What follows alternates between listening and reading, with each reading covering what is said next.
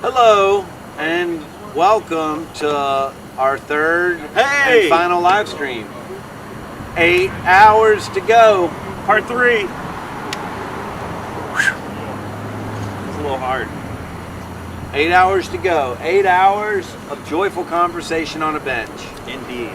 If you are just now tuning into this, Conversations on a Bench is an event that is not just happening here in Greenville, South Carolina at the Greenville Rescue Mission. It's happening across the country right now.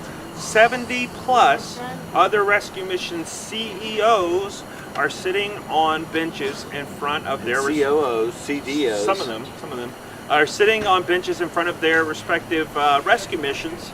And the point of this thing is awareness. The point of this thing is to put a spotlight on the experience of the people who are experiencing homelessness. I said experiencing a lot of experience there. It's been a long night, brother. The other thing too is to give people opportunity to have hard conversations. Even elected officials that want to come have conversations. This is their opportunity as well as we near election season.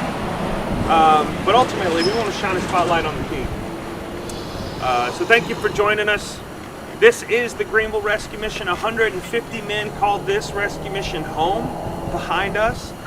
During cold weather nights when the temperature drops below 40 degrees, last year, or earlier this year actually, I heard the record was 146 more men were downstairs in 300 people in the cold weather shelter. So yeah, right at 300 individuals in this rescue mission right behind us. And that's just one of the 4 rescue missions that we operate. We'd love to show you this rescue mission. Hello, brother, from the live stream. Stay tuned, guys. Oh, hello, niece.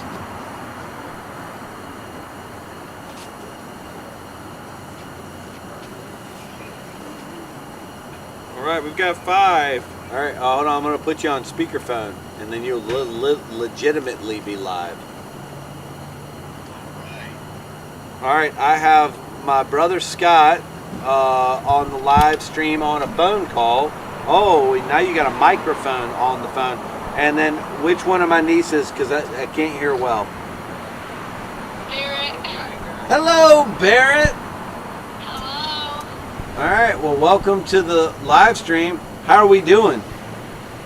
Good. How are you? Good. Did you stay up all night just to honor me? Yeah. You did? That was so nice of you to do. Scott, you did as well? Of course, Ryan. We as a family chose to, in solidarity with Uncle Ryan, stay up all night long. Man, that is a selfless act of support and love, I tell you what. Well, it really is the least we can do. We were going to be outside all night as well, but we thought, I don't know if we need to go that far. We do have school and work tomorrow. Listen, if you're telling tall tales, you should have just said that you were outside as well. Well, I didn't want to give it away so easily. So. Well, we are on the tail stretch here. We just started the third and final stream, so we're under 8 hours from completion. Fantastic. Very good. What has been your favorite conversation of the ones that you've seen? And I'm not assuming that you've watched them all, but has there been anything that stood out?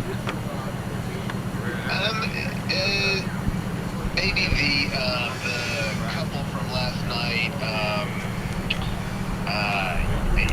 It Neil, didn't appear Sherry. that they were overly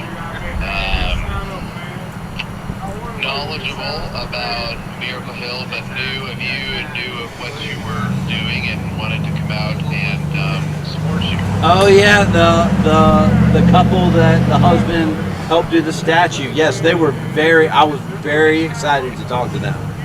Yeah, and I believe you said that the person who did the statue was not a person of faith. No, the person who created the statue was a person of faith.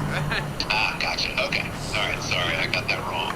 Yeah, and I have often recounted that, as an artist, what it must be like to be a creator sculpting the creator. Think about that in your head for a little while. That's a wild thought. It is. It may be a little too early. I'm sorry, a little too late because we were up all night. Because you were up all night. Yeah. So, well, just wanted to call and say hi, and we're proud of what you and all the rest of the team at Miracle Hill are doing, and wish you the very best in this last stretch. You don't realize how bright that light is. Thank you, and thank you for calling and checking in, and I'm glad that I answered the phone. I'm glad you did too. All right, y'all have a wonderful morning. All right, you too. Bye. All right, Ryan, the audience is building again. Hey, my boys are in the car. They're listening. Hey, boys, I love you. Hope you have a great day at school. We had one that had an appendix go out this week, Ryan. Can you believe that? Yes. And I don't know if he's going back to school today, but love you, buddy.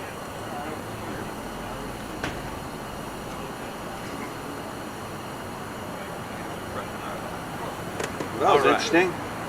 A live phone call. Live phone call with a brother. Yep.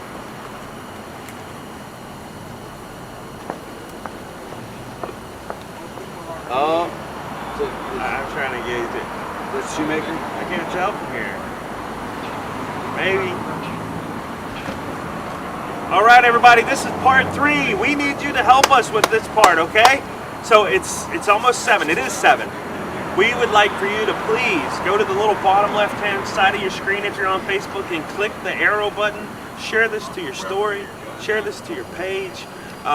It helps. Hey, just to put some pressure on it, there's 70 other rescue mission organizations, every major city, and I believe that we have the best community here in the upstate. Yep. One way we can show that is by having the most views and the most shares than any city in the country. Can we show up for the upstate? I think we can. Hey, I think that on our part 1, we had the most shares and most views of any city in the whole let's country. blow it out of the water Come for on. part 3. Most shares, most views Most shares, most views in the country. of all the 70 Let's rescue go. missions. It's not a competition, but Ryan is a competitor. It's kind of a competition. I just made it a competition. Listen, Tony Jordan, come out, Tony. Come on, Kirby.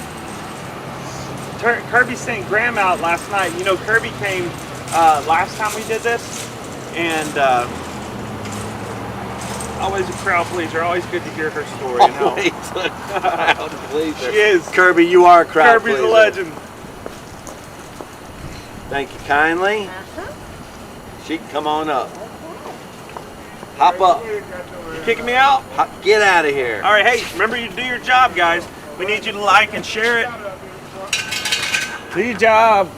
Hey, howdy. What's up?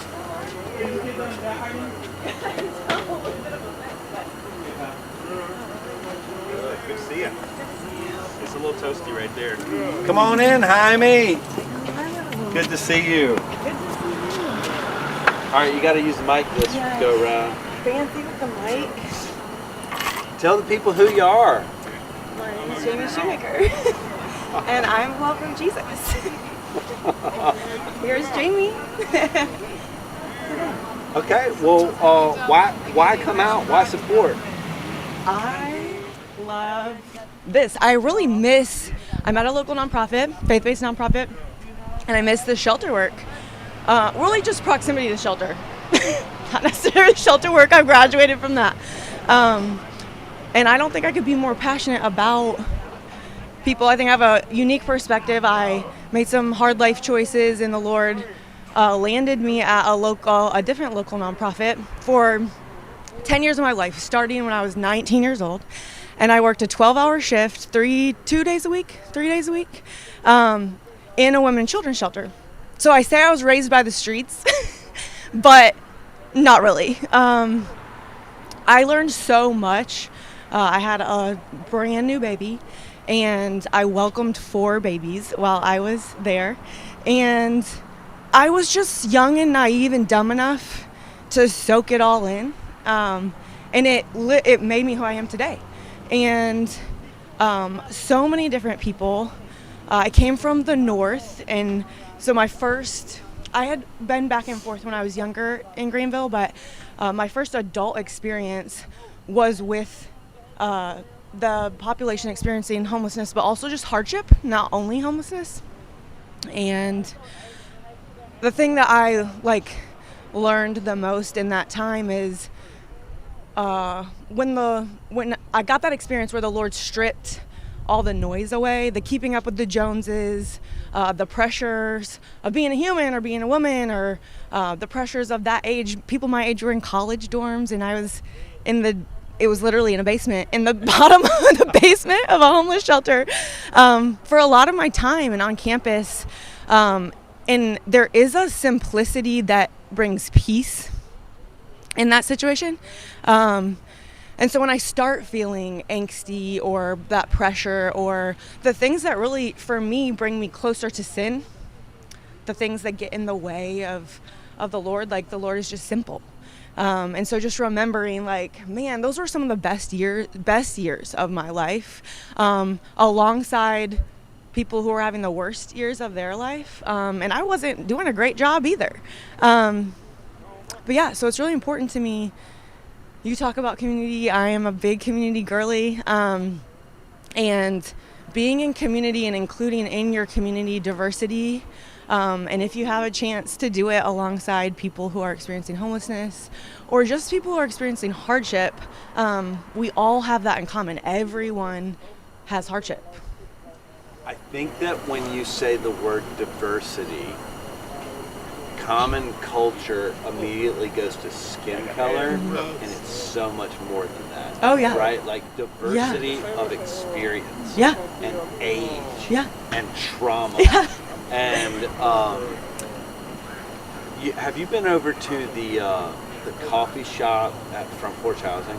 I have, one time, yes. And I won't try and remember names, but yes.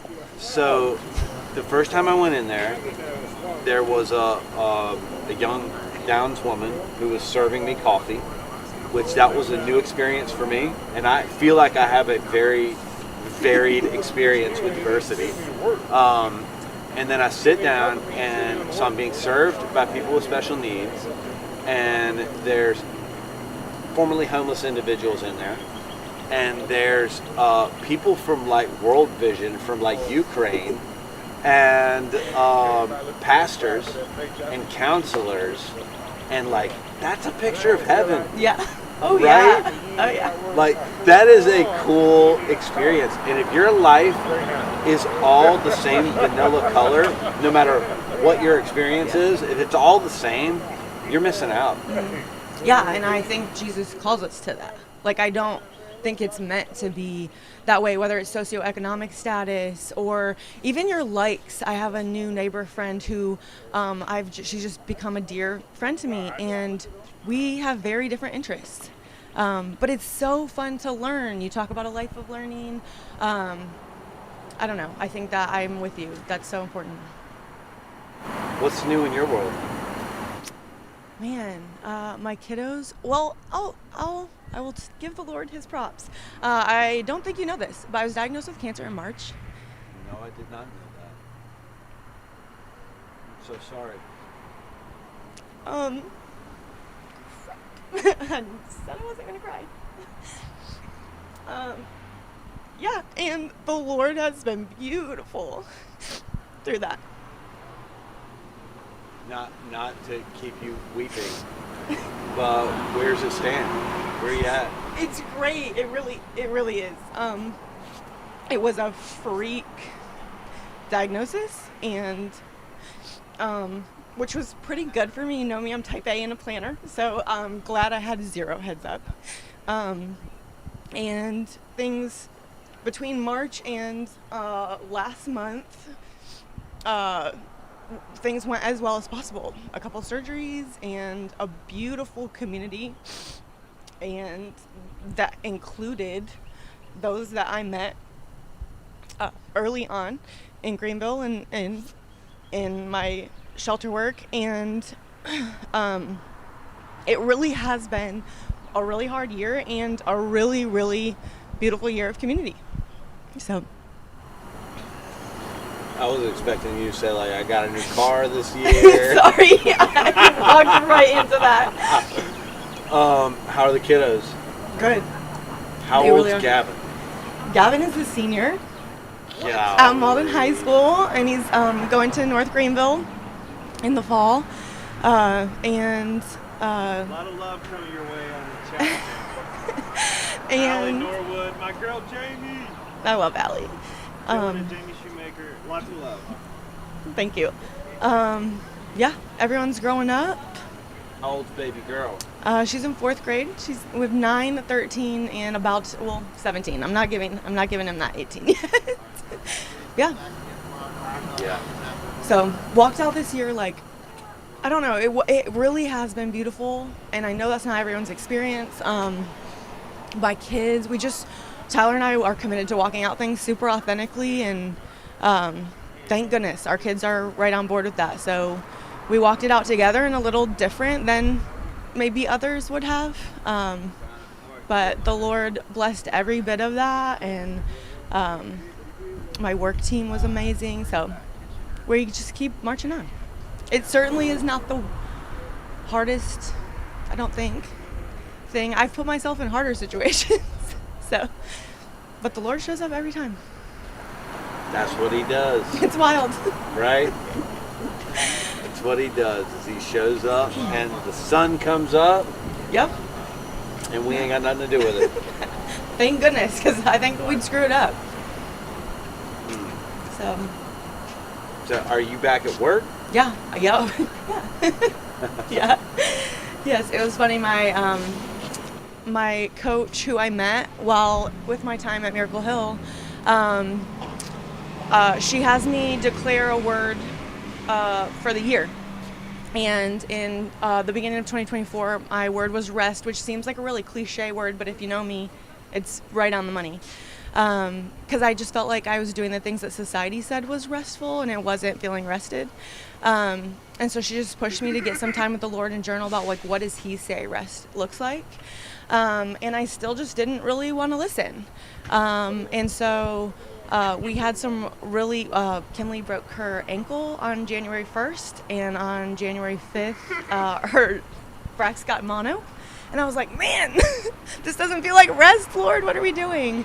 And then I got my diagnosis, and I was like, okay, like, I can't, this is too big for me to keep a tight grip on. And I, like, surrendered that. And it has been the biggest blessing. Cancer has been the biggest blessing this year for me, really. I've been waking up every morning and jogging, walking, jogs a stretch, walking for. Jacob said he learned how to jog this year. Yeah. Listen, I've been jogging 2.5 miles in the morning. Yeah. Now look, they're baby steps. Same.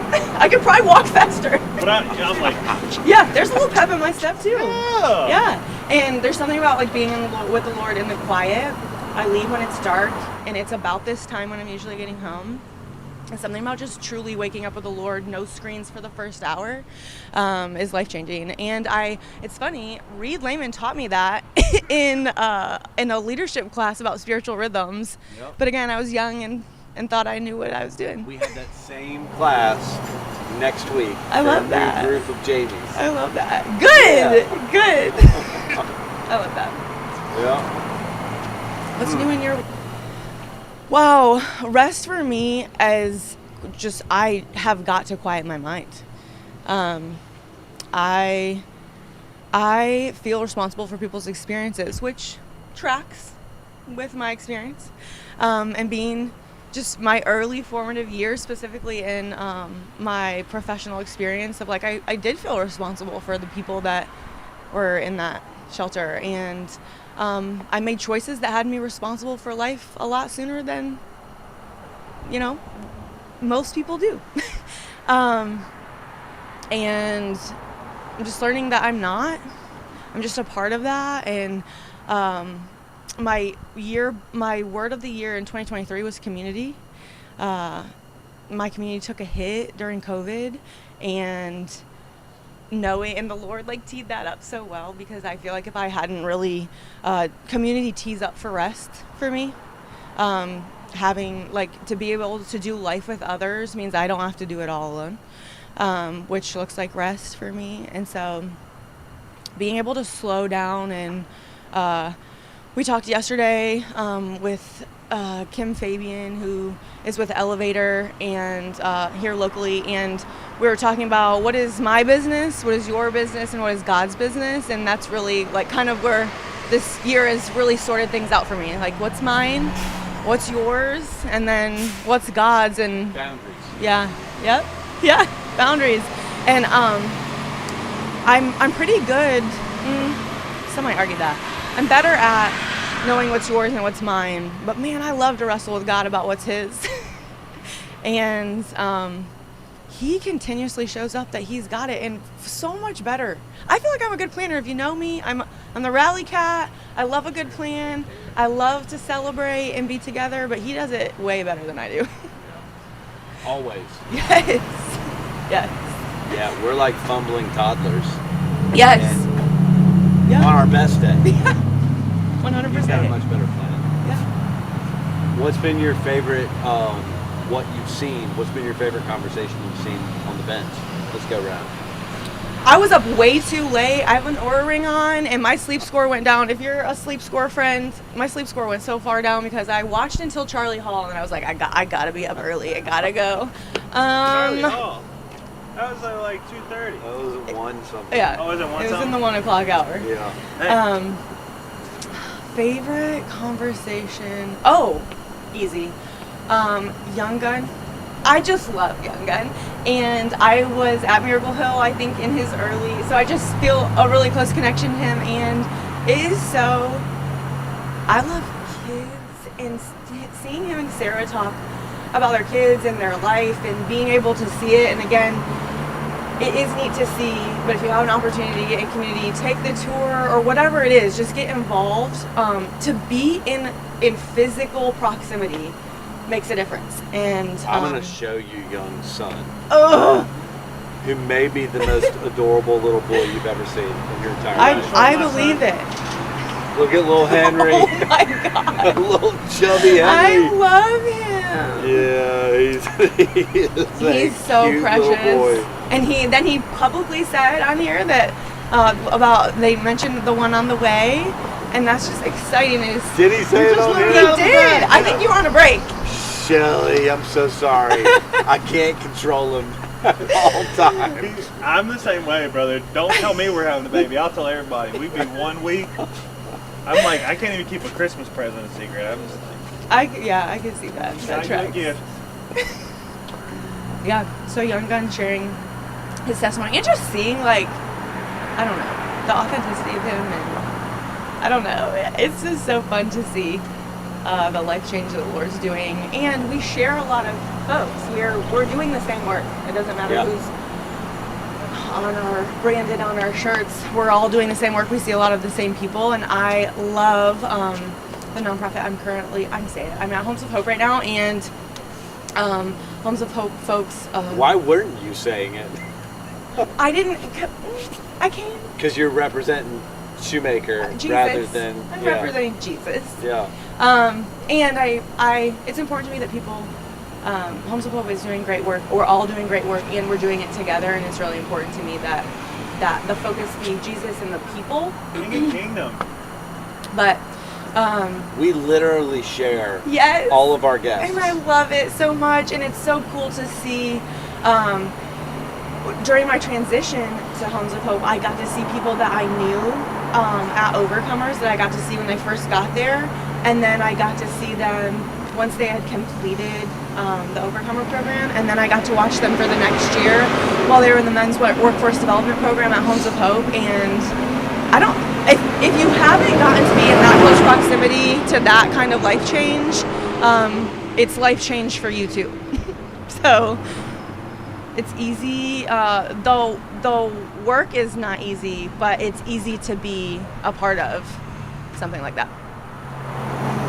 Yeah, from the time somebody checks into Overcomers to completing workforce development at Homes of Hope, those individuals go from dumpster fires to fully developed men. Yeah. Yeah. It's pretty amazing. And then after that, we see them have families and I say dumpster fire with all love. yeah. Oh yeah. No, Yeah. dumpster fire. Dumpster fire. Like, we're in great company. No, yeah. Yeah, families and jobs with livable wages, like, which, yeah. I mean, it's a lot of change. And everyone I talk to in the space, always when they meet overcomers or interns at Homes of Hope or whatever the case may be,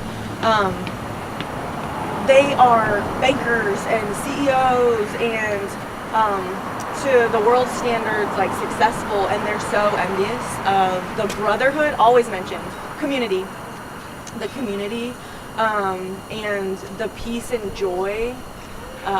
They talk about a childhood joy of, like, just easy joy, and that is true, and it's been really helpful for me to be in proximity to that this year, but really my whole life. Yeah. Good. Thank you for letting us shame you into coming down here. And I was like, man, part one was a lot for me. I rallied hard. I don't love to be on camera, and I'm working on that. So, not to put you back on the spot with your health issues, but how can people be praying for you? I think the most important is to just be praying for all the people. I'm one of very many, and so many that I chose to share my story as I walked through it, because in my experience, specifically in the church, that's not done. It's always after the fact. The Lord healed me in this way, and that was hard for me, because I'm like, man, it seems like for everybody else, this traumatic thing happens and the Lord cures it overnight, because a lot of people speak about it after the fact, and they miss the human, broken, messy, ugly parts of it. So it's really important for me to share my mess, knowing that the Lord is always triumphant. So, like, knowing, like, it didn't matter what I said or did, He was gonna make that good in my story. And so I think it's just important. There are a lot of people that, for all types of reasons, very valid, don't share in the midst of it. But there are a lot more people walking through my situation, but similar or harder situations every day that are just showing up. Yeah. And that's wild to me. I'm not built like that. But if you think of me, pray for the communities, or the people in the community that don't have community is important to me. The Lord's been shining a light on that a little bit for me. I talk about uncommon community. I feel like I'm called to that.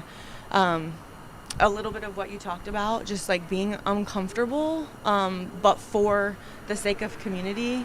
And every single time that I'm like, all right, I'm gonna go be uncomfortable, now included, it's beautiful. It's a beautiful thing, and it brings together community, and I'm anxious about it until I take the first step, and then community and the Lord in the community covers it all. So yeah. So back home and then to work? No, I didn't come this close to work to go back home, so I'm just gonna figure it out. The kids have figured it out. Yeah, Tyler jumped on board, of course, and we switched some children to school situations, and I was like, I'm just gonna, if I don't go now too, I'll get in my head. Kim Evans says hello. So, hello, Kim. Yeah. So no, I threw a dress in the car and was just swap it out. Well, please tell your kids and Tyler I said hello. I will. What's new in your world? Are you coaching soccer still? Boy, that is a sore spot. Oh. So, at the end of, not last season, but the season before, it became very clear to me that coaching my son was not good for my relationship with my son. It makes me emotional. So, somebody else is coaching. I'd rather have a relationship. Yeah, we have that conversation a lot in our house. Yeah. He didn't like Dad. Yeah. Telling him what was up. No. But I was equally as hard on him as I was all the other kids. Oh, yeah. But that's not how we received it. No, I think that happens a lot. Now, but here's the highlight. So his new coach, when they win, the next practice, at the end of practice, for like 45 minutes, we played dads versus kids. I love that. So I just get to destroy him on the soccer field, Yeah. which is equally as fun as coaching. Yeah. And I love that I would say that the Lord is all in that because it still keeps, it's not just sideline dad. Like there's now this sweet spot of like still having that interaction and relationship outside of being the coach. You've got a lot of titles. Yeah. Yeah, and I frankly don't have the time. So Yeah. What are you doing? Are you still running? What are you doing for your So, spiritual rhythms here recently? I tweaked my back last winter. Okay. I've never done that before.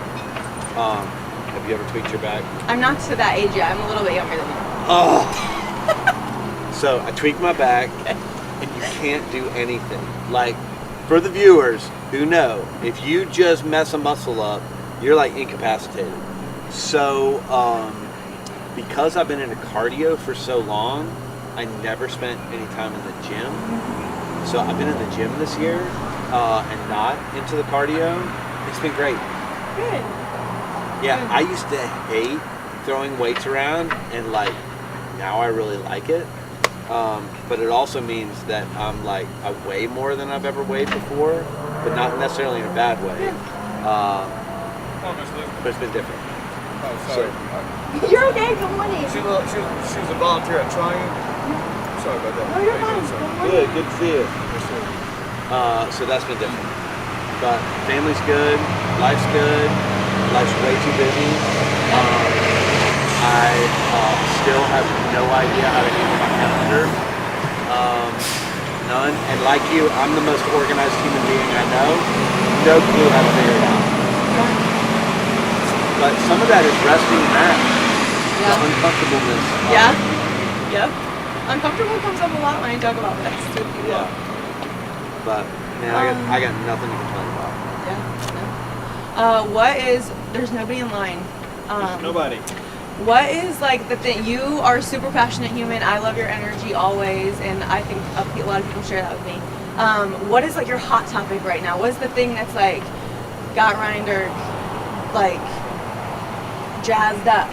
Like you're an innovative thinker. Someone I think early, like right at the end of part 2, called you an architectural thinker. I love that word. What is Coming it? from an architectural thinker, that was a high compliment. Yeah. Because he's an architectural, Uh-huh. right, Jay? Who was it? Adam, Did he say that? yeah, That's a very high compliment. right? Yeah. Because he thinks like that. So thank you, Adam. Shout out to Adam. It depends on the subject. So give me a subject, and I'll give you a hot take on it. Ooh, I mean, we've talked about it a lot, but it is the thing, I think, housing. So- You talked about bottleneck already. Yeah. So But- let's talk about homelessness. One of the questions that I was asked that I couldn't come up with an answer for was, what have you changed your mind about? Yes, Megan. So, I think that I have a very specific view on the solutions for homelessness.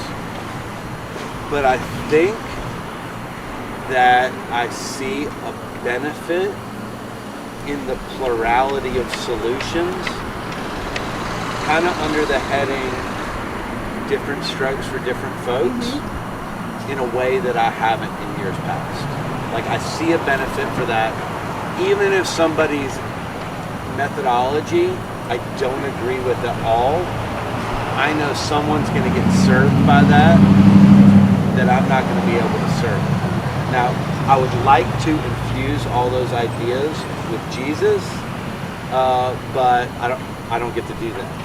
But I think I see a benefit in a way that I didn't previously. What is that? Like, what is that? Time in your position? Is that age? Is it wisdom? Is it other people's influence? Like, what? How'd you get there? I think it's a recognition that, I think I've always known that I don't have all the answers. Miracle Hill doesn't have all the answers. Homes of Hope doesn't have all the answers. And maybe it's learning to value the variety, the diversity of thought. Mm-hmm. Yeah. I love that she asked that because I think I tell my kids a lot, it's okay to change your mind. Yeah. The second conversation was these two recovery advocates. Did you see this? I didn't. And they were like challenging me on. You mentioned it. I didn't see it though. On medically assisted treatment, which my mind has not changed on medically assisted treatment. But I think that my answer surprised them because it wasn't an assumption that I have all the answers. Yeah. Yeah. That is how we should behave as human beings. I was gonna say that looks like community to me. We tell our kids it's okay to say I don't have enough information to have an opinion on that, and then continue in conversation. That's part of learning. That's like lifelong learning. I have a very strong opinion. Yes. But I also recognize that I don't have all the answers that go along with that opinion. Yeah. I love that. Who else? Who's on the docket? Who's coming up? Who you got? Yeah, we do know who we got. Yeah. I heard the superintendent is coming. May's coming. Next, we have Tina Belge. Okay. Do you know Tina? No. Well, Tina's running for Greenville City Council. Okay. Old school nonprofit person, local to the area. I had her opponent on last night. Oh, I love that. Right? Diversity. Yep. I've got Councilman DeWorkin. Okay. I've got Lizzie Beber with United Ministries coming up. I don't know if I have Brian Brown. He's scheduled, but then I saw a cancellation, but I don't know. Okay. I hope he comes. Brian, you better come. I don't know if you're planning on doing something different, but you need to be here on the bench. My pastor's coming. I've got Greenville County School Superintendent, Dr. Royster, and the longest serving school board member in Greenville County. Then I've got Joey and Peg Hudson. Then I've got President of Greenville Tech. Then my favorite, the one I've been waiting on the whole time, is Miss May. Yeah. Which will be amazing. The icing on the cake. That's at the end, yes. right? Yeah. Great. And then whoever else shows up. Who knows? Yeah. Who the Lord might bring. Got one. Yes. Well, thank you. We got one. Reverend Larry Dalton. Huh? Okay, great, thank you. Can you toss that for me? I certainly can. All right. Thanks, friend. See ya. Thanks for coming up. I'll be praying for you. Yeah.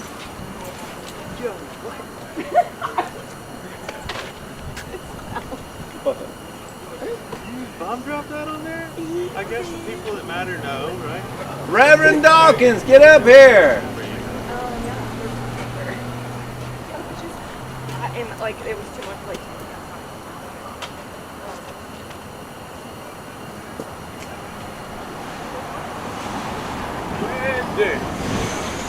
I've been here a couple times, but your office is so high now till we can't get to you. Hey man, give me a hug. Yes, sir. Good to see you. Come on in, have Yes, a seat. sir. Don't burn yourself on one of these things. I know how to set that heat, but then I know how to live under the bush and not get wet too. So How long since we've seen each other? it's been 2012. Hey, hold on to this, okay?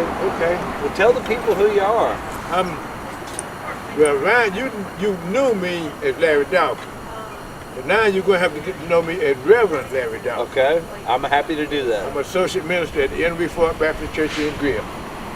I came down here about I guess a year ago and shared my testimony with the fellas here on Reverend T.J. Terrell invited me over. Yeah. Yeah, so I had a great time, and I wish I could do it for the program for the guys over there because they need somebody to witness to them what the program can really do for them. I stay in touch with Terry Home. He's doing great. We lost my buddy Ronnie Thompson, running past on me. Couldn't keep him away from his addiction. Other than that, I'm doing great, man. Me and my wife remarried. Yeah, so I'm about like Job, you know. I got everything I lost. Yes, sir. I'm having a great life now. You came through when? I went in the program on 11/1/11. Okay. November the 1st, 2011, so I can't forget those numbers. Yeah. I weighed 135 pounds. When I got there, you guys put me in the kitchen from the start because y'all tried to get some weight on me. Okay. And I'll never forget it because I was a little fella. And I think I was the oldest black guy in the program at the time. I was 60 years old. And I wanted to leave, but one of the counselors told me that I didn't have enough time to go back out there and come back. Yeah. So I had to think about that. At my age, I didn't have enough time to go back out there, so I stuck with it. And I thank God I did. But see, I realized that when I was out there, he was with me because I look at some of the things that I went through, and I didn't bring myself through them. But you guys were great. You and Dave and Larry and there's one more I'm forgetting. The man that just died. Mike Carlton. Mike Carlton. Yeah, he was pre-programmed when I was there. Yeah. Yeah, Mike was my buddy. I used to go out there all the time, and I went out there a year ago to try to get one of those red Bibles that they gave us. Mm-hmm. But they don't have them kind no more. You can get them special order, but no, they don't have those kind of things. Because I like the commentary that's in them. I could get a lot out of it. I still got my old one, but that thing, it's been used. That was a red NIV study Bible, Yeah. if my memory serves me That's correctly. right. I still got mine. It's the 1984 version of the NIV. I still got mine. And when we graduated, there was a church that gave us one with our name engraved on it. Yep.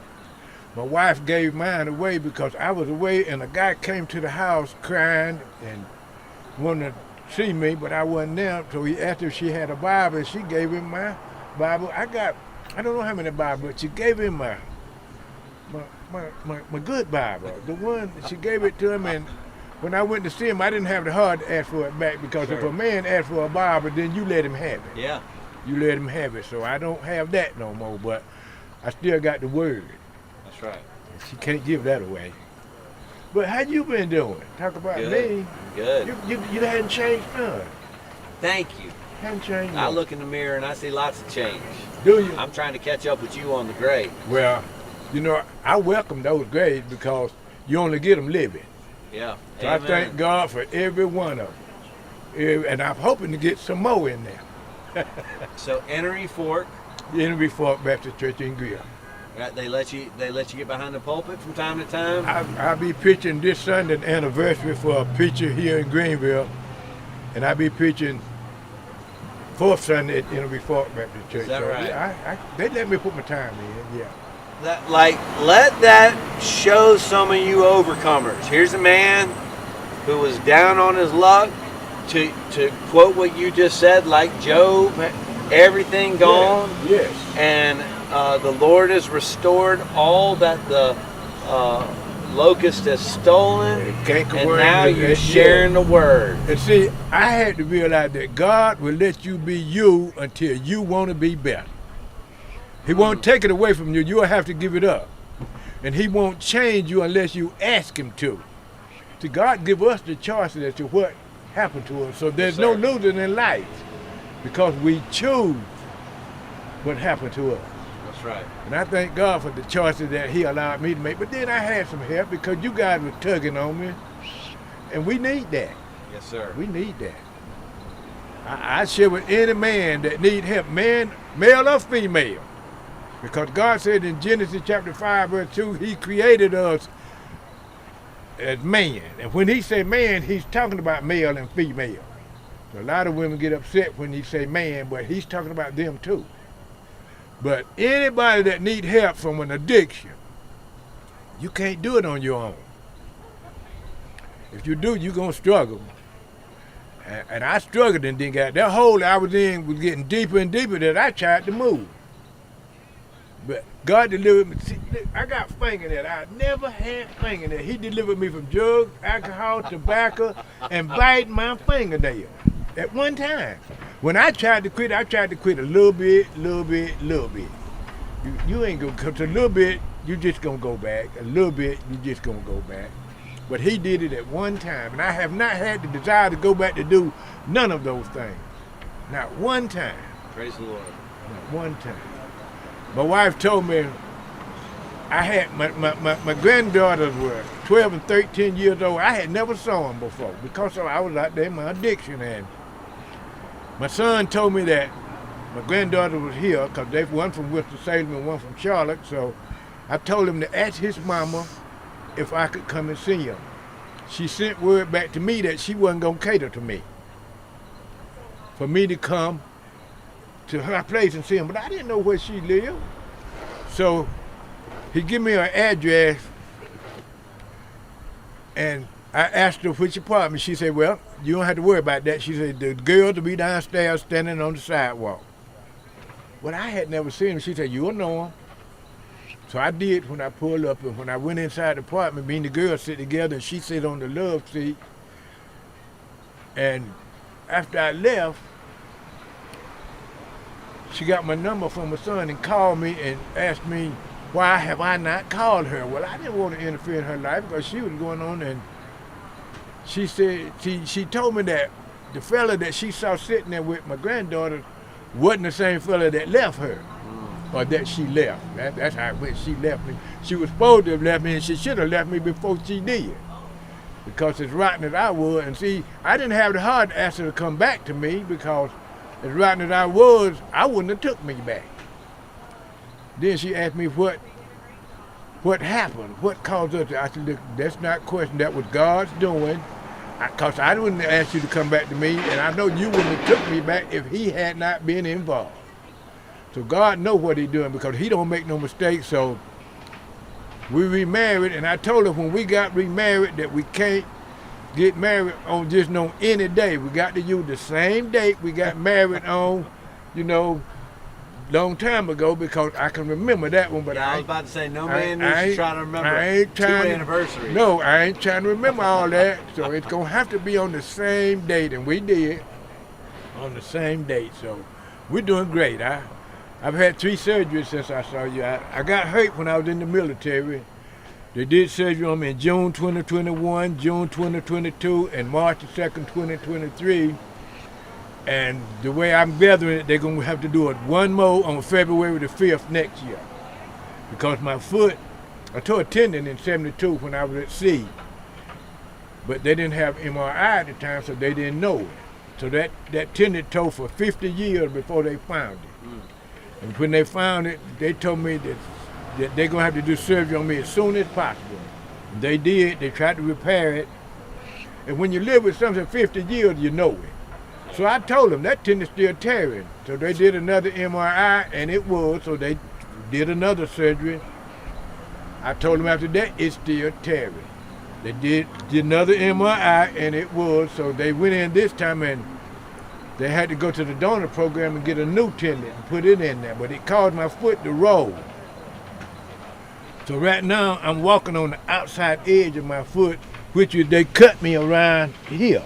Sure. So I'm walking on that. So they're going to go in and fuse it back straight. They tell me I'll have a limp, but I got a limp anyway. So I don't worry about that because Jacob went to heaven with a limp. That's right. I have no problem going with a limp either, but I don't think we're going to be... say the same thing. I won't let you go until you bless me. That's right. And he did. That's right. right. I'm talking so much. I'm going to get this back to you. No, that's for you to hold on to. So, Larry, how do we get you down to Overcomers to share your story? I leave my number when I out there. I leave my number, and I'd love to come and share it with the fellas. They out would there. love to hear from you. It would be super powerful. And Terry Home, you remember Terry? Yeah, I love Terry. Okay, well Terry. I can hear him in my head right now, Mr. Ryan. Ryan. But Terry and I, we still in contact, and Terry's doing great. And I talked to him and get him to come out with me. Yes. Yeah. Cause Terry wasn't much of a talker, but he is, but just around certain people, you know. But I get Terry to come with me. Larry, how old are you now? 75? 74. 74. I'll take 75. And then after I get 75, I'm gonna take 76. That's right. Yeah. But you know, I'm living on God's time. Yes, sir. He didn't create. He don't live on time anyway. He live in eternity. He created time for us. So whatever he give me, I'll accept. I can't tell you how blessed I am that you came down here this morning. I saw you on the TV last night. So I thought to myself, I'm on my way to the church now to do some work around the church because we're having our Men Day program, and you know, when you're a servant, you do all you can. When you serve, you just do what you can. I'm a servant. I try to make myself, because as much as he done for me, I can't say no. Yes, sir. I can't say no. Okay. And I won't. Amen. Amen. Well, I'm going to make sure Okay. and we going to get you over there to Overcomers. Okay. Lickety split. Okay. All right? Give me a hug, bro. Yes, sir. Man, thank you for coming down. Yes, sir. When I saw you last night, my wife, she think I'm at the church now because I left going to the church, and I said, well, I'm going by here first before I go. And then trying to get through town with what's going on, I said, goodness gracious. But I still know where this place is at because as much as I slept here, I slept in Wales. So, Yeah. yes, sir. I slept many times around this place. Glad I don't have to do that no more. Amen. But, you know. Unless I'm choosing to for some reason on a bench overnight. But That's about as close as I'm going to do with a bench. Yeah. They ain't comfortable. No, Ain't no rolling over. Hey, Jacob, will you please get Larry's information? We can get it to Brad to get him over there to do a chapel. Certainly. Great. We'll do it. In fact, Mr. Larry, if you would, I'll get it over here. Okay, Where's okay. that one? I'm sorry. Yeah, I got you. Love you, man. Love you, man. Thank you for coming and down. Another thing, Yes, sir. the VA gives me 100% unemployment disability. And I want to make a contribution to the overcoming. Okay. So what do I need to do? When you ready to do that, you just call me. Jacob, give him my information, okay? Okay. Jacob, you hear me? Yes, sir. All right, thank you. I did not hear you. What'd you say? Give Larry my information too. Yes, sir. And I'll guide you to it. Okay. Okay. All right, man. Thanks, Thank you, Larry. sir. Yes, sir. Let me get my phone. Come on, Brandon. There you go, sir. Good morning. Happy Friday, sir. How you doing? I'm good, man. Come on in. All right, all right. Oh, this feels good. It does not feel good. Here, take this, will you? All right. All right. Tell the people who you are and what you do. Okay, Brandon Gaffney, President and CEO of New Horizon Family Health Services. We're a fairly qualified health center here in Greenville. We also serve surrounding counties for healthcare for the homeless and Ryan White. That's right. So I talk about what you guys do all the time, but why don't, in your words, describe the intersection between us and you? Okay, so in my own words, it is a beautiful arrangement to be able, as a community health provider, to work with Miracle Hill Ministries. Not actually here in Greenville, just Greenville, but also in Spartanburg Everywhere. and Cherokee County. Yeah. Yeah, everywhere. So when we talk about medical care for people experiencing homelessness, New Horizon handles it in the entire upstate. You guys... Well, yes, that is correct. That is correct. Every provider I know, Yes. you guys partner with. Yes. To not only bring in your mobile vehicle, Correct. but then, you know, additionally with appointments for people Right. and getting them in to see specialists or whatever they need to. That's correct. How did you get into this work? Like, I've known you since you've been here. Yeah. but give us a longer story. Oh, okay. So to be honest with you, when I was in grad school, I went to orientation in USC in Charleston. And for those who don't know, it's Middle University, South Carolina. And I was at the orientation, and I needed an internship and paid money. And so there were about 6 faculty up there, and they all talking about you can work for them as a graduate assistant. They had internships. But then there was one named Dr. Ken Whittemore, who said, I have paying internships. And so I did my first internship with Franklin C. Fetter in Charleston, which is another federally qualified health center. It's now known as the Fetter Health Network. And really felt like I was learning but contributing at the same time. Yeah. A lot of my classmates were trying to get with Roper, St. Francis, I think it was Trident at the time. But I saw the value in working with the community. Community health. Yep. Yeah. And so then he said, you need to meet this gentleman in Beaufort, South Carolina, Roland Gardner. And I went and met him, did an internship with him that summer, and he took me to what they have is called a migrant health clinic. And so they got migrant money, kind of like Healthcare for the Homeless or Ryan White, to do a clinic from the first Monday in May to the last Friday in July, from 6 until whenever the last patient is seen. And he took me there, and it was like wall-to-wall people, but they were getting primary care, they were getting dental services, they were getting behavioral health services, they were getting gambling. And I stayed until about 1 o'clock in the morning. And so from there, I did a small stint in a private practice, but it wasn't the same. Roland called me and said, I heard you graduating. So I said, yeah, so you want a job? And the rest is history. So I've been with fairly qualified health centers or community health centers the majority of my healthcare career, aside from a brief stint in mental health and MCD. So clearly I know about the healthcare for the homeless interaction, but what you guys serve everybody. Yes. Right? Just like any other medical provider. Correct. What's the difference between you and a Prisma or you and a Bon Secours? So we, like them, take everyone who, well, let me say this, we do separate ourselves. We have a sliding fee scale. But we take insured, underinsured, uninsured. Now, let me tell you the difference between us and them as far as insured. So let's say you have, I guess I'm not going to pick on any particular job, but let's say a teacher's aide. They are working for the school system. If they're working so many hours, they're going to have benefits. But their pay is not necessarily the greatest.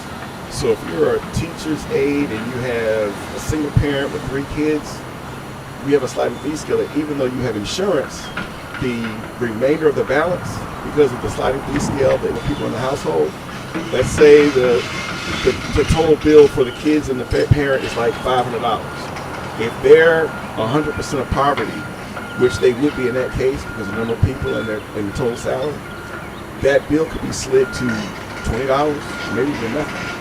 So we help everyone. That's the thing about us. We meet people where they are financially. How are you able to do that? Federal funding. Okay. So we get federal funding. Each center is different. You have some centers that get $50 million a year. There's some centers in this country that get $5 million a year. But we get federal funding, and that funding allows us to, for lack of a better term, let's say a doctor's visit is $100. And so if you're an A-code patient, which means you're 100% of federal poverty, then that bill could be as low as $20 or $0, depending upon what that individual has. What percentage of your patients fit into those poverty guidelines versus like marketplace healthcare? At this point in time, about 52%. Okay. Yep. So over half of our patients are in some form of sliding fee scale. Okay.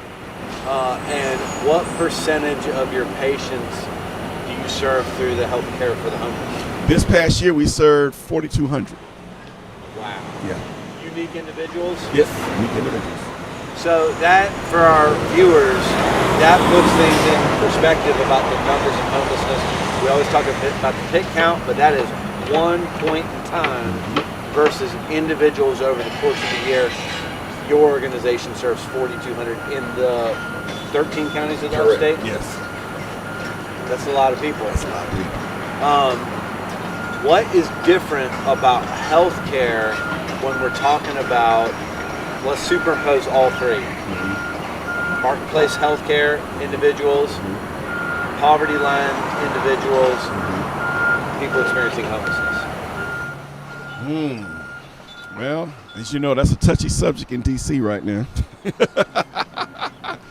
What subject is touchy in DC right now? That's true too.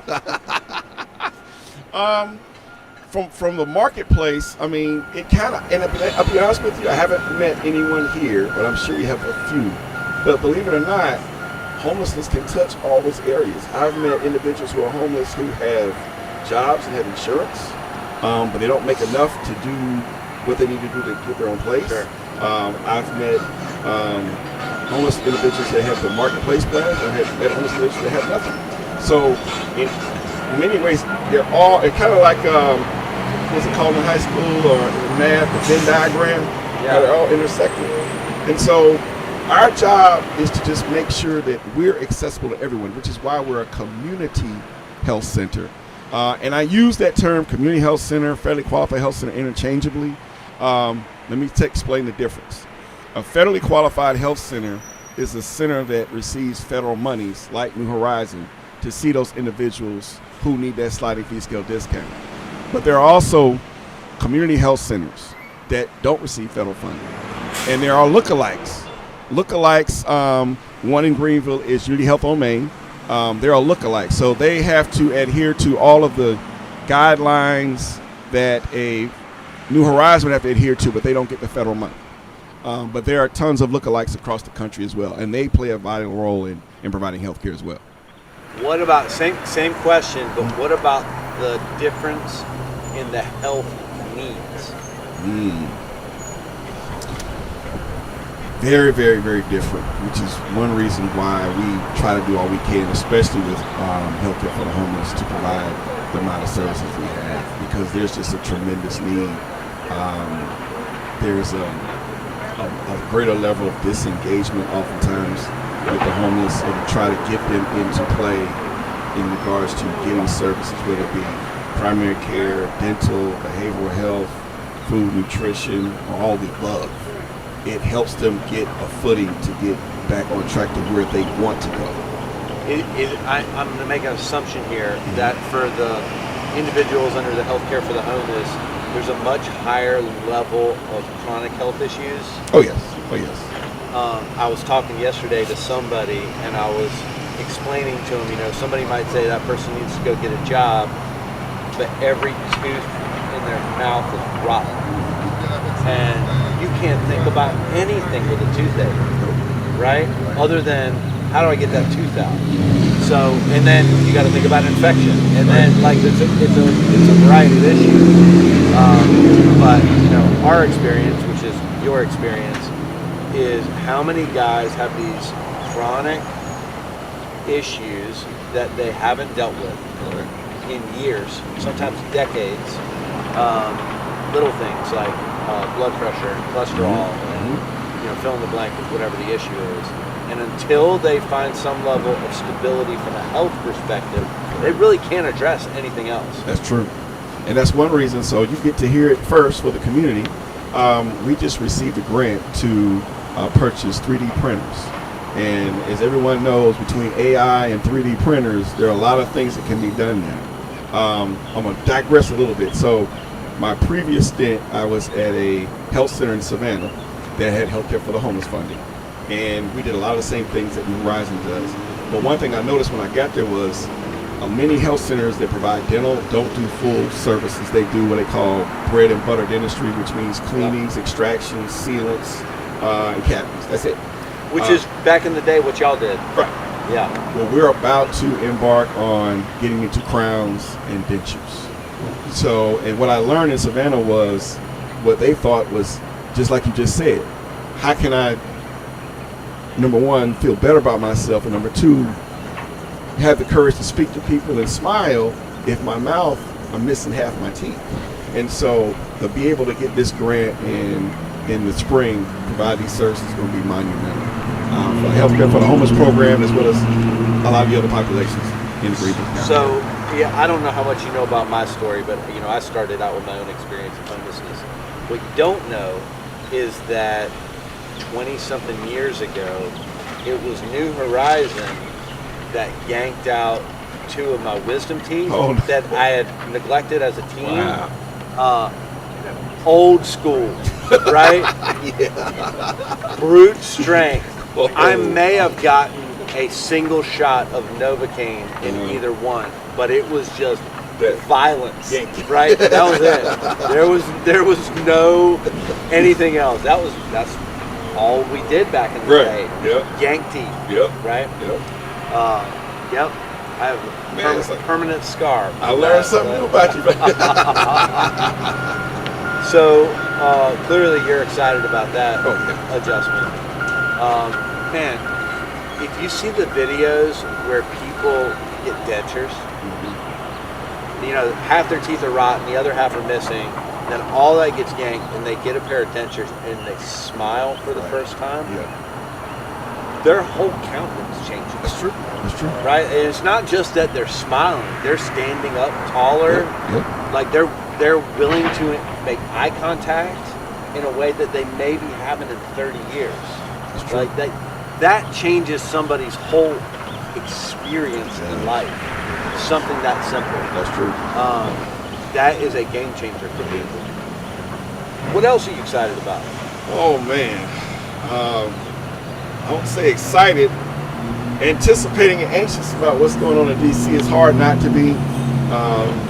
We just take every day at a time. Fortunately, and you know, we're grant funded, and so we're building a new site in Berea. And I found out there's a homeless camp out there just the other day. They actually, and I didn't find out by investigating, the construction superintendent said you got a homeless camp back there. Just want to let you guys know, so you might want to have your guys go back there and talk to them. So I was like, okay. But I thought y'all had a site in Berea. we're building it now.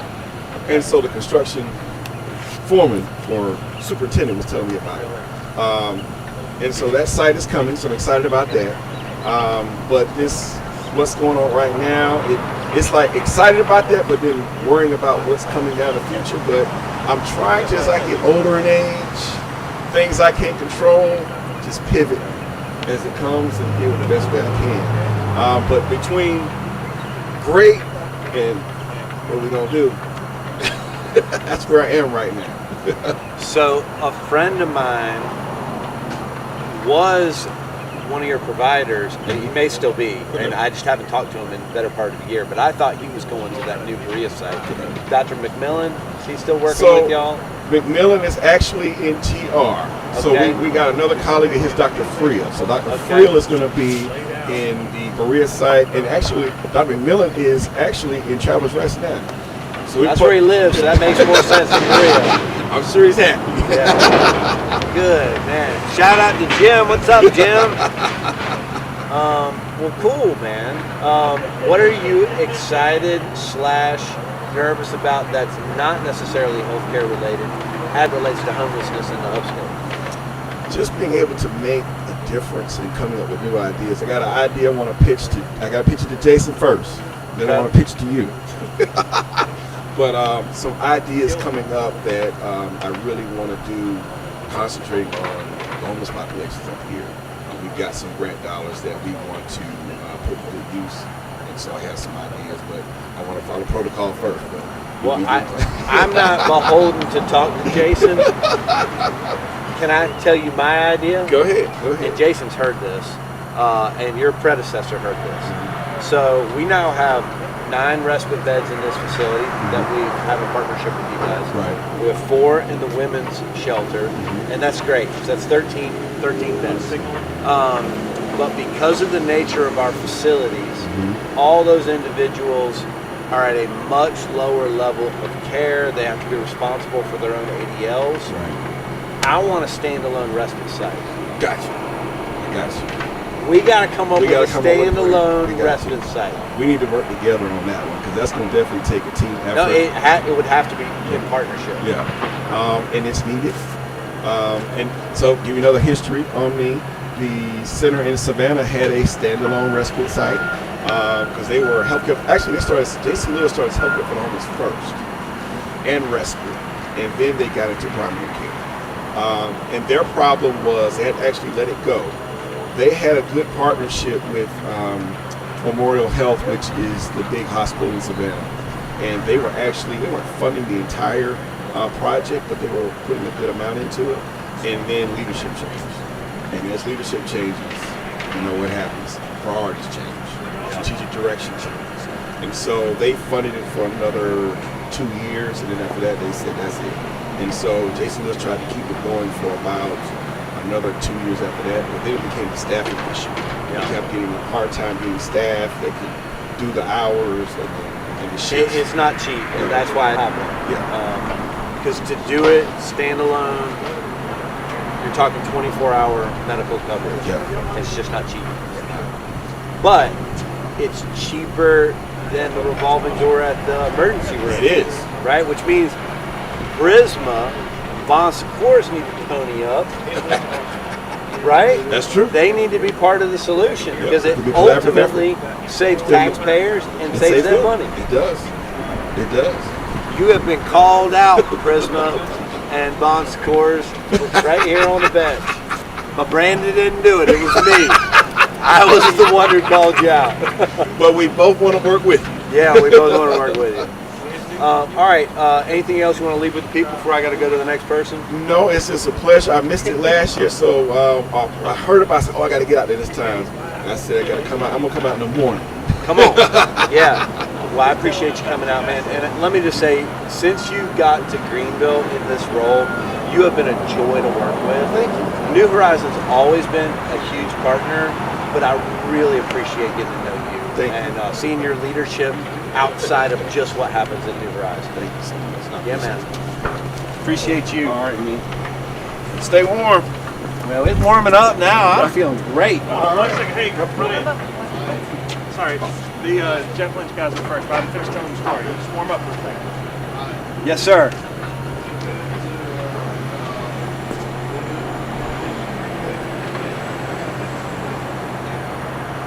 Yeah, hey everybody, we're gonna go quick to an infomercial on food drives, I think.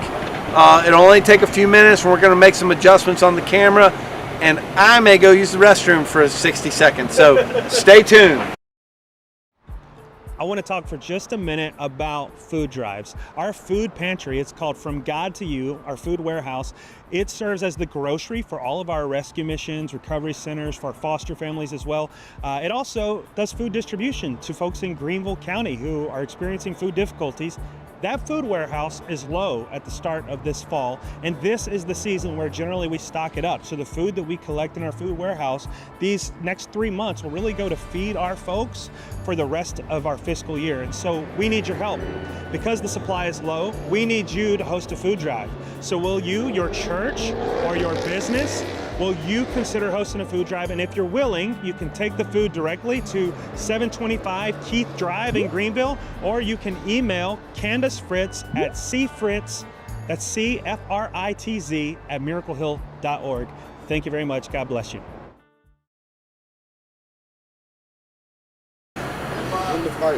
All right, hey everybody. We are in part 3 of the 24-hour live stream. I'm sitting on the bench in place of Ryan. He'll be back any minute. But I'm sitting with 3 superheroes. These guys just all showed up with Strausseners, and they poisoned us for the rest of the day. They gave us a bunch of sugar. Guys, y'all all have a few things in common. Y'all work at the same place, and y'all have got some similar trajectories. But why don't you introduce yourself? I'm Chad Stanfield. Jared Maroney. I'm Nate McKnight. And Nate is my cousin, so I'm biased, but I love all 3 of these guys. But all 3 of them also, I guess at one point y'all were all in there together, right? We was, yeah. All 3 of you. Jared was in there first, then I came in while he was doing MT. So he helped me like through my first step, and then like my second step, and then Nathan came in a couple of months after me. Chad was in level 2 or 3 when I first came in. And then they both started at Jeff Lynch and were working over there. And then so when I graduated and moved right in, I rode on a truck with Chad with my first tight knit for years. So all of them work at Jeff Lynch, like we said, and so hey, Mark and Sarah over at Jeff Lynch hire a ton of guys out of the Overcomers program. Yes. There's actually a gentleman living in here who's employed there right now as well. But since you only have like 5 minutes. You drive, Jacob. I'm just going to stand back here and rub their shoulders or something. What would you tell somebody who is experiencing just bondage, man? They're in wilderness and they can't see a future. They can't see past their own arm. What would you tell somebody just based upon what you've learned? Start over there with Chad. So Give it to Chad. God's plans and his ways of working are frequently beyond our ability to understand or fathom. But if you trust in him when you don't understand, he'll guide and direct you. So I guess my biggest advice would be trusting God when you don't quite understand things. I guess that's my biggest advice. Mine would be to lean on the Lord, love the Lord, grow with your family, with your friends, in relationships, and relationships will help you keep yourself grounded. And then I would also say, make sure to give back to the community. We were of course blessed with the opportunity to be out here, to be able to come out here and just represent what the Lord has done in our lives. So mainly just keep God first, and then your relationships, and just keep remove all the old bondage and stuff that's tying you down. That's what I would say. Nathan, did you get told that we've been calling you out all night? I did not, no. Nobody told you that? Don't tell him now. Oh, well, I'm here now. Jacob started to tell your story, and I said, stop. Tell Nathan, get out here and tell your own story. That was about midnight last night. So, I would say the biggest thing, obviously, to kind of reiterate what they said, you got to trust the Lord with everything, follow the Lord even when you don't see the direction he's got you going in. I would also say find counsel from men who have done it before you, and find somebody that in 20, 30 years that you would like to, you can see yourself like a role model. You would want to be like that person in 30, 40 years. What Mike used to say? You show me your friends and I'll show you your future. That was huge for me. And then just not getting too anxious and feeling like you got to get everything at one go, or you need it right now. Where as addicts, we seek instant gratification, right? So if we don't get our reward right now, then what's the point in doing it? And I would say that with recovery, it's a lot more slow paced. You're going to see the rewards through others. Other people will tell you, that they don't recognize you anymore. You don't seem like the same person. Or that you would never do the things that you're doing now with your old self. So I would say don't get discouraged. Don't beat yourself up. We all been there. All three of us have been there. And the Lord drug us through it. And he's provided a lifestyle that I know I couldn't have imagined it or fathomed it. I wouldn't have dreamed I'd be where I am now 7 years ago. And I can remember Jay coming in, and it took me a long time to actually get it. I kind of went through the motions when I was at Overcomers for the first 5.5 months. And I can remember Jay coming to see me right before I started level 4 and started getting out in the world again. He said, "What are you going to do when you leave?" And I couldn't answer him because I didn't want to lie to him. And he looked at me and said, you're going to go back and do the same thing. And I was like, I don't know anything else, Jay. And he said, well, he said, you did a really good job of messing your life up. Your best efforts got you in jail and in rehab. He said, so why don't you pray and see what direction God takes your life in. And the very next week, we started going to Celebrate Recovery at Brushy Creek. And an older gentleman came in every single Monday from 6 to 9, 9:30, sometimes 10 o'clock. And he would pour in experience, strength, and hope. And it wound up being Mark Lynch. And he gave me an opportunity to work for him. And the Lord has blessed it for sure. Yeah, absolutely. Amen. I was talking to a guy last week, y'all. He's been using fentanyl for a decade. And he's trying to get in Overcomers right now. He's trying to pass the drug test to get in. And I asked him, I said, why do you use? Just talking about the Lord. He said, I believe. I'm a born again believer. He's like, I just can't shake this thing. And I said, why do you use? Are you running from something? He said, I'm trying to escape. I said, what are you trying to escape? And he said, shame. All the things that I could have been, I could have done, and that's the devil, obviously. But he can't see he can't see any other future. Sure. And so when you were just saying, hey, I couldn't imagine what my life would be in 7 years, I remember when you came and stayed at my house. I had 3 little boys then, now I got 5. We can't stop. And I remember we brought you into the house. Kelsey's going to hate me for that. But I remember I brought you into the house, and you were waiting before you could go into Overcomers. And I remember my boys said, what's wrong with that guy? I said, well, he's kind of like your uncle, you know? And they said, what's wrong with him, though? I said, he's sick. And they said, why do you bring him here? We're all going to get it. But, man, you're not the same person that you were. You're totally different. Man, your Uncle Nathan to him today, boy, but you couldn't see it then. And I would just say, y'all keep telling people, be a lighthouse, be a light in the darkness. We got shirts for you we will give you on your way out. And they got Matthew 5:16 on them. Let your light shine before men so they may see your good works and glorify your Father who is in heaven. Man, when y'all keep on shining, and I think a lot of your secret sauce is the community that you have. Yeah, that's right. You know what I mean? Isolation will kill you. Yeah, right? Yeah. All right, y'all got to get back to work. Thank you guys for coming out. We love y'all. Love y'all. You too. Oh man, don't give me that. I'm trying not to. Good to see you. Appreciate y'all coming out. Man, thanks for having us, brother. Yeah. Thanks for doing this. What'd y'all bring? Sweets? Food, All the stuff you need. It's all breakfast. Bacon, Bacon, egg, man. cheese, ham. There's all kinds of stuff. Bacon, egg, and cheese biscuits in there. A bunch of stuff. Man, my man. Cupcakes, cookies, stuff you like. Yes, sir. Yes, sir.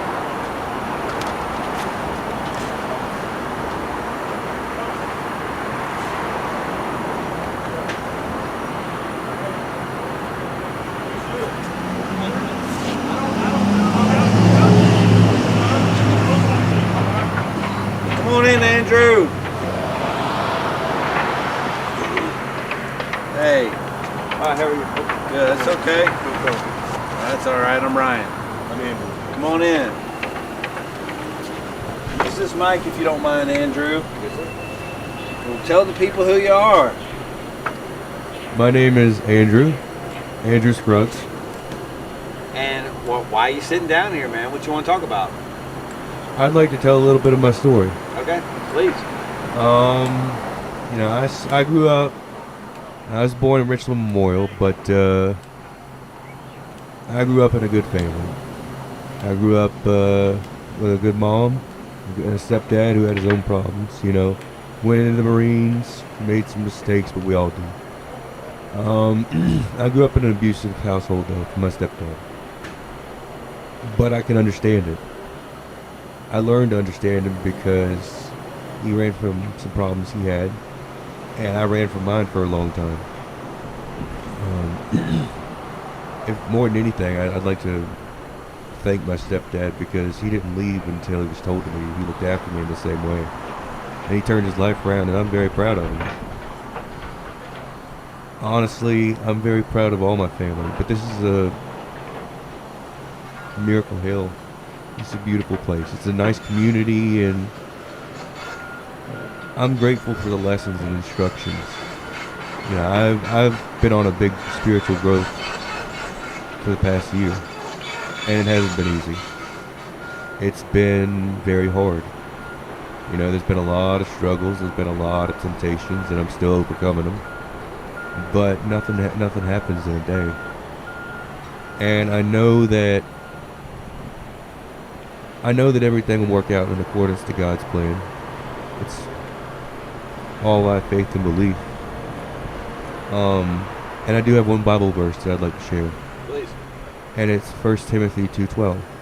And I believe that the Bible is the divine living word of God, so I do not permit a woman to usurp nor preach authority over a man. Let the woman learn in silence, and I believe that's put there for a reason. I believe that if you're going to say you believe in the Bible, you believe in the whole thing, or you don't believe in any of it. You can't nitpick and choose, if that makes sense. You are certainly entitled to your opinion on Scripture. But I know that everyone has their own opinions. Sure. And that's free will. God gives us free will. And I think free will is very important. I think free will is a gift from God, but we can always walk away from God, but God sometimes never leaves us.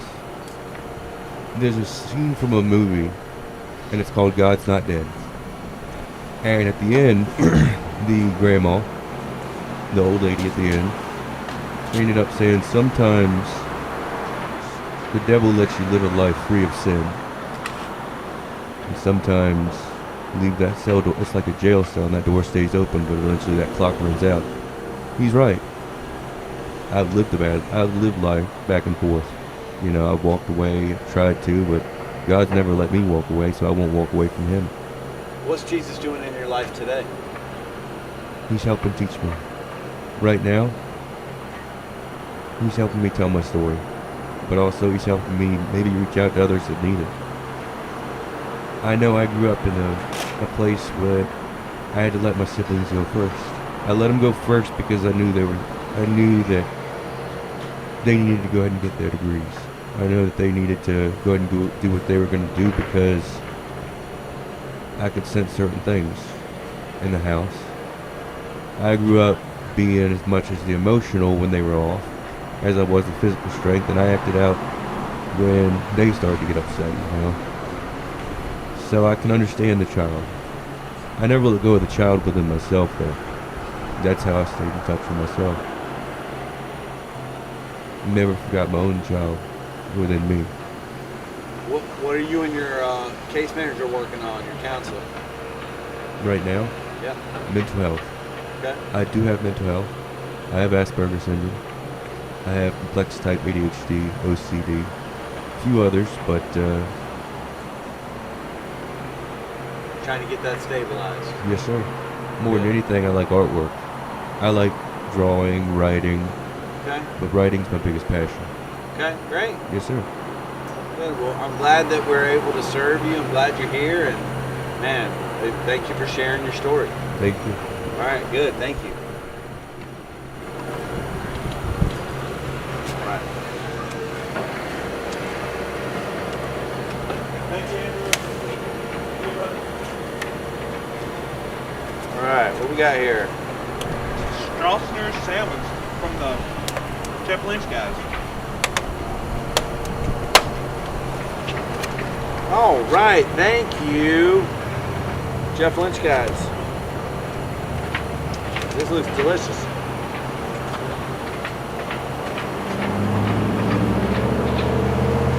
Jacob, is there a napkin over there?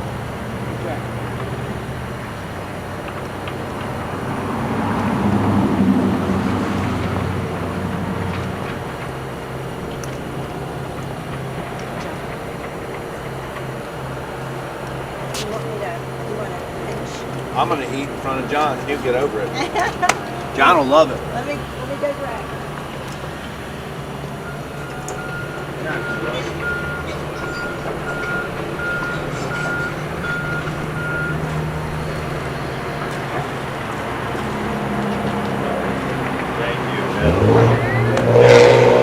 John, get over here, man. Are you ready for me? Yes, sir. I hope that we are close enough that you're not going to mind that I'm going to eat this breakfast sandwich while we're sitting here. I've eaten, so I won't be too jealous. You got to use the mic this time. Good deal. No, all good. All good. How are you? Good. Are we rolling? We on? We're rolling. How you doing today? Good to see you. John, for the people that don't know, tell them who you are. Yeah, so John DeWorkin. I am on Greenville City Council. More importantly, I'm a dad, husband, the dad of an 8, 6, and 4-year-old. Live right here in North Maine, and I've been in South Carolina since 1992. Been in Greenville since '99, and I turned 53 years old today. I can't believe it. That's right. I wrote that down on the list. What happened? Yes, I was 33 yesterday. It's amazing. What is Sonny doing for you today? So, as you get older, you just kind of get more low key. And I guess if I were 25, I'd say, oh, boring. But she's gonna make me an awesome dinner tonight. I love Italian. She's gonna make Italian dinner tonight. And the kids, I told the kids this morning, I said, hey, let's do game night tonight. So that'll be a great birthday present for me. What was funny is the 8-year-old and 6-year-old, boy, girl, the 8-year-old and 6-year-old boys, happy birthday, daddy, Then I saw my 4-year-old, and I she's 4, so I thought I'd mess with her a little bit. She's up, and her hair's everywhere. She's tired. 6:30 in the morning. I said, do you have anything to say to Daddy this morning? She goes, yeah, Daddy, my neck hurts. I slept on it wrong. So, perfect. That was perfect. That was perfect. You know, Ryan, I was walking in here, and it brought back a lot of memories of when we spent a couple hours doing tours of this facility and then the facilities around town, and I just thought, golly, what an amazing job that you and your team and volunteers do. It is. Thank you. And I don't. First of all, I just don't say compliments if I don't believe it. I mean, you really do. And I also think like this is y'all are doing God's work. I mean, God bless you. And I've said this to you a million times. It takes special people to do this, and you're just wired in a way that it's just amazing. So thank you to your team, you volunteers, for doing an amazing job here in Greenville. As I'm sure I've said to you many times, I have the best job in the world. I know, because remember I looked at you like, oh my gosh, you know, God bless you. Like, I get to watch Jesus at work all day, every day, awesome. and then occasionally stay outside in the middle of the night for no reason. Yeah.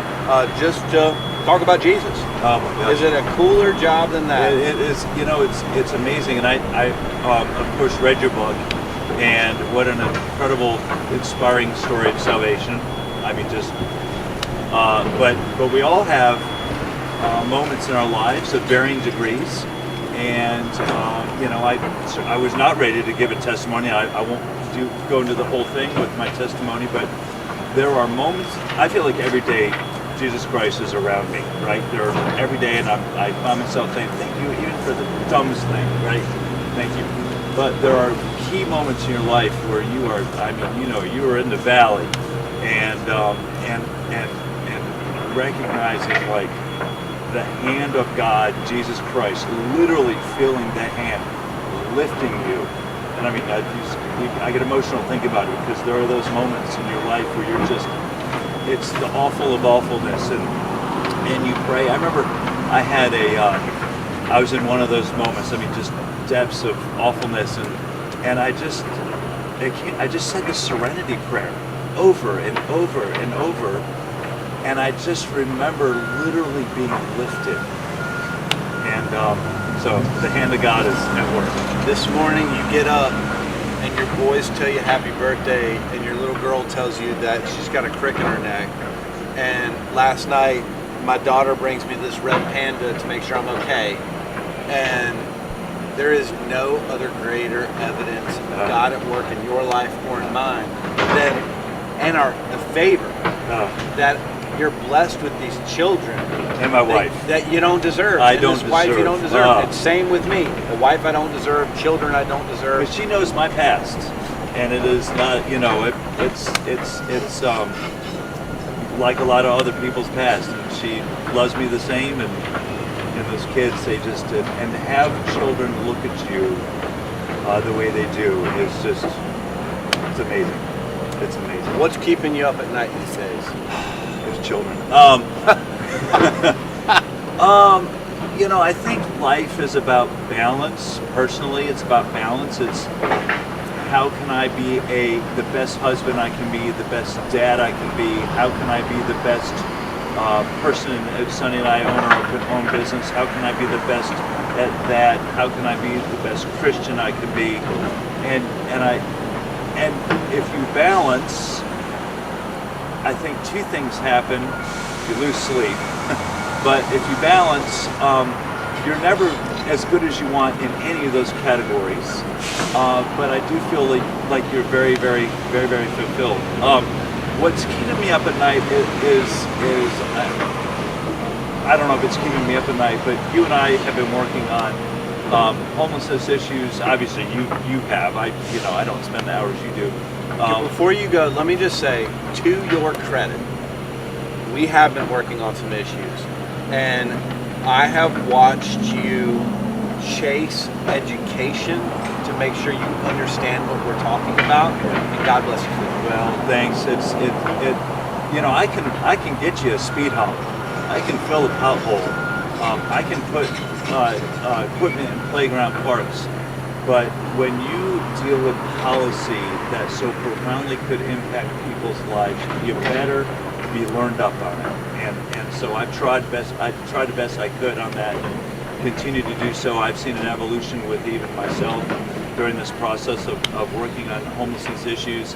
And, and I've shared last year my experience with my father, growing up with a dad. For those of you who may not know, Dad was homeless for 2 years, and then he actually went into vocational education for a reason, trying to reach those kids that may not have had the best opportunities. But living under the roof of a dad who was homeless at a time when he was a child, at least living it through him, and I always tell this story, but for those who haven't heard, I think this story really kind of is quintessential of Dad and his experience. But I remember coming home as a teenager. Teenagers are just teenagers. They're the center of the universe, a lot of times. And I remember coming home and saying, "What's for dinner, Dad?" Kind of like that. And he'd look at me like he could spit nails, and he'd say, "Food." And I was like, "Oh, okay." But it resonated with me what that really meant. You better be damn lucky that you've got food on the table, a house, a bed, because he didn't have those. He couldn't look at soybeans without becoming nauseous, because there was a whole winter that all they had were soybeans to eat. So growing up with that experience, and then now 30 years later working on policy that could profoundly impact people's lives, but hopefully for the better. But coupled with that, it's really opened my eyes to what more can city council, what more can the city do to help in this effort. And I think that's been a great journey that hopefully will come to fruition very soon. We're doing things now, but I think we've got room for improvement, and hopefully we'll get there very soon. I'm talking a lot, Ryan. No, you're a professional talker. Well, I do talk.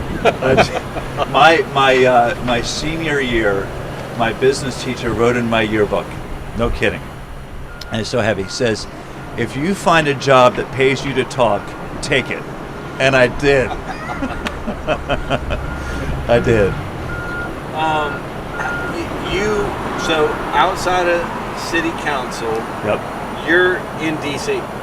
No, I'm a state level lobbyist. Okay, state level lobbyist. Yes, so what we do is my wife and I own a little boutique lobbying firm, and yes, please eat.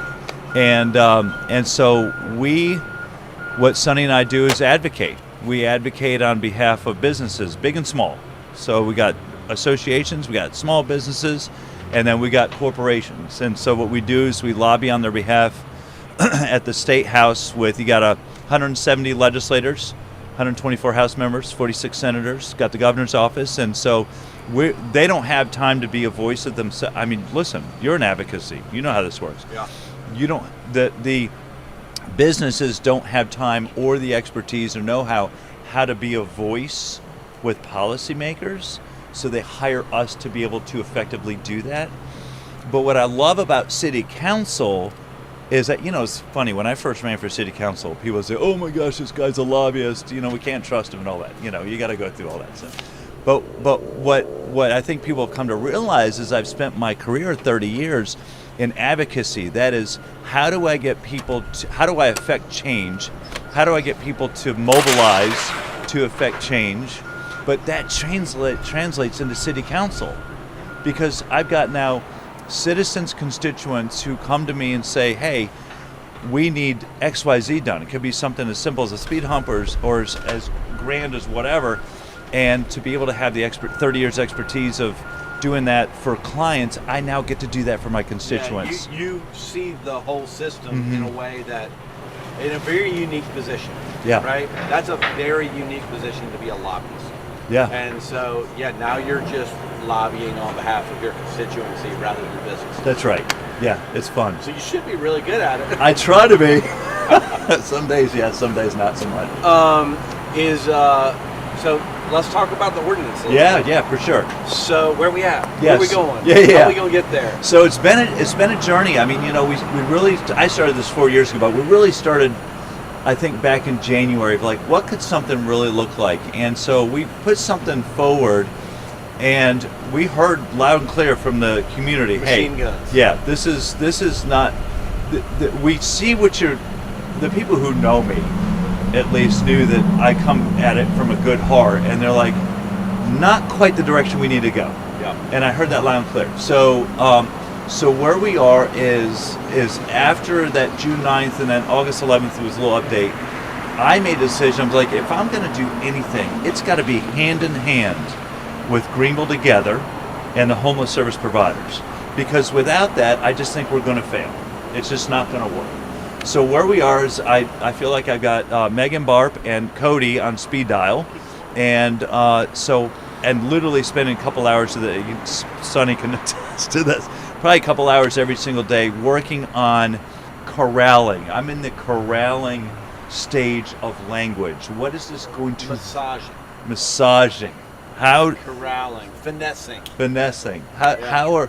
And so where we are is I worked really closely with Cody and then with y'all, but came up with what do we want to accomplish in an ordinance, okay? And so then I took that, and I'm now working with the city attorney and the mayor and council on pulling together what and staff on what could be comfortable, and then present that back to the homeless service providers. Great. But the we've gone from, let me use my hand, more penalizing and less pathway to help, and we've reversed that. Amen. So very, very minimal on the penalties and very high on how can we get you help. And that's been a great, no one cares other than me, but it's been a great journey for me. No, it really no. has. And I will say, I talked about your getting educated, but if we, the citizenry, had a wish for our politicians, is that we certainly understand that you have to push forward policies that you feel represent your constituency, but having the humility and integrity to hear from people and then do that massaging and finessing, kudos to you. I mean, that's the goal, right? It is. And I have a saying, just because you can doesn't mean you should. Yeah. And just because, and I look at governmental bodies, right? You can look at Congress. My goodness, how no, I don't want to look at Congress. Right? And I mean, right. And I'm really blessed to work with the people I do on City Council and the staff, because it's almost embarrassing how much we bend over backwards for each other to hear each other. I totally lost my train of thought. But anyway, we have a great City Council. I totally lost it. I thought, anyway. Talking about working well. Oh, just because you can't. Oh, I know. Just because you can doesn't mean you should. And how many governmental bodies, just because you got a 4-3 vote, or just because you got, and just because you have a few more votes than those that are against, I'd rather be a consensus builder. I'd rather be, and everybody says that's so overdone, but I'd rather try to get as many folks on board instead of just saying, well, we got one more vote than you, so we're going to do it. That's not how I like to operate. No, and I don't envy you. I mean, I've joked with my wife many times, like, I'm not built for politics. It's just not my personality. But I recognize that you have people you represent. Mm-hmm. And you are trying to fulfill their desires, and you're trying to do it within a soup of people that don't agree.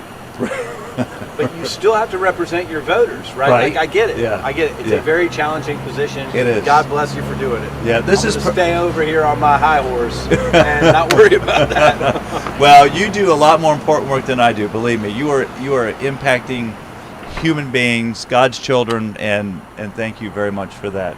Yeah. Well, I am so pleased that you came back out here. Yeah. And I'm guessing we'll probably connect next week or so. I will say this, that yes, we will. And I will also say this, that October 10th is a little bit warmer than January 6th. Woo! Or whatever that was. It was ridiculous. That was cool. But I will say... But we have people who have to, It was 52 degrees last night. Felt like 42 maybe. It was still cold. It was cold. 17 degrees. Well, we're not ready for it either, No, but I mean, we pulled the heaters out, right? Like, we are soft, at least us out here. That's funny. Thank you, Ryan. Appreciate you coming out this morning. No, appreciate all you do.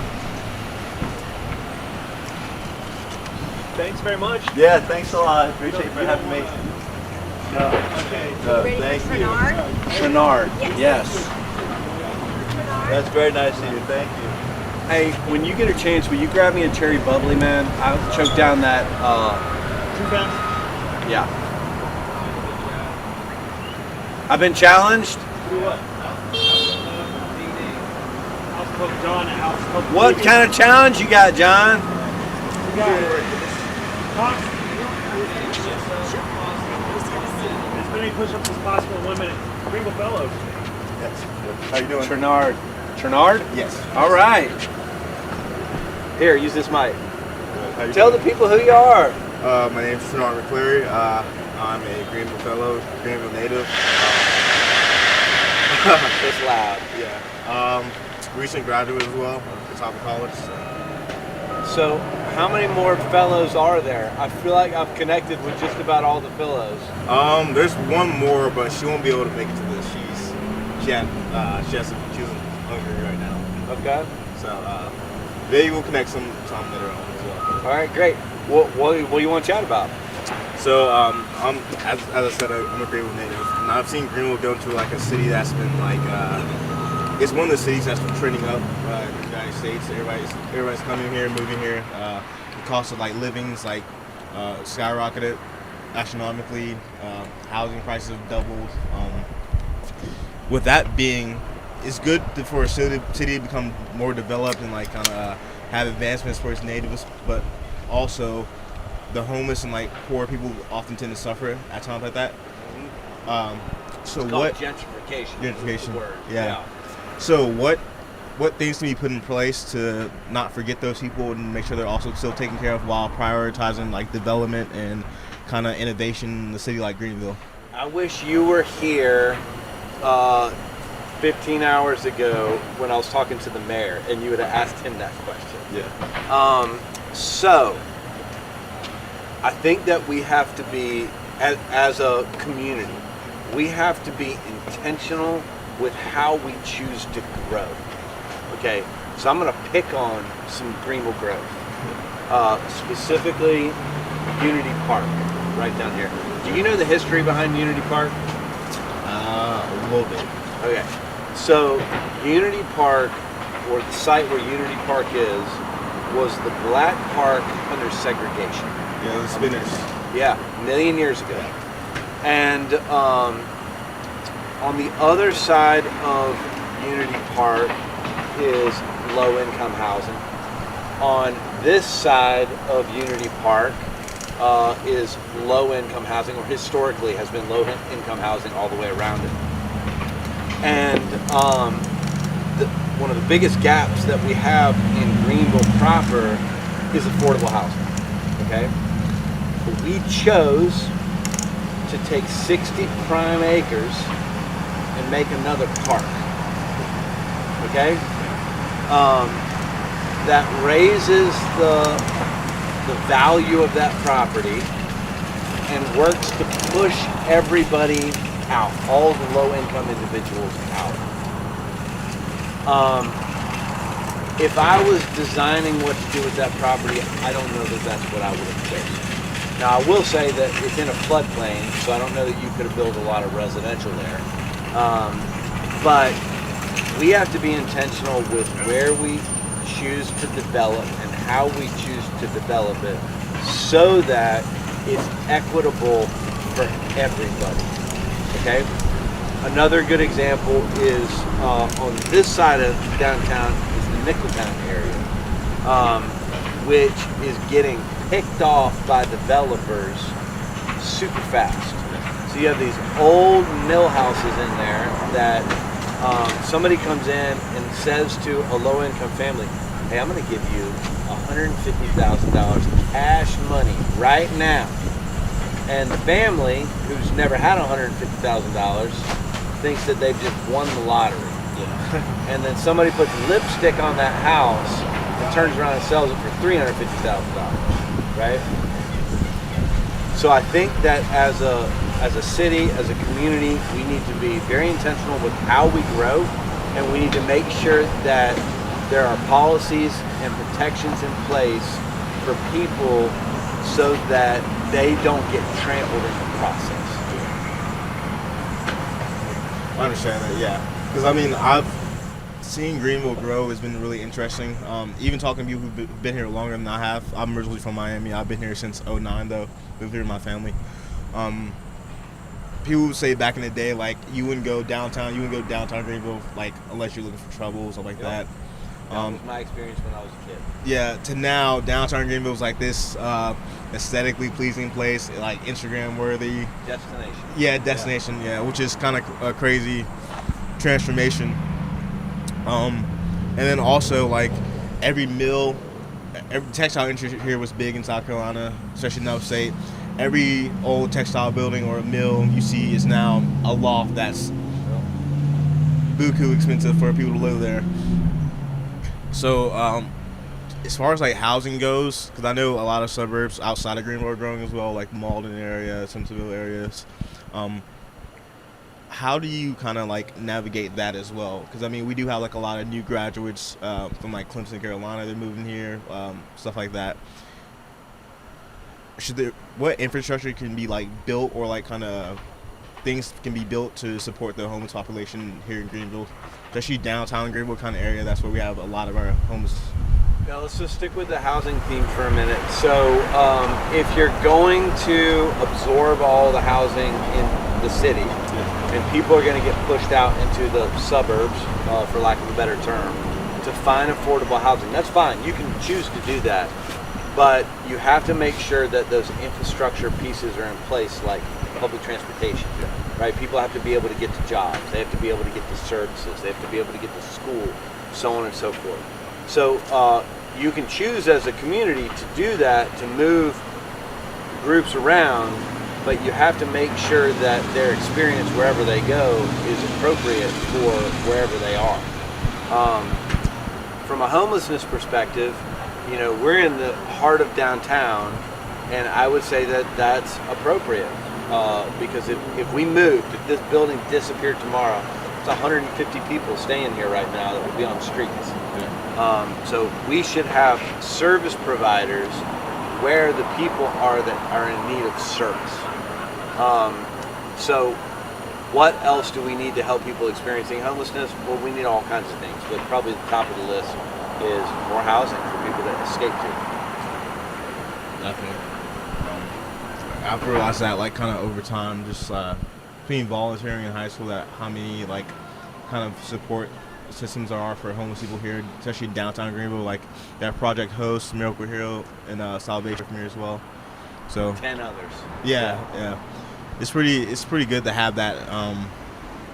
And then just kind of looking at the homeless population, what do you think is it growing? Is it kind of like decreasing maybe here in Greenville? Like, or what if it's growing, what is causing the growth of the homeless population here in Greenville? Yeah, I don't think it's growing. I think if it is growing, it's growing in line with the population growth that we see, so incremental growth. I think that based on everything we just talked about unfettered community growth, what you're experiencing, or what the average person is experiencing, is increased visibility and a bottleneck on the system. So when people don't have anywhere to camp that's private, they camp somewhere that's public, right? So you see more of it. Doesn't necessarily mean that there's more people. And if the same number of people aren't served well by the same system because of barriers and blockades on the system, it also contributes to the visibility and the perceived numbers or experience of homelessness. That's it. So is that kind of how do you guys kind of target which areas? Like, obviously you guys are here downtown Greenville, but how do you kind of target other areas of where, like, to help those homeless populations as well too? Yeah, so we're in several cities, and I'm going to give you a non-answer, but I think you'll like it. So when we're trying to figure out where else we need to serve, we pray, and we let the Lord guide that decision. Well, that's something that we've been, like, part of the fellows program, that we're learning, like, spiritual disciplines. That's, like, been something that's really been helping us, and, like, kind of especially with being, like, in our 20s and, like, kind of a lot of decision making coming up. That's good to hear. Yeah, if we got into a situation where Ryan was deciding where Miracle Hill needed to go, we're all in trouble, right? You got to let the Lord drive that bus. I answered a lot of my questions.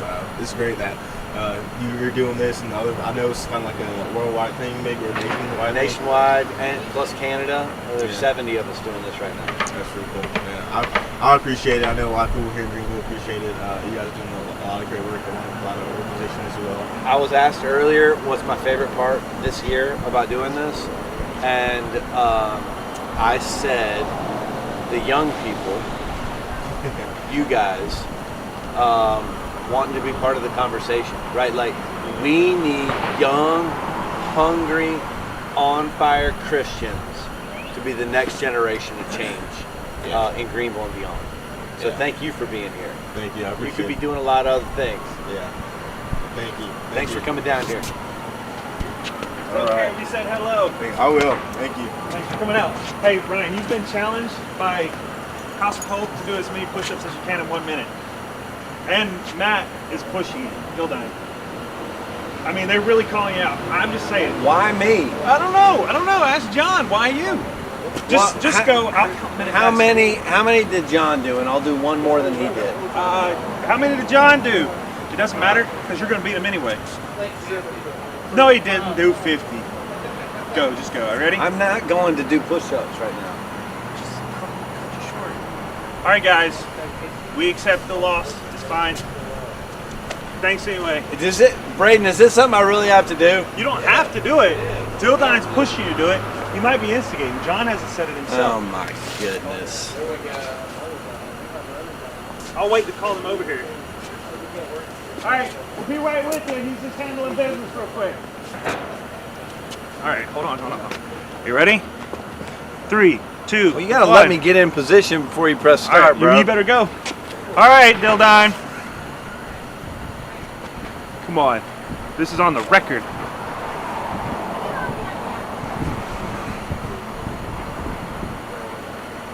There's no way John's doing more than this.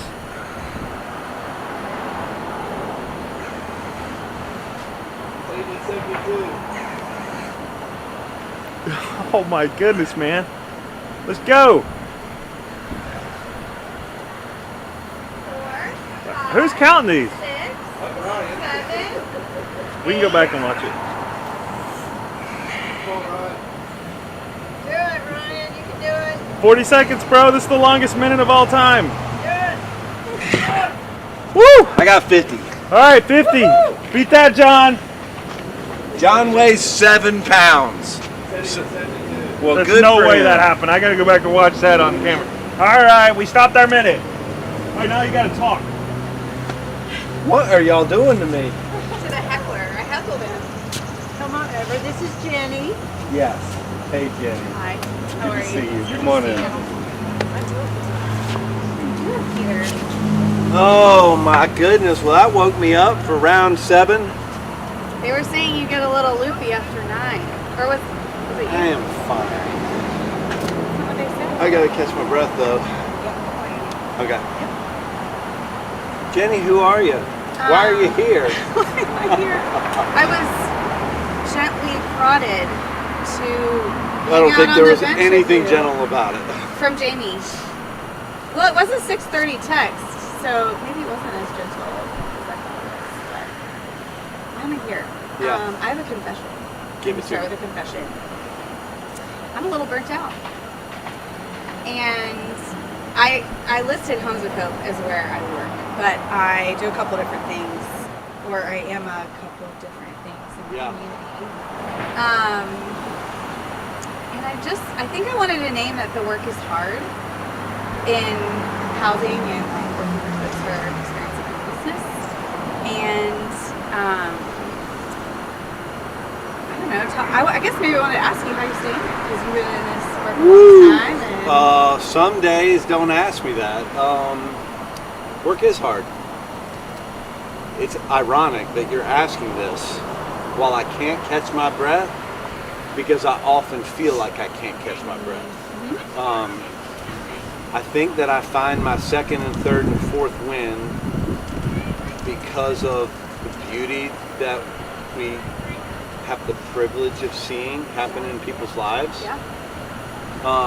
which makes the work worth it. I think that while I draw really good boundaries, I still struggle with boundaries.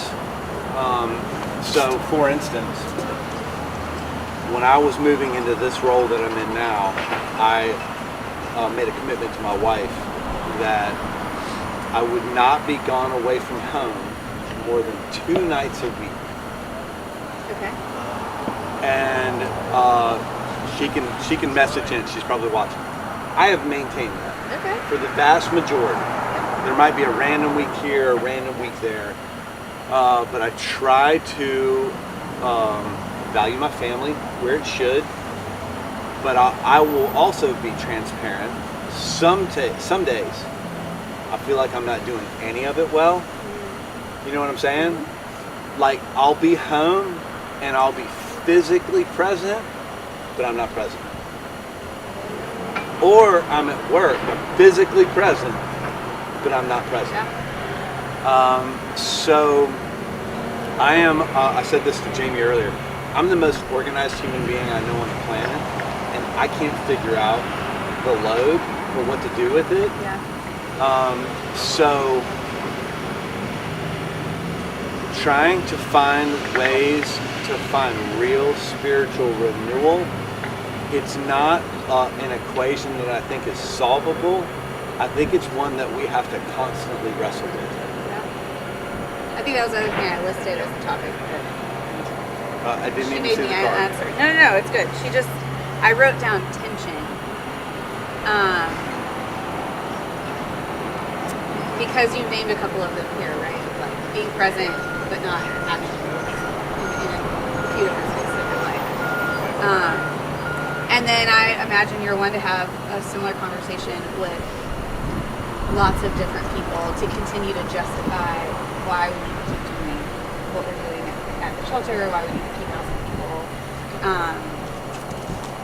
And I don't know, I think in naming that, like, holding the tension is hard, and I think that's what I think trying to do that well and trying to do that better in multiple conversations that I have with people in my life. Of like, I mean, I had a couple of conversations with people, both in my family and in like community members, asking about housing, and it's both like there is hope, and I don't have the answer. Like, You're a person of faith? Yeah. Okay. So let me give you the backstory on my boundary story. Okay. So before I was hired into this role, I've worked for Miracle Hill for a really long time. So when I was one of the last candidates for the role, my wife and I, we went and had dinner with my predecessor and his wife. Do you know Reed by chance? Okay. So we're having dinner with Reed and Barbara, and of course Reed's been in this work for 50 years. And Reed, if he was sitting here right now, he would tell you that he has not always had good boundaries, right? So his wife, Barbara, she said something to my wife that really, it was like, it went right into my soul. She said, Lauren, be careful you don't sacrifice your life on the altar of ministry. And then she followed it up with, everything can get justified through ministry. And so one of the things when we teach our new employees, we have a new employee orientation, one of our values is family first. And what does that mean to me as the person who has to represent it? It's that you should use all your vacation time. You should not work 15 hours a day. What I tell the staff is, in 6 months, if you say to me, Ryan, I'm the ideal staff member. I don't take any vacation time. I work all day, every day. I'm going to say to them, shame on you for stealing from your family. So that's what I tell my staff, which then is my responsibility to try to live up to. Because I can't I don't want to speak out of one side of my mouth Sure. and live out of the other. Yeah. But it is, I acknowledge it was very challenging. No, I like really value what you said because my husband and I both are in nonprofit, and I've met your husband before. And that we probably don't talk about it enough in the sense of like it's all you can always justify like, oh, it's good work, like oh, we're just doing like it's really trying to do it, and then trying to hold that boundary of like first, and not just our kid, like we were other. So, why do you think you're burned out? why am I burned out? My background's in nursing, so Homes of Hope is one of two positions that I hold. I'm also I work in craft services for another organization. I'm also a mom of 3 babies here, and there's a lot of needs, and I am good at needs. I can meet needs. But to the point of where did Jenny go? Like what's the boundaries? It's good we're having a boundary conversation. So I appreciate that. I think. Would Dan say he's burned out?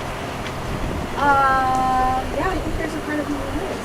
Yeah, but that's kind of a not great confession in the world of trying to keep it all going. It's not a badge of honor, for sure. It's not a good confession. So I think Jamie prodded me to come this morning, and I love what y'all do, and I appreciated listening to all the conversations we had the last time we did this. And so you put yourself in the hot seat, so I'm going to keep you in the hot seat. Oh gosh. So what are you going to do about it? Well, I'm trying to do things about it. I've started writing. I don't know if you've ever messed around with the morning pages. So there's an idea out there by a couple different creatives that would say, like, write it out. And the first page is just getting stuff off your mind. The second page gets a little deeper. The third page, you might get to like some of like what you're doing. So even just getting things out that I might not necessarily be able to have a conversation with to process it through. And trying to remember that like what the things and the needs will always be there. So like, Jenny, you should hop off now and go pick your kids up at school. Like the work's gonna be here when you get back. The lesson I have to remind myself of, and this is a good one for both of you guys, because I know you guys are hard charging with the work. Like, not only will the work be there, here's the really hard truth. The work doesn't need us. Yeah. Jamie and John talk about that. And it's a hard one for me. Yeah. It's a hard one. Like, especially from a position of faith, like, God does not need us. He allows us to partner with him, right? But he can accomplish it any way he wants to. Like, we're honored to be in partnership. I think the practicality of that I really struggle with. I'm a very practical person. You missed it. You got to rewind and watch where we were talking about the difference. 4:30 this morning, the difference between stewardship and faithfulness. Yeah. Okay. Right? Because I am a person who wants to control things. Yeah. Okay? And there is a very spiritual reality of stewardship. Like, I have to steward these gifts that God's entrusted me on his behalf. Faithfulness piece is, it's his behalf, not mine. Yeah. Right? It's his will, not mine. It's his mission or ministry, not mine. All these people walking in the front door, those are his people. They're not mine.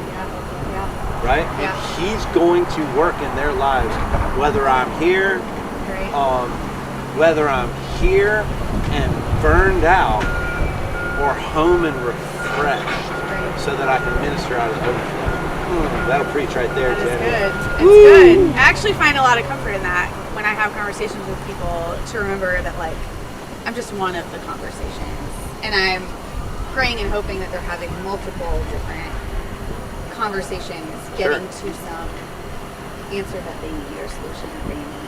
And like, yeah, I love that. Like, whether I'm here or I'm not here.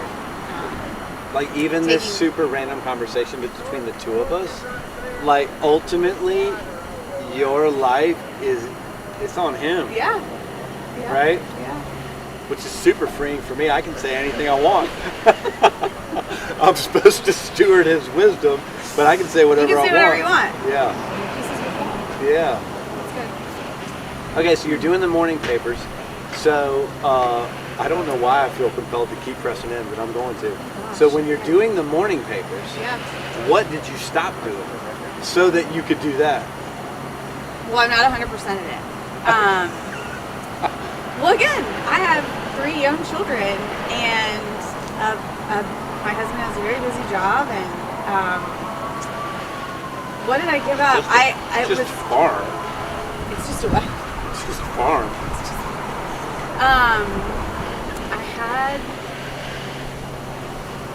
I don't know that I gave up anything. I feel like I just had to stop and be like, well, that'll have to wait. Okay. I have That's to choose giving up that. something. Yeah.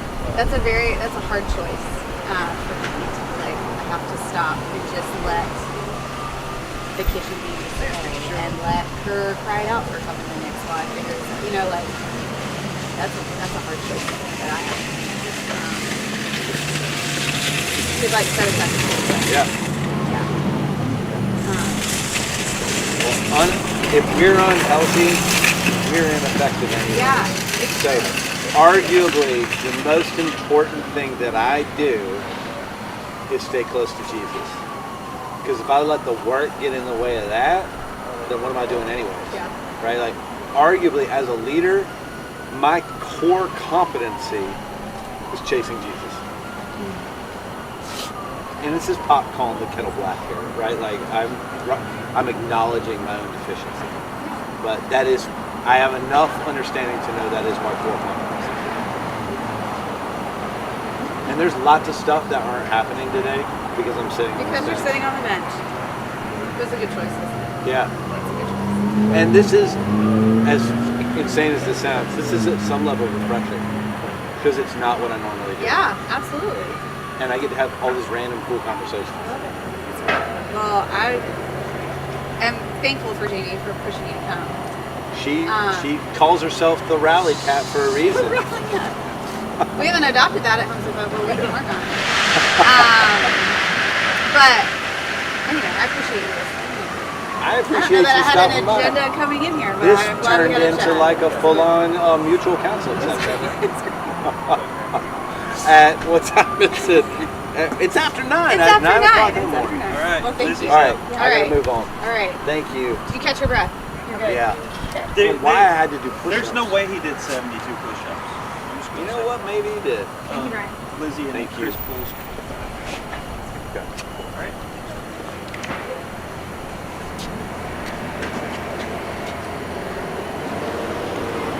You're up next, Chris. Thanks, brother.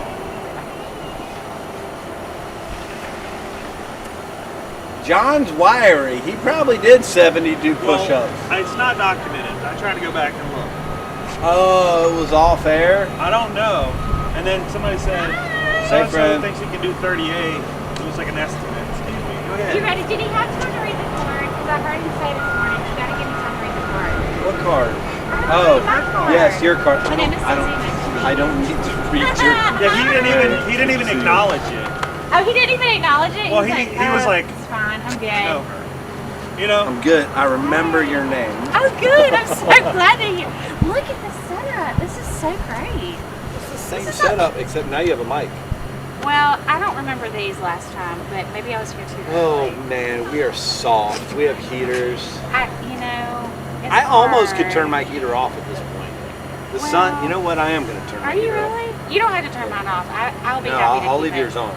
I went and sat with some folks on the bench over there, and it was a little chilly. So, all right, we're live. Yeah, this is real. that's how this works. Who are you? Okay. Hey, everybody. I'm Lizzie Bever, and I'm here because I am a friend of Ryan's. Is that fair? Yeah. Okay, good. But I also am the president of United Ministries here in Greenville. Would you like me to tell people what we do? Yeah, please do. Okay. We are a nonprofit. Simple We've been around for 55 years. 50. Give it a 55 years. Sorry, y'all, I didn't have enough coffee. And we're just right up the road. We provide services to folks who are unhoused, so homeless services. We help folks with housing stability, and then we also have a big focus on economic mobility. You just gave me a great talking point that I've had it in the back of my brain to ask like 3 times. Yeah? But it just came back up. Ah. With something you said. I'm a little nervous. So I'm gonna say 18 months ago, maybe 2 years ago, the language that we use changed. Unhoused. Yes. Yeah. It went from people experiencing homelessness to unhoused persons. Why? I mean, Like, I'll tell for you why. you personally, Why do what- I use that? Yeah. And I do interchange it. I mean, I do say homeless because I think most people, I understand that because they've heard it. I think this has actually come from raising children who are very impressionable and thinking about what do we call people and how does what we call people affect how we think about them. Yeah, I completely agree. Like, so if I have someone who comes to clean my house and I call them the cleaning lady. Yeah. Well, my children begin to think of that person in that role, but what they don't know is that that person's name is Jane, and Jane has a family, and Jane is a lot of things beyond cleaning the house. So I have started to prioritize using unhoused. It is a reality for people, and it is like a central reality. And at the same time, that individual has an identity so far beyond the existence of living outside. So I 1000% agree with everything you just said. And in my mind, this is just the way minds work. Yeah. In my mind, when I say people experiencing homelessness, I'm not identifying the person like cleaning lady. Yeah. I'm saying this is a person who happens to be currently having this experience. Yep. Sidetrack, same point. Years ago, I heard a mentor of mine introduce his spouse. And he said something that's the opposite of what we normally say. He said, shout out to Bill, by the way. He said, "This is Janine, my wife." Most of the time, we say, "This is my wife, Janine." And I asked him about it, and it's the same. This is the same conversation. He said, "She is so much more than just my wife. I'm not going to," it makes me emotional, "I'm not just going to identify her as something that's subservient to me." Right? Or something that's just related to me. And so I've always thought at the same point, right? Like, I want to acknowledge this is a human being first, and then they happen to be, but are not defined by this experience of homelessness. But you're saying the exact same thing. Yes, and I am with you on people experiencing homelessness. That is a mouthful. And so unhoused has just been something I can say. I kind of like that it's a mouthful, Lizzie. Oh, Ryan? Okay, tell me more. So, I will never say, and I will correct anybody that says homeless people. Yeah. For this whole reason. Yeah, right. Right? But I want somebody to wrestle with what I'm saying rather than just whip it out. And it's just a thing. It's just a identifying word.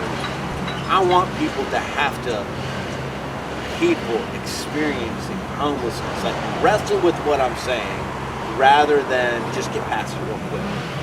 Okay, so I have a question for you about that. Come on. So I was going to write this on my card if I had written something for us to talk about, but you don't need it. So I have been thinking a lot lately about how I feel like in our culture, people have become so numb to the needs of others, and sometimes words are a part of that. Like, we've gotten numb to what words really mean. So that's my other curiosity. Now, if I'm actually being intentional and saying, like, people experiencing homelessness, that's going to get somebody's attention because, like, no, but one, that's very slow. But also, like, it's clear that I'm wanting them to know that there's intention, right? And so just thinking about how we represent the issues, I just don't want to, I mean, I know that it's not just up to me, but if I'm the one communicating about the issue, how do I talk about it in a way that doesn't perpetuate the numbness? You know, it's funny. Our mission statement says homeless men and women. And we didn't change it or haven't changed it because it's a mouthful to try to change it. You know what I'm saying? Yeah. It's like, it's weird. It's this one place that I let it exist because it's easier to let it exist than not let it exist. Yeah. So how do we make it not numb? I mean, I don't think That's a it's great just question. the words.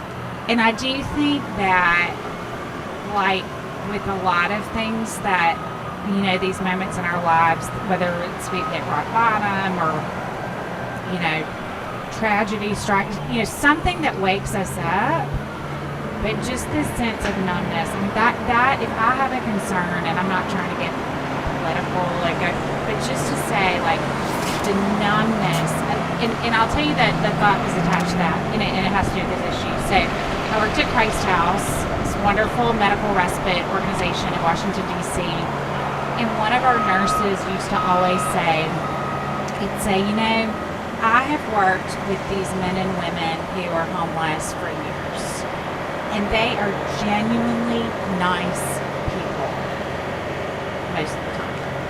And he said, and it just has occurred to me that really at the end of the day, homelessness as an issue is an indication of the loss of society. Yeah. Or a society that's lost its way. Or the loss of relationship. Loss of relationship.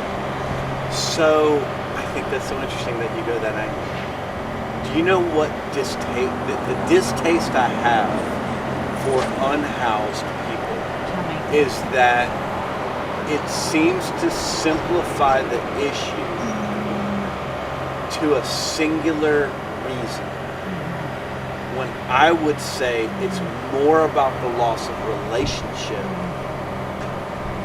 that might manifest itself as being unhoused.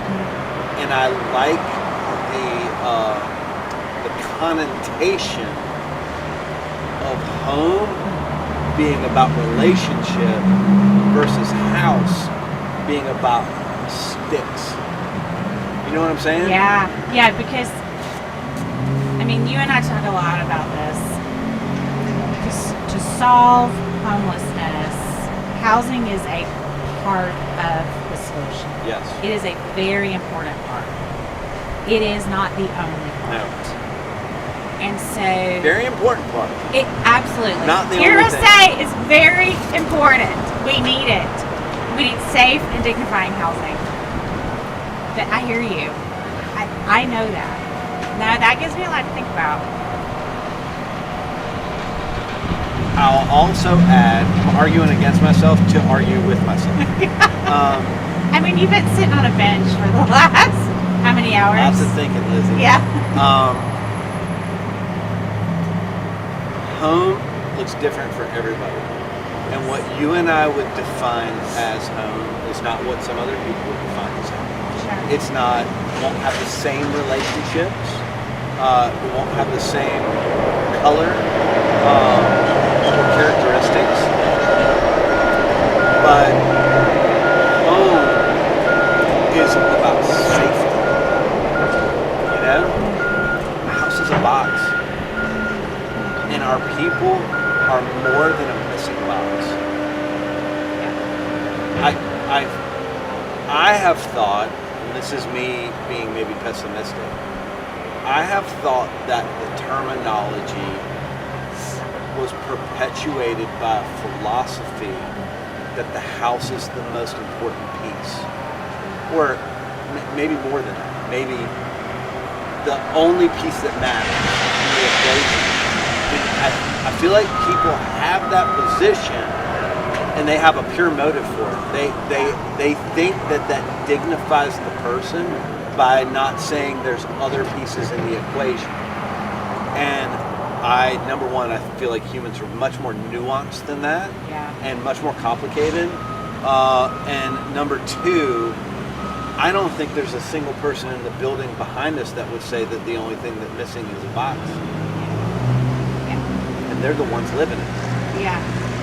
I would say, in my own personal lived experience, the box was the least important part of the equation.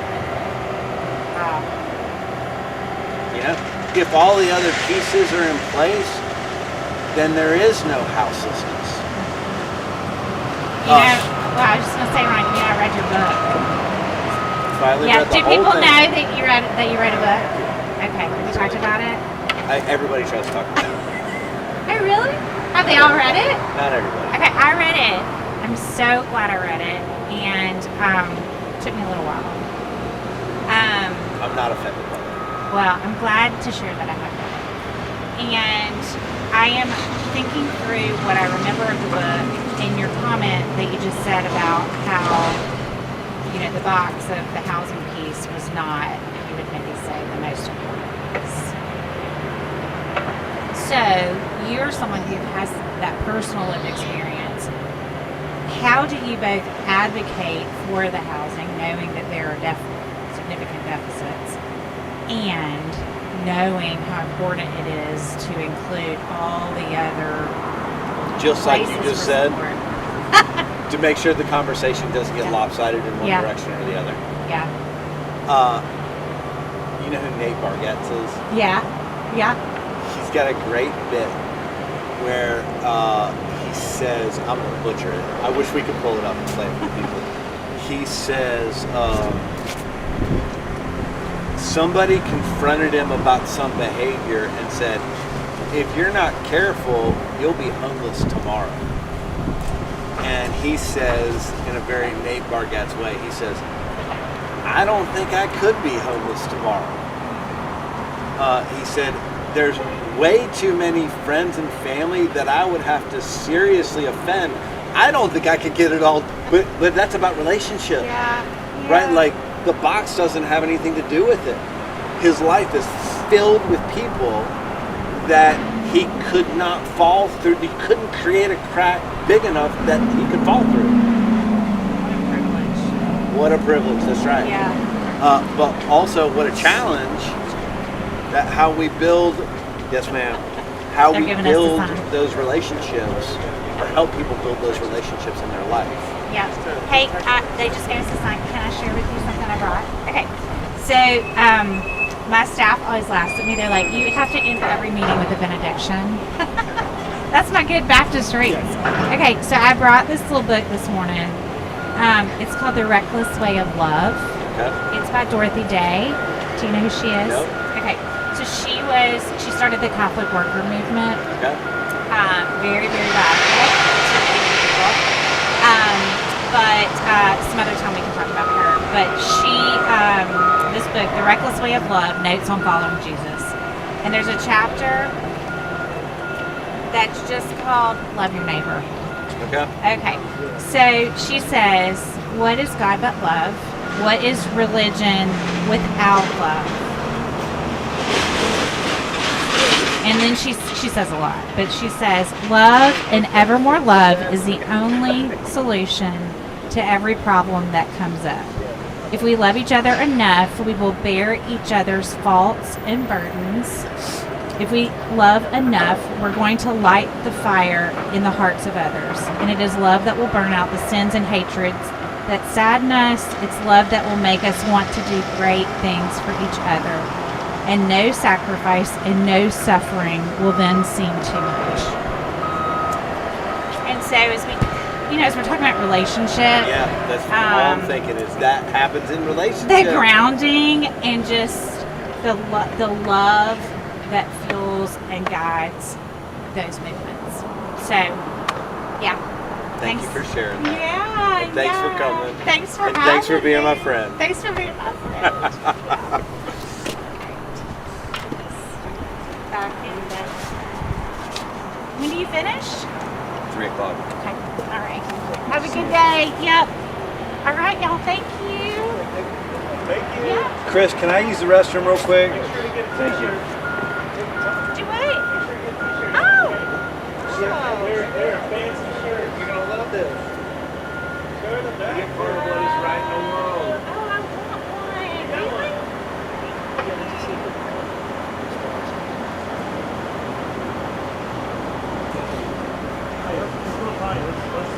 Let's have a seat. I'm his placeholder until he gets back. Perfect. Whoo! A placeholder. All right. Oh, that feels nice. Yeah. Uh-oh. You got a juicer? Yep. Hey everybody. It is. My watch isn't working. What time is it? 9:32. 9:32 in the morning. It is part 3 of our 24-hour live stream in front of the Greenville Rescue Mission. If you don't know what in the heck's going on, this is Conversations on a Bench. It's a 24-hour live stream event. 70 plus other rescue mission CEOs around the country are doing this event at the same time. Today is World Homeless Day, and so the whole idea is to put a spotlight on the challenges that people experiencing homelessness face. And a lot of those challenges include things like mental health issues and addiction and circumstantial issues or physical health issues, all kind of things that can contribute. So we've had people coming out all day long to talk about many of them, their experiences, or just maybe how they've had some run-in with Miracle Hill, or how Miracle Hill has changed their life. And this is my friend. This is Chris Poole. He may have sold you a dryer. Maybe. You don't do that anymore, though. Oh, yeah, You sell it. You get hands on? Yes, sir. He gets hands on. If you've been to Jeff Lynch recently, he may literally have sold you a washer or a dryer. But Chris came out to show his support. Chris, why don't you introduce yourself a little bit and tell him your connection to Miracle Hill, and then when Ryan gets back, I'll get off the bench. Sure. Yeah, so like Jacob said, Chris Here, Poole. use this. The construction's loud. Like Jacob said, my name's Chris Poole. I am a 2017 graduate of Miracle Hill Overcomers. So yeah, I'm a proud Miracle Hill alumni. Amen. You and me both. Yeah. So I'm just grateful to be here. 2012? Is that what you No, said? 2017. Oh, I was like, man, I lost a year. Yeah. Well, it's been a while, but it still feels like yesterday. It's something that I always hold close and yeah, December. Wow. Yeah. So something I never want to get too far from. Yeah. 100%. Yeah. Now you forget your past, you're doomed to repeat it. Absolutely, and I think the when you turn that pain into a positive, you still, for me, I still want to hold that pain somewhat close, so I never forget where I came from or what it was like, and I never get too big for my britches, so to speak, right? I always want to remember, I'm only a few bad decisions away from being right back in a situation like that. So, yeah, something that I hold pretty close. Yeah. So why come up here this morning, man? Well, like I told Jacob, I seen it was on Facebook, and I don't have a huge history with homelessness. I have been homeless, but anything I can do to support Miracle Hill, I try to make an effort to do that. I happen to be off work today, so I was like, hey, I'm coming up here, and I'll sit on the bench and hopefully try to encourage and shine some light on just the awesome things that Miracle Hill does and has done for me. Okay, so let's do that. So for the person that's watching, that's struggling, what do you say to them? Yeah, it's never too late. God's grace has no bounds. It's never too late. For me personally, I spent about 18 years in active drug addiction. I've been to 27 rehabs and detoxes. So that's a lot. So that sounds like it could be a hopeless situation, or there's no redemption possible there. But I promise you, especially with organizations like Miracle Hill and the Lord instead of yourself, no one's ever beyond a change of life, and I'm living proof of that.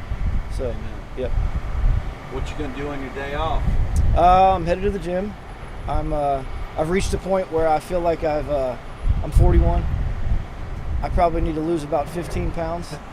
And I've just made a commitment. I'm going to try to eat healthier. I'm going to try to do some exercise. So yeah, spend some time with the family. Come out here, chat with you guys for a little bit. Yeah. All good. Chris, question. As I'm eating while you're talking about not eating. 27? Yeah. 27? Yes, sir. And I'm assuming they vary all different types of rehab. Yeah. How many times is that at Miracle Hill? Just the once, right? Yeah. What was the difference? The Lord. Yeah. Yeah. 100%. Just the Lord. 100%. The other 26, I was trying to figure it out my way, and I thought I had to have all the answers. And to be honest with you, like, there was a few where I was just kind of filling a square, appeasing. But I was always trying to figure it out myself, right? And that never worked, nor was going to ever work, right? Amen. Yeah.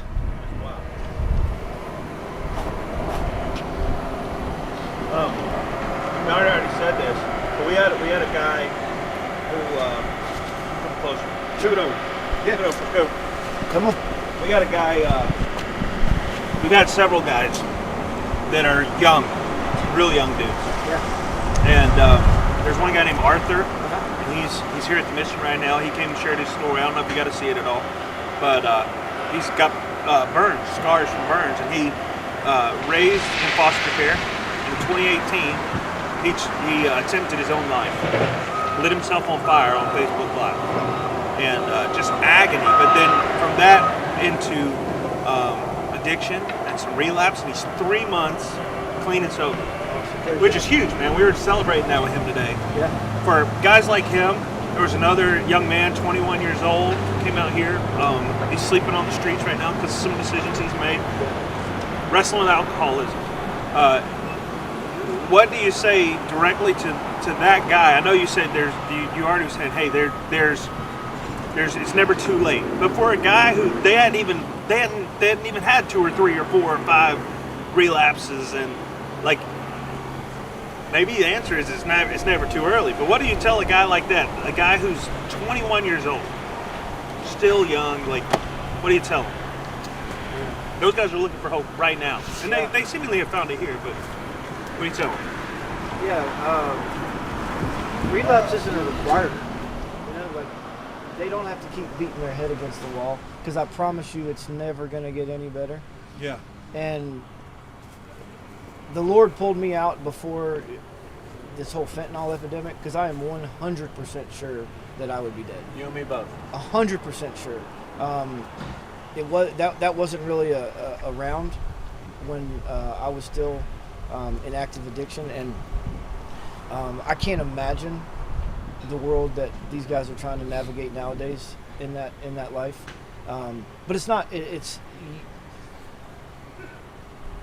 leaning on the Lord's strength and trying to understand and follow His will, and surrounding yourself with the right people. Our buddy Mike Carlton, amongst a lot of awesome things that he taught guys like me. Yep. The one thing that I probably hold nearest and dearest to my heart is, show me your friends, I'll show you your future. Yep. If you want to, it was already quoted here this morning. Was it? Nice. Good. Yeah. I mean, it's such a true statement, and not even just for addiction or homelessness, for anything. Like, if you're trying to get to if you want to get to a certain point, or be a certain person, or just live a really great life, you have to be around and surround yourself with a core group of people that are on the same path as you and doing the same things and share the same values, and you can lean on, and that, it's not a conditional friendship or relationship. It's people trying to lead and guide and lift each other up. So for the young guys that not quite sure where to go now, find the people that are where you're trying to get to and say, hey man, you know, let me go with you, or hey, can we have a cup of coffee, or can I talk to you for 10 minutes? Try to find that wisdom and the experience and the strength and the things that other people have overcome. Yeah. Look for it in guys who have gone before you. For sure. Yeah. Yeah. One of the things that the other guys from Jeff Lynch we talked about was isolation kills, sure, which is what you're talking about, you Yeah. know, too. You know, I was thinking about the devil. Scripture says that he prowls, you know, looking for someone to devour. Yep. And I think about how a lion prowls. Its desire is to break something off from the pack. That's right. You know what I mean? Right back. That's right. And that seems to be where they begin to falter. It's much easier to fall when you're by yourself. You know? It's much easier to start to believe the lies of the enemy that I'm not worth it, or I can't do it, or no one really cares. Yeah. Or I don't have anybody I can count on. So to surround yourself with a group of people that are fighting with you. Yeah. Where do you go to get a group of people that are going to fight with you? If you're living in the mission, where do you get them? Here. Okay. Yeah. They're right here. You don't have get to other guys in the mission. 100%. And I have a group of guys that are lifelong friends that we all met each other and found each other in the depths of, some would say, the worst times of our life. Yeah. Those are the places. Yep. And the people that are leading places like the mission or the Overcomers or church groups or recovery groups or Celebrate Recovery. Mm-hmm. Yeah. I would tell the guys too who are young, who have wrestled addiction, who may be 3 months clean and sober here, Overcomers might be a good option. 100%. You know what I mean? Because 3 months clean and sober is that's an achievement, but it may just be the beginning. Well, that's just enough time to sort of start getting some cobwebs out of it, right? Yeah, rarely. Right. Depending on how long you've been out there, like, you know, for somebody like myself, 90 days was, you know, we were... For those of us who were not just some dumb, but plumb dumb, 90 days is nothing. Yeah. Man. Well, in a place like the Overcomers, you're able to start seeing some fruit from the seeds that you planted in the beginning. You know, after 7 months there, I remember I had, you know, restoration in my family, and I was able to get my driver's license back. I hadn't had a driver's license in 7.5 years when I started the Overcomer Center. Yeah. So I think a lot of people give up because they haven't had enough time to see some of that fruit. Like, they've planted the seeds and they've listened to people, and it's been 30, 60, 90 days, and they're like, well, man, nothing's happened. You know, I'll just go back to what I was doing. You know, I knew this wouldn't work. And I think somewhere like the Overcomers, 7 months, an invaluable piece of time. And if you're gonna go 100%, go to the transitional housing. Yeah, amen. It's easy to stay clean when you're in the mission or in the controlled environment, you know. But to have sort of that half step back into the world around accountability and people doing the same thing as you, I think is cool. Yeah, training wheels. Yeah, that might be an insult. But it's a little bit like getting an opportunity to take them off. Absolutely. All right, we got the next man up, Chris. Thank you, brother. Hey guys, thank you all. God bless. Appreciate you. Thanks, man. Good to see you. Y'all have a good day, man. Drewski's in the Stay warm. house. Come on, Drew. What's Have up, a seat, bro. How are you, man? All right. What's up, man? Good to see you. You too. How's it been? Great. Great. We've had a great time. That was awesome. I'm not digging this wind kicking back up. Yeah, this is crazy. It was just starting to get a little warm. Oh, was it? Yeah. I mean, the sun helps. Hey, tell the people who you are. I'm Drew. I'm the AutoWorks program manager here at Miracle Hill. What in the world is AutoWorks? AutoWorks is a workforce development program for graduates of our addiction recovery or come through our shelters. They come, they work with us for 9 months, and then we train them to be a mechanic, and then we help place them in a job at a shop or a dealership. And then on top of that, we sell used cars to the public, which I think is a awesome way that we get to help, because there's so many.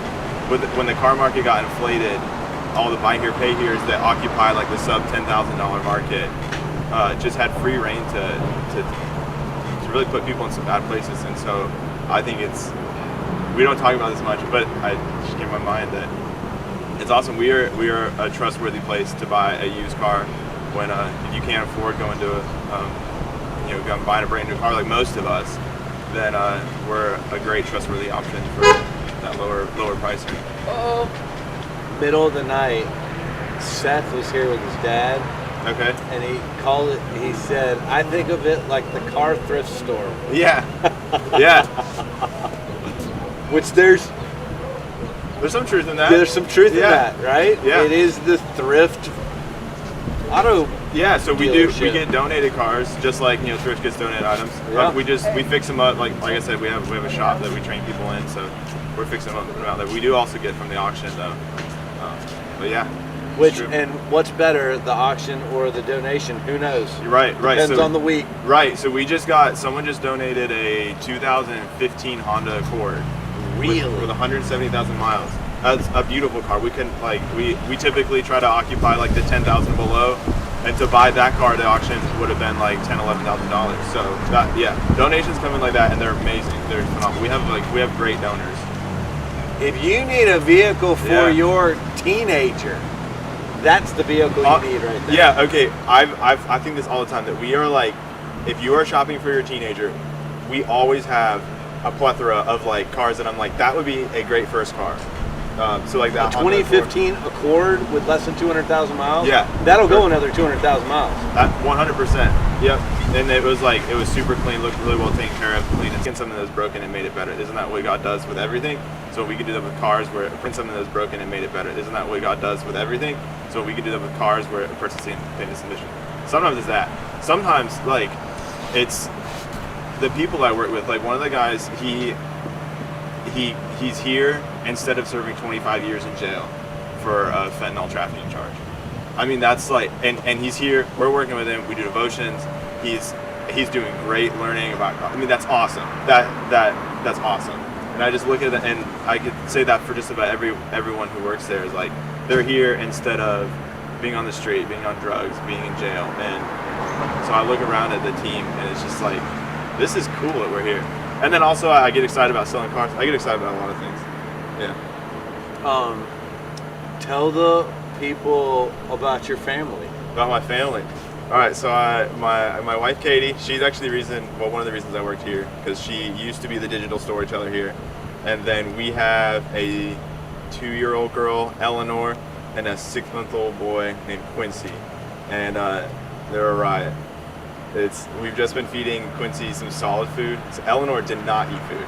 Like, she's still like, she hardly eats. And he is just putting down everything we put in front of him. Like blended peas. He probably ate a half cup of peas last night. And he's 6 months. They wear the same size diapers. It's great. I love having them. So your wife's tiny, tiny human being. She is small. So Eleanor's matching that? Yes. And then I was like an 8.5-pound baby, and then Quincy is following on my footsteps, I suppose. Yeah. Man, what a cool name to resurrect. Quincy? Yeah. So Quincy is a kind of tree. Okay. The quince tree. That's why. So trees in the Bible are always a place where God meets man. Do you know my daughter's name? Yes, but it's escaping me at the moment. Rowan. Rowan? Do you know what that is? No. It's a tree. Is that Hebrew for a tree? It's Scottish. Scottish. Okay. Yeah. Rowan bush tree. Okay. Yeah. So we named him that because of the tree imagery in the Bible. We wanted him to be a place where God can meet people. We named her that because we liked it. And whenever I say like why we named our kids stuff, I always like I do. I'm like, I hope that they're not sitting on this side. It's like, we just liked it. Like, it's not like you have to do one way or the other. We just did. So with my son, there's a longer story here. Okay. Not that the people care, but I'm going to say it. All right. So with When you've been here for 24 hours. Yeah, with my son, we wanted something. We didn't know boy or girl, so we were picking both names. But for a boy, I wanted something that was strong, but gentle. All right. So we landed on Lincoln. Yeah, I like that. Do you think that fits the description? Yeah. So he was the easy one. Okay. So then we got pregnant again, and we found out it was a girl. And my wife, love you dear, came up with all these rules for naming the baby. Okay. Here were the rules. Okay. There was a Lauren and a Lincoln. So there needed to be a Ryan and an R name. Okay. Okay? All right, well, that's pretty limiting, isn't it? Yep, limited to a single letter. Okay.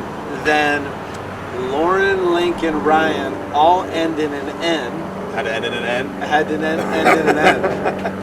Wow. So I was very limited. Yeah.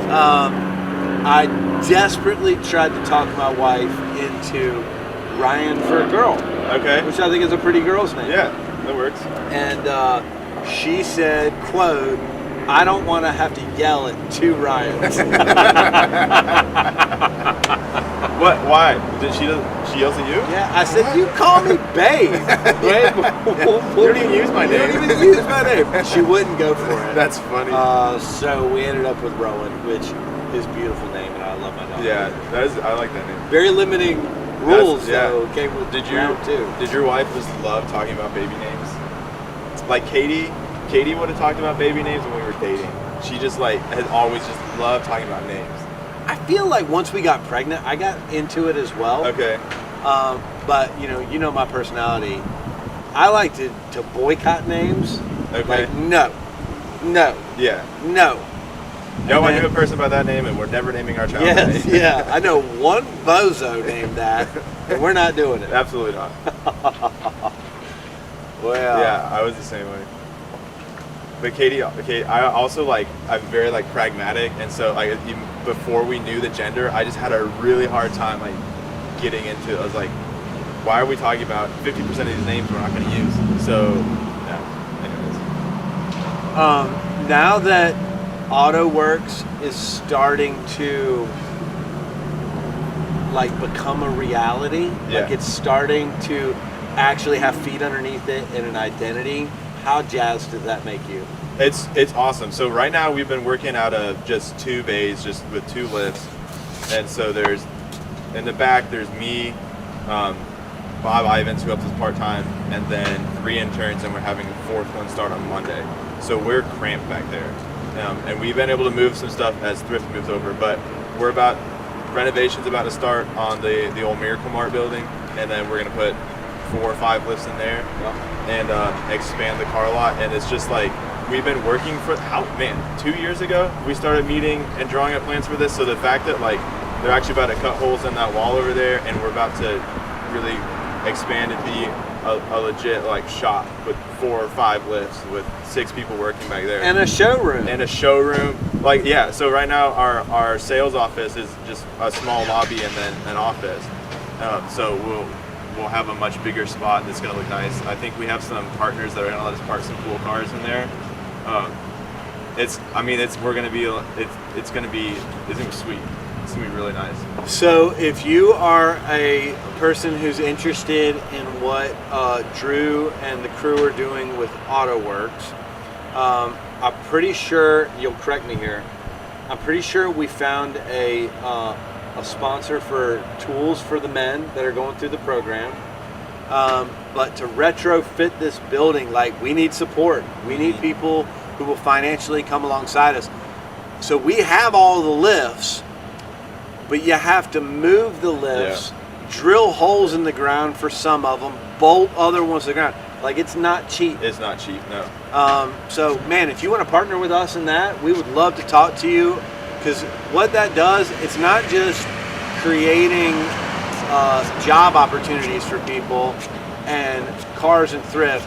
They're also going to be working towards managing the entire Miracle Hill fleet. Right. and it is creating the buzzword. It's creating true economic mobility. So Drew and I know that if these guys get skilled and they go to work on the motor mile, they can wind up making more money than half the people at Miracle Hill, right? Like this is a living wage position. Yeah.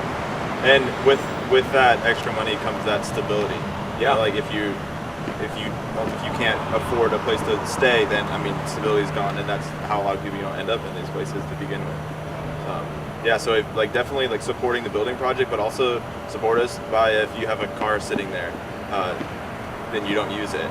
We will come pick it up. It's a very painless donation process, and that is a fantastic way not only to give us opportunities to train on. So the more cars that come through, the more different kinds we have, the more different problems we see, the better these guys are prepared to go out. And then also we turn it into money by selling it through the lot. So donating your car is a very easy way to help out on multiple fronts. And even if you have a car that doesn't run, we'll scrap it for you. Yes, so we'll take it, we'll assess it, and if we scrap it, then we scrap it, that's still money. Most of the time, only maybe once or twice have we gotten a car that the money we got from scrap didn't at least break us even. It always is a couple $100 extra over the cost of us coming to pick it up. So and that's better than collecting weeds in your yard. Yes, yeah. Old cars, unless they're 1940s or 50s, they're not great lawn art. They're not. They're much better on our tow truck than our hands. On our tow truck. Yeah. Not on your lawn, on our tow truck. Yeah. What I'm forgetting his name. The guy who washes all the cars. Sammy, thank you. Sammy may have the best job in the ministry. Sammy's got an awesome job. Because it's task completion every day, and you're getting to transform something, especially when that one comes out of a garage or something. Yeah. And you're getting to transform it overnight, and then you're essentially putting meals in people's mouths through it. Yeah. So Sammy, he drives our tow truck. He'll come do the pickups, and he also does our detailing. And it is, speaking of transformation, we get cars that have sat outside for 10 years, and they're you can't even tell what color paint it is. And then when he gets done with it, it's glistening, and the inside's clean, and it's ready for your teenager. It's cool. All right, two more questions. What is the coolest vehicle that you've seen donated? That I've seen donated.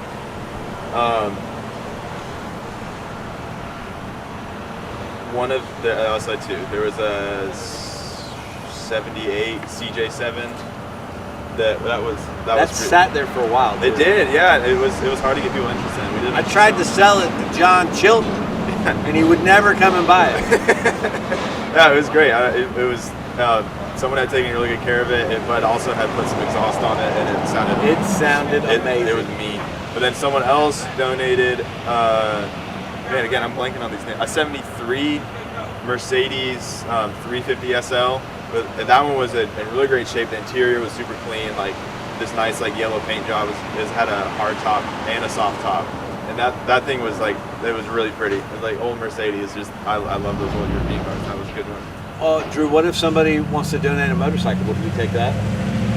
Yes. Yep. We'll take it. What if somebody wants to donate a boat? We are not licensed to sell boats. Okay. So unfortunately, we cannot take your boat. Can't take the boat, but we can take the motorcycle. We can take the motorcycle. Okay, great.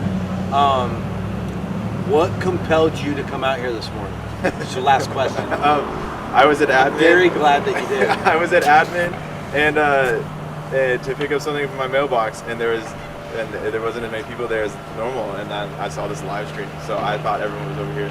So I was gonna pop in on my way back and say hi, but then the people over there at the tent pressured me to come talk. That's not exactly true. They said there was an open slot, and I was like, yeah, I'm gonna sit over there. Yeah. Good. Yeah. Well, I'm glad that you did. Yeah, me too. Man, more people need to know about AutoWorks. It's in my opinion, in my completely unbiased, extremely accurate opinion, AutoWorks is one of the coolest things Miracle Hill is doing at the moment. I think it's awesome. I don't think there is many. I feel like Miracle Hill in a lot of ways is on the cutting edge of some stuff, and I think this is really right that knife's edge, workforce development, but also the generating income through par is taking care of our fleet. I think it's an awesome thing we're doing. So the shorter haircut gives you. Drew has had a very pronounced pompadour in the past. Pompadour? I've never heard that word before in my life. You're going to look it up and you're going to be like, dadgummit, I did have a pompadour. Well, I don't know how to spell it. I've heard bouffant, but I've not heard pompadour. Yeah. The shorter pompadour gives you a Robert Irwin vibe. All right. Do you know who that is? No. It's a crocodile hunter's Oh, kid. yeah, okay. All right. He's super cool dude. But my Australian accent is not great, otherwise I'd try to impersonate him. Yeah. All right, man, I'll let you get back to it. All right. But I appreciate you coming up here. Yeah, absolutely. Thanks, Ryan. Does Katie know you're up here? No, I'm about to text her. She doesn't? No. I bet she's told you, watching. I literally just said admin, just talk over here. Hi, Katie. I'm assuming you're watching. You're Ryan. See ya.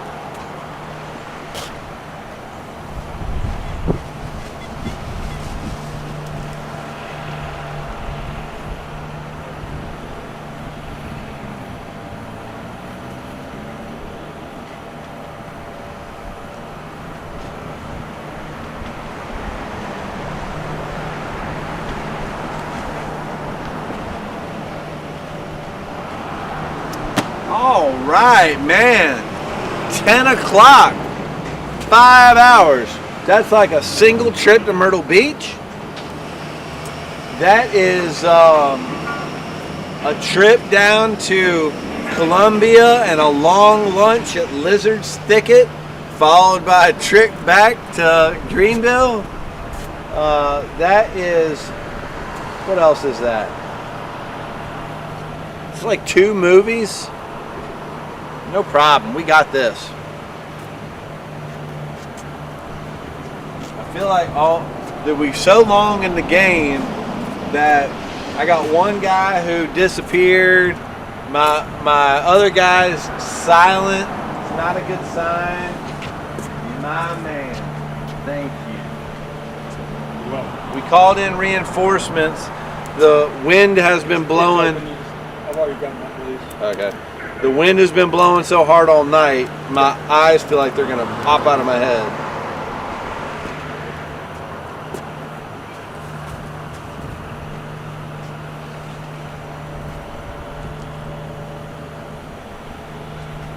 Oh, it feels so good. What a strange thing to be excited about. Is Jacob in there? Is he sleeping?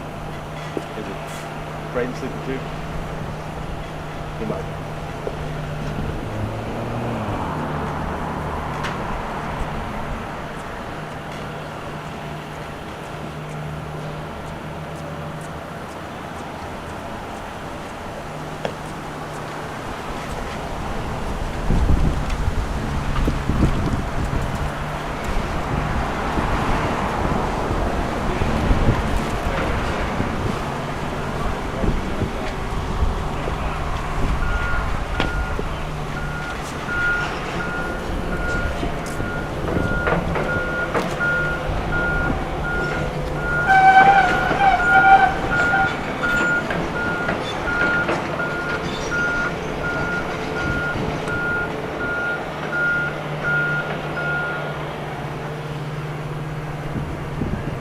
All right, it's 10 o'clock. Hey, is there not a national feed, Braden? Because there was supposed to be one at 10 o'clock.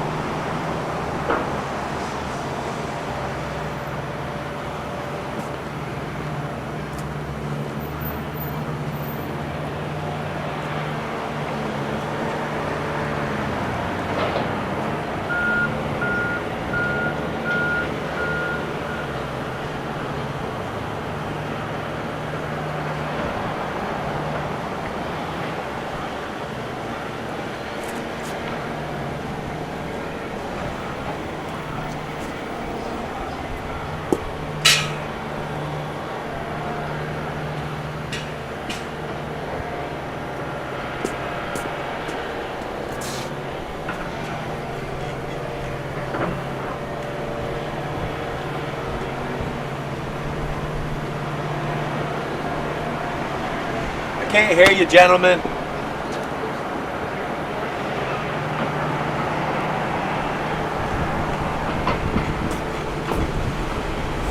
Say it again.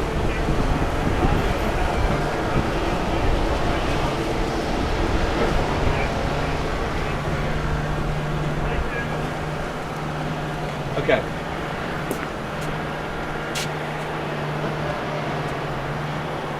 Well, I got another guess, but I was counting on those national feeds to go like get refreshed.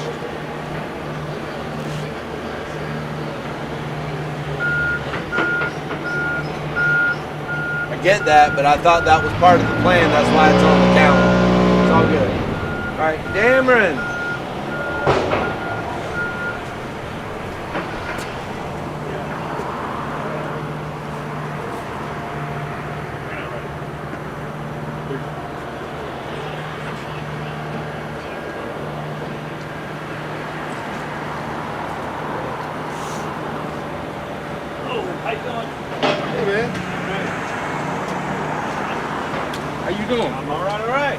Hey, buddy. Good Come on, to man. see Give you. it up. You doing all right? How you been, man? Good, man. Come I on ain't in. seen you since Rocky Creek, man. When I was at the Overcomers. I'm still there every Sunday. Really? Still standing on your wall, huh? Yeah. Grant. Yeah. Travis will be here in 45 minutes. Really? Yeah. That's a beautiful thing, man. I really, when I was at Overcomers, really enjoyed going. Use this, you don't mind. Going to church over there, you know, because it wasn't because we were made to go. It was because it was designed at that time for us to be at that particular church. I do Bible study right here at Metropolitan, Israel Metropolitan CME Church now. I've been going there for 2 years. I'm actually at the Cyrus House behind the Overcomers program. Yeah. So I'm one of your clients over there. You know, Brian Bowie's my counselor. He's still here. Where is Brian? He's not here. I went to his office. He's not in his office. I hadn't seen Brian the whole time we've been here. I see him every week. I still come in and sign up, put my green ticket in, sign him up, you know, to come and tell him what's going on. I'm a chef cook down at Stir downtown. At Stir? Stir, yeah, right there at the restaurant, right there at the Prisma building. Yeah. Level 1. Yeah, I'm the oyster chef down there, so I've been down there since they opened. Everything is going good. God has been blessing me. If it wasn't for Miracle Hill, I'm telling you, man, it was not like a one-stop last option thing for me. Yeah.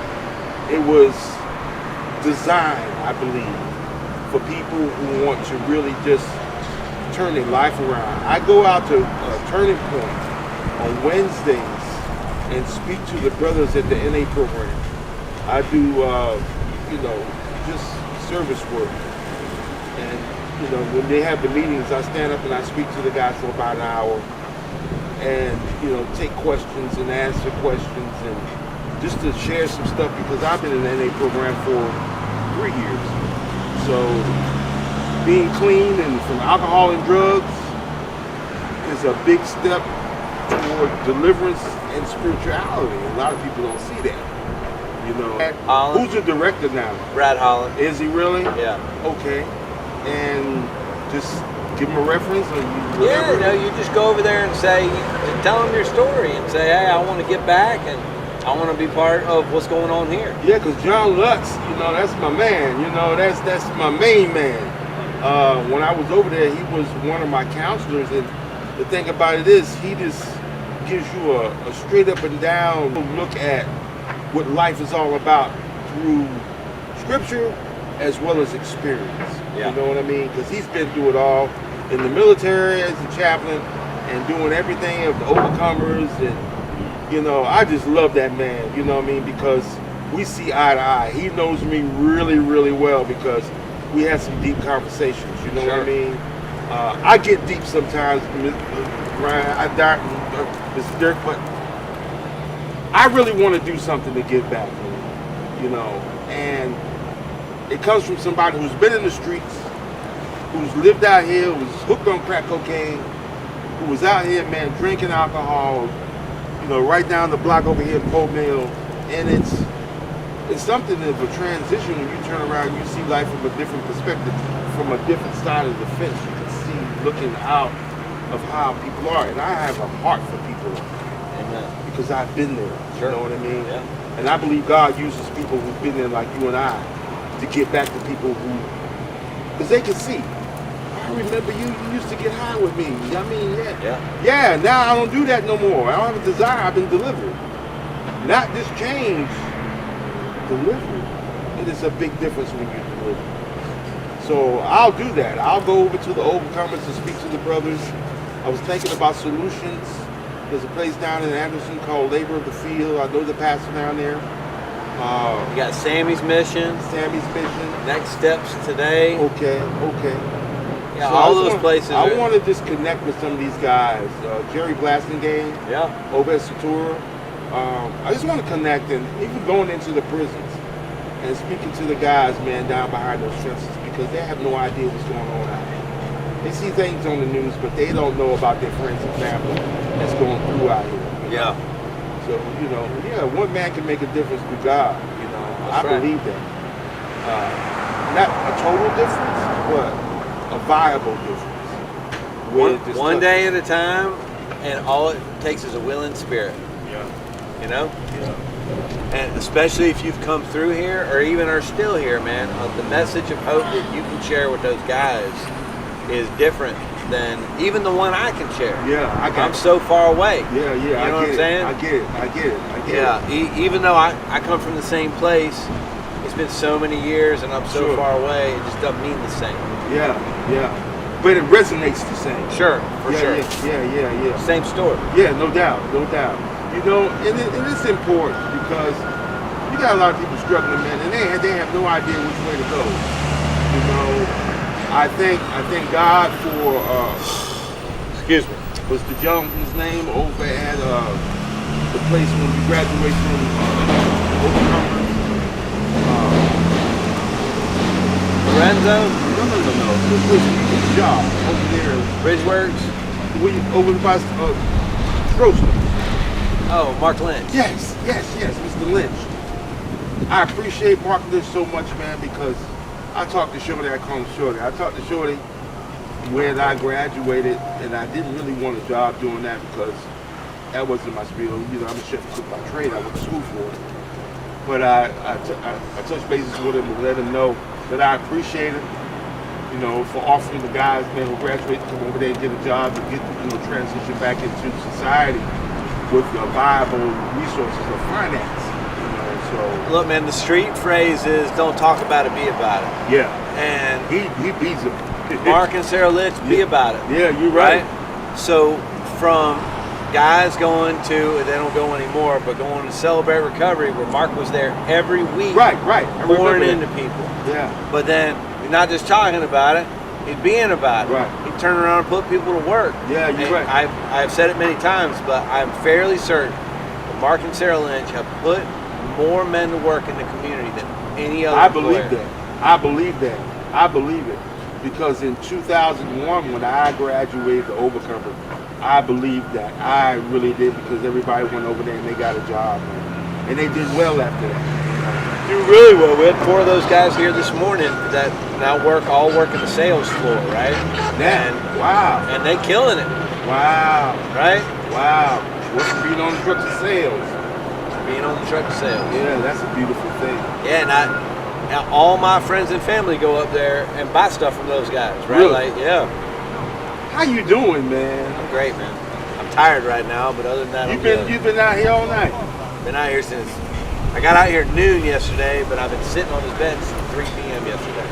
Well, you know what it is in the spiritual realm that says much is given, much is required. So if you step into a realm of leadership like you have, man, it's required to do certain things, and God give you the strength to get through it. We have it. I've said it multiple times, man. I'm going to leave here at 3 o'clock today. I'm going to go home. I'm going to take a hot shower. I know, right?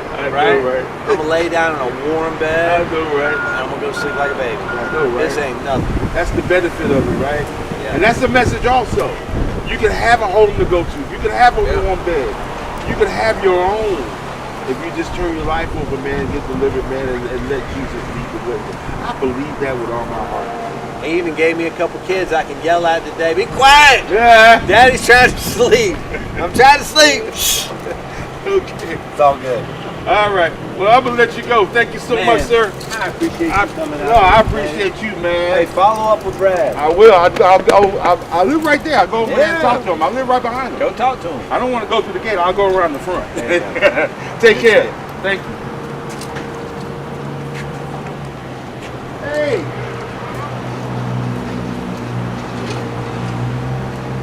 I got a job.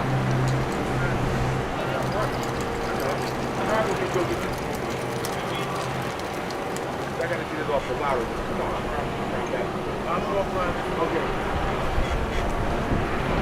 Take care. Good seeing you too, man. God bless you. You too, my friend. Yes, sir. You got it for a minute? Yes, sir. So we're just not doing those natural feeds. Well, it's not intentional. When we're popping on, there's some issues going on. So there's just people can't hear audio, and they're just like, we're gonna bounce out. So he was waiting. We didn't feel like it was right to make him wait. All right. In fairness, probably could have been in there a little early.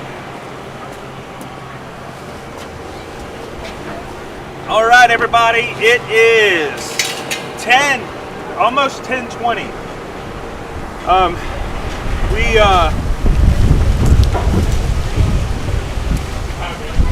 It's almost 10:20. The wind is about to blow us away out here. Somebody needs to call Chris Justice. Chris, where you at, man? Turn the wind off. We're rounding it out. So we've got until 3 p.m. out here, so a little under 5 hours, and we've got some interesting topics coming up. We're excited about what's on the horizon. So just want to remind you guys of a couple things right now. Wanted to remind you about food drives. If you will, go to miraclehill.org/turkey fry. Be a part of our turkey fry. Braden, we have a graphic we can throw up for it. There it is. miraclehill.org/turkey fry. You or your place of work or your church, we can accommodate groups. We would love for you to come out and volunteer at the turkey fry. We will fry or cook 700 plus turkeys that day, feed 5,000 or more people, and it's a great way to kick off the holiday season. So the Tuesday before Thanksgiving, that's November 25th. We would love for you to come join us for the turkey fry. Also, we are collecting underwear and socks, new underwear and socks at our 4 rescue mission locations. So the Greenville Rescue Mission on Washington Street, Spartanburg Rescue Mission, Shepherd's Gate, and the Cherokee County Rescue Mission in Gaffney. We are collecting underwear and socks for all ages, new, but you can drop it off at those different locations. And then I started to mention this, and my sleep-deprived brain shifted into turkey fry mode. But we need food drives. Y'all, we need food drives this holiday season. Our food pantry is low, and many of you are responding. But, one of the larger schools that for many, many years has done a major food drive for us. They, and understandably so, but they shifted their attention to another thing last year. And so we have lost one of our largest food drives, and so we need your help making up that in-kind food donation. So would you please consider a food drive, your place of work, your church? If you would like to do a food drive, please contact us. Candace Fritz, F-R-I-T-Z. That's C Fritz, C-F-R-I-T-Z at miraclehill.org. Just a little bit of a recap here in the late morning, a recap of who all we've been talking to. We've had so many different folks on the bench. We've had the Greenville Fellows. That's a cohort from Mitchell Road. Many of them have come out. We've had the mayor. We've had guests from the rescue mission come out. We've had service providers come out and share just the challenges that they face, trying to best assist people who are experiencing homelessness and come alongside them. We've had the sheriff was here, the chief of police was here. We've had pastors here, and many, many more. We've had lots and lots of folks come out and just be vulnerable and share their story. We would love for you to come and join us. Ryan has stepped away just for a minute, and he should be back any second here. He should hop on the bench and we'll be ready to rock and roll. One of my, let me tell you some stories while we're sitting here waiting. You know, it's hard to say you have a favorite story, but some more memorable stories for me. Let me tell you one while we're sitting here. There was a, during COVID, we had a graduation, a renewal graduation, out at Grace Pelham campus, and I remember this particular graduation. I was leading worship, and so I was there, and I heard this.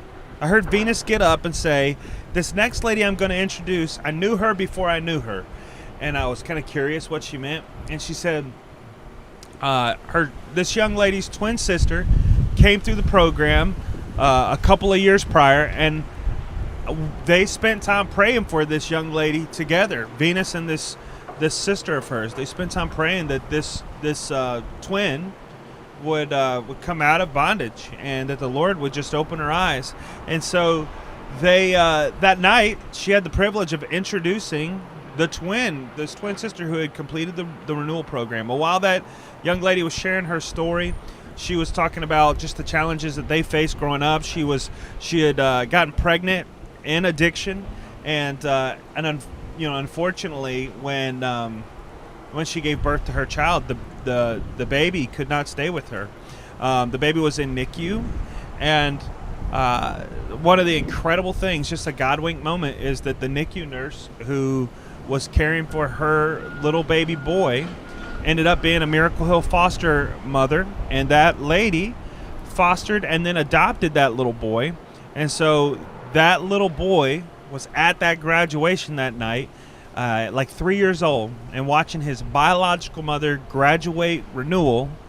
His aunt had already graduated renewal, and he had been adopted by what was a Miracle Hill foster family. Just generational impact when you support this ministry. So we want to say thank you to everybody who loves on this ministry and the work that we do here.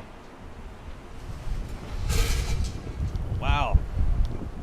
The wind is going to blow us away, guys.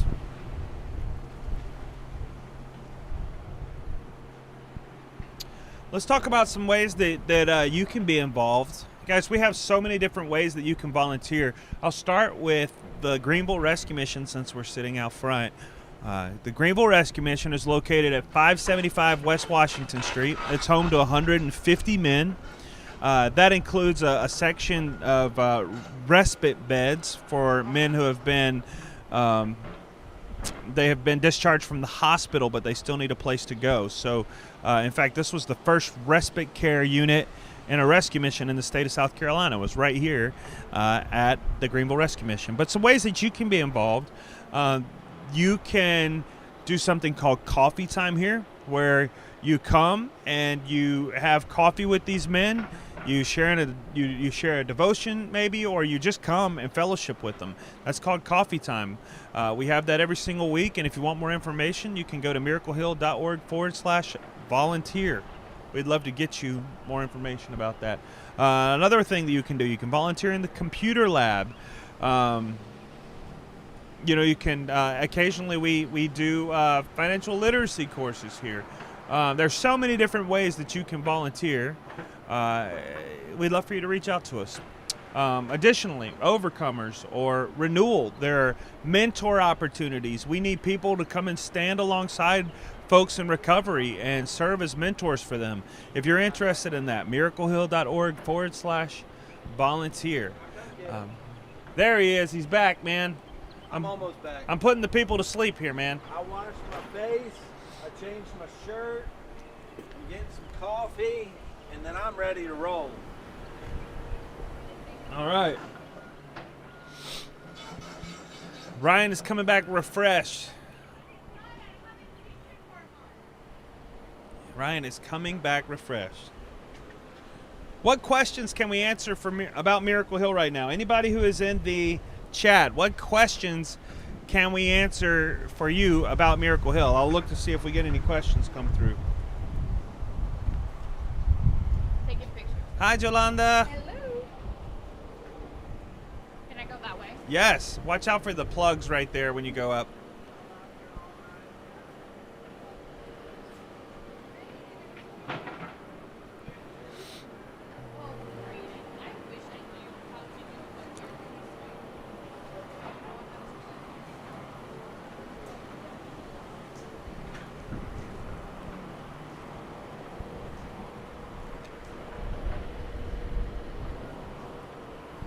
If you're new and you don't know what we're doing, this is an event. It's a national event that we're taking part in today. It's called Conversations on a Bench.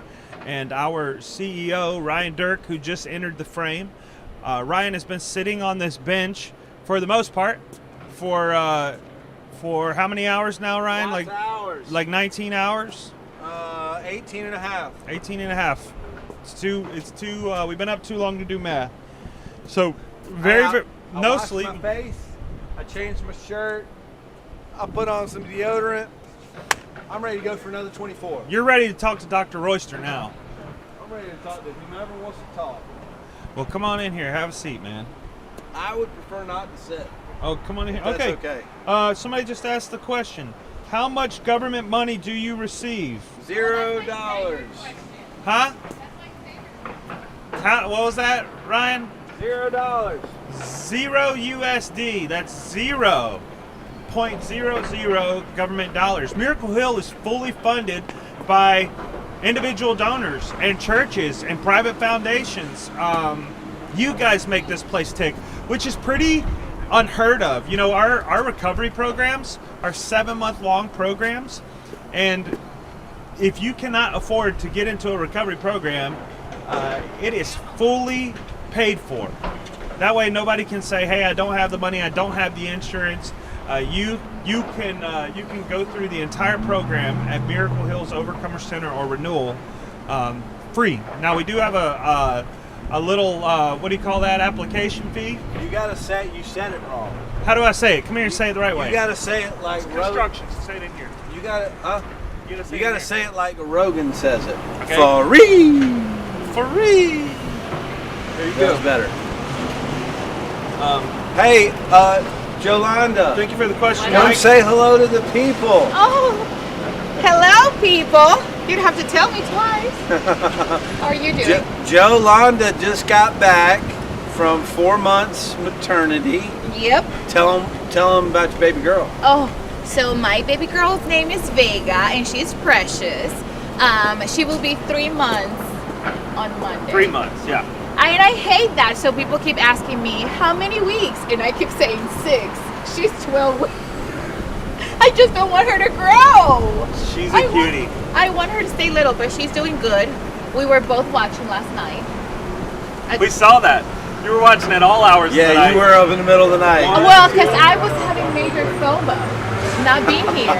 And I'm like, what is the only way I can actually be there? It's just... Okay, I think this is your next guest. Bye, guys!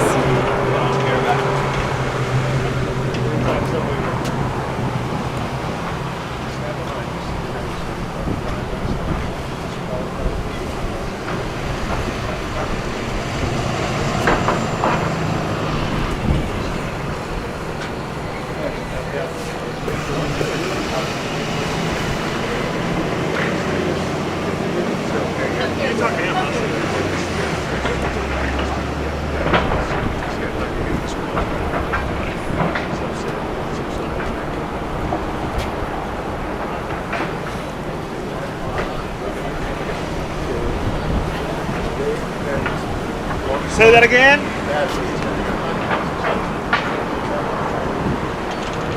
Somebody's asking if Ryan learned anything new this time on the bench. Well, Ryan has stepped off to the side. Ryan, have you learned anything new this time on the bench? So, no. I'll tell you, I have a new favorite. Who? Reverend Larry Dawkins. Reverend Larry, were you asleep during Reverend Larry? No! I barely Tell me what he slept. looks like. I shook his hand. I walked him over here. African American gentleman. You were his level 3 counselor. Yeah. I know this stuff, man. I was here. Yeah. Don't put that on me. Man, that did my heart so good. Yeah. Not only did that man get recommitted to the Lord, get free from drugs and alcohol, but the Lord renewed his marriage and then put the mantle of pastorship on him. And at 74 years old, getting ready to be 74, getting ready to be 75, he's serving in different ministries. He's preaching on Sunday. He's on fire for Jesus. That's a good one. You know what I felt like was, one of the things I love about this bench conversation, as my brain is just do, is you have said as long as someone's, mentally sound, put them on the bench, man. I'm not afraid of any question. I'm not afraid of any challenge. And I might be afraid, but I'll still have the conversation. But we had a couple of ladies come from Spartanburg County who wanted to push the conversation about medically assisted treatment. And you were willing to have that conversation. And they were so nervous.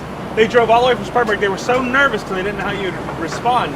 They were just like, and they said, what do you think he'll say? I said, I think he'll listen with understanding and want what's best for our guests and always be seeking it.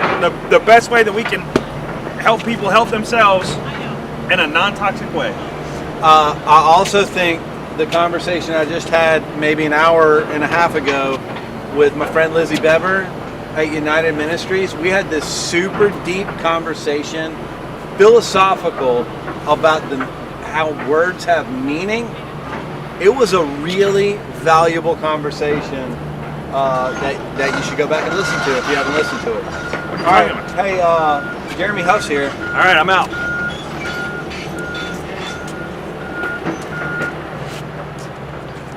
That puppy likes pizza, brother. I know. She's almost got some. I don't want her to get burned. Okay. I don't know. It's good. All right. All right. Have a seat. Okay. Like, you're shaming me with your shirt and no jacket. It's a little bit chilly, but I'm making it. I'm still believing it's warm for a little longer. I feel like after you've been out here for a while, like it gets in your bones. Yeah. You know what I'm saying? Also, oh yeah, the core gets cool. Hey, you are dog number 6, I think. Really? Yeah. That's cool. Hold on. 1, 2. We had 2 service dogs that were coming to the mission. Oh yeah.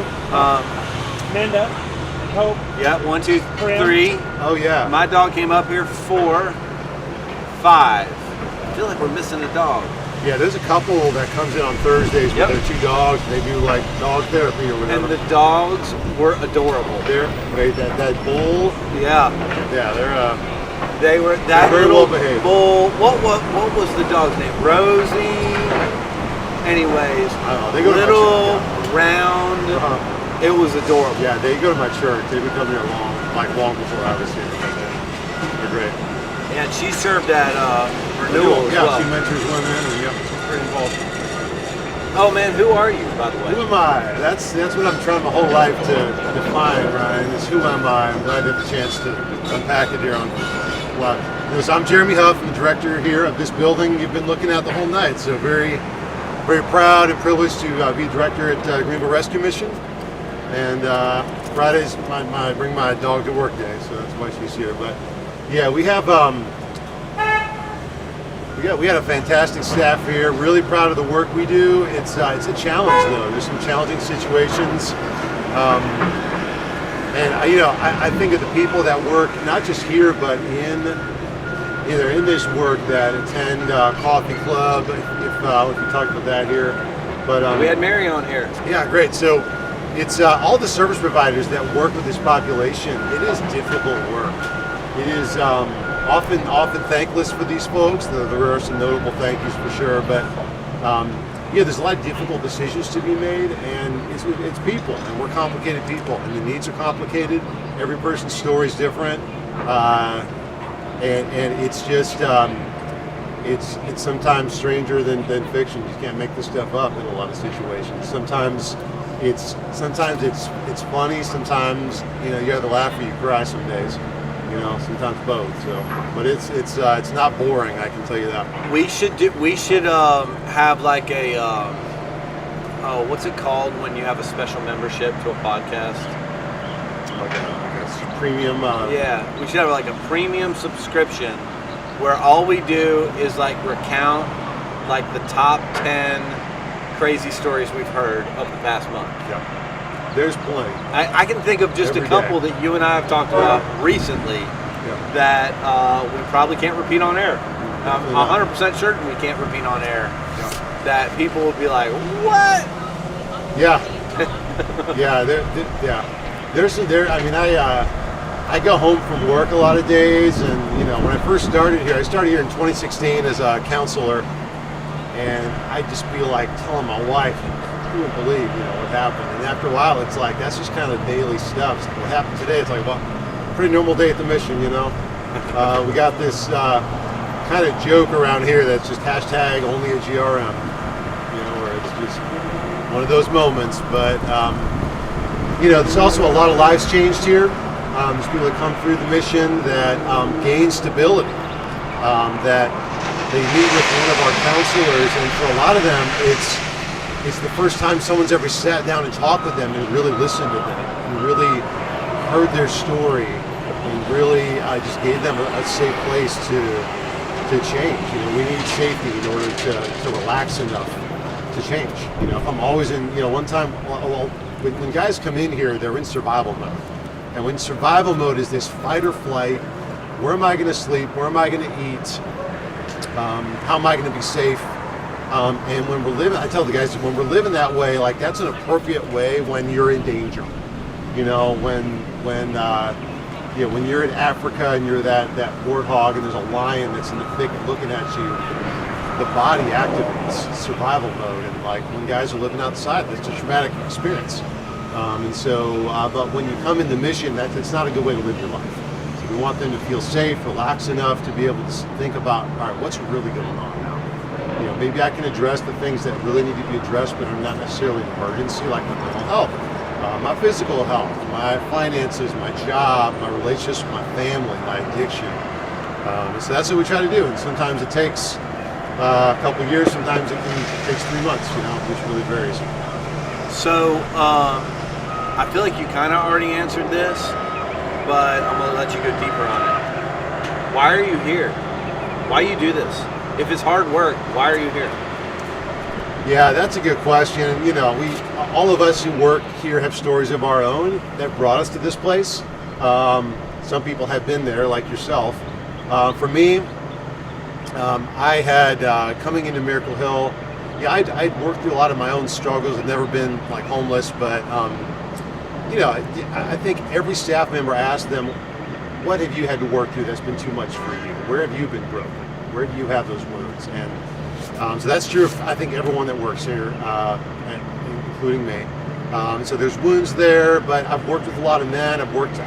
My wife and I have met we both are called to working with people who are struggling, working with people in high poverty areas. We've always lived in those kinds of areas and often worked in those, whether it's with churches or nonprofits. And so when we moved to Greenville, I remember just looking for that. Like, where am I going to find this? And I never actually thought of working in rescue mission, in homeless specific type work. And but the opportunity came open, and the Lord just opened the door.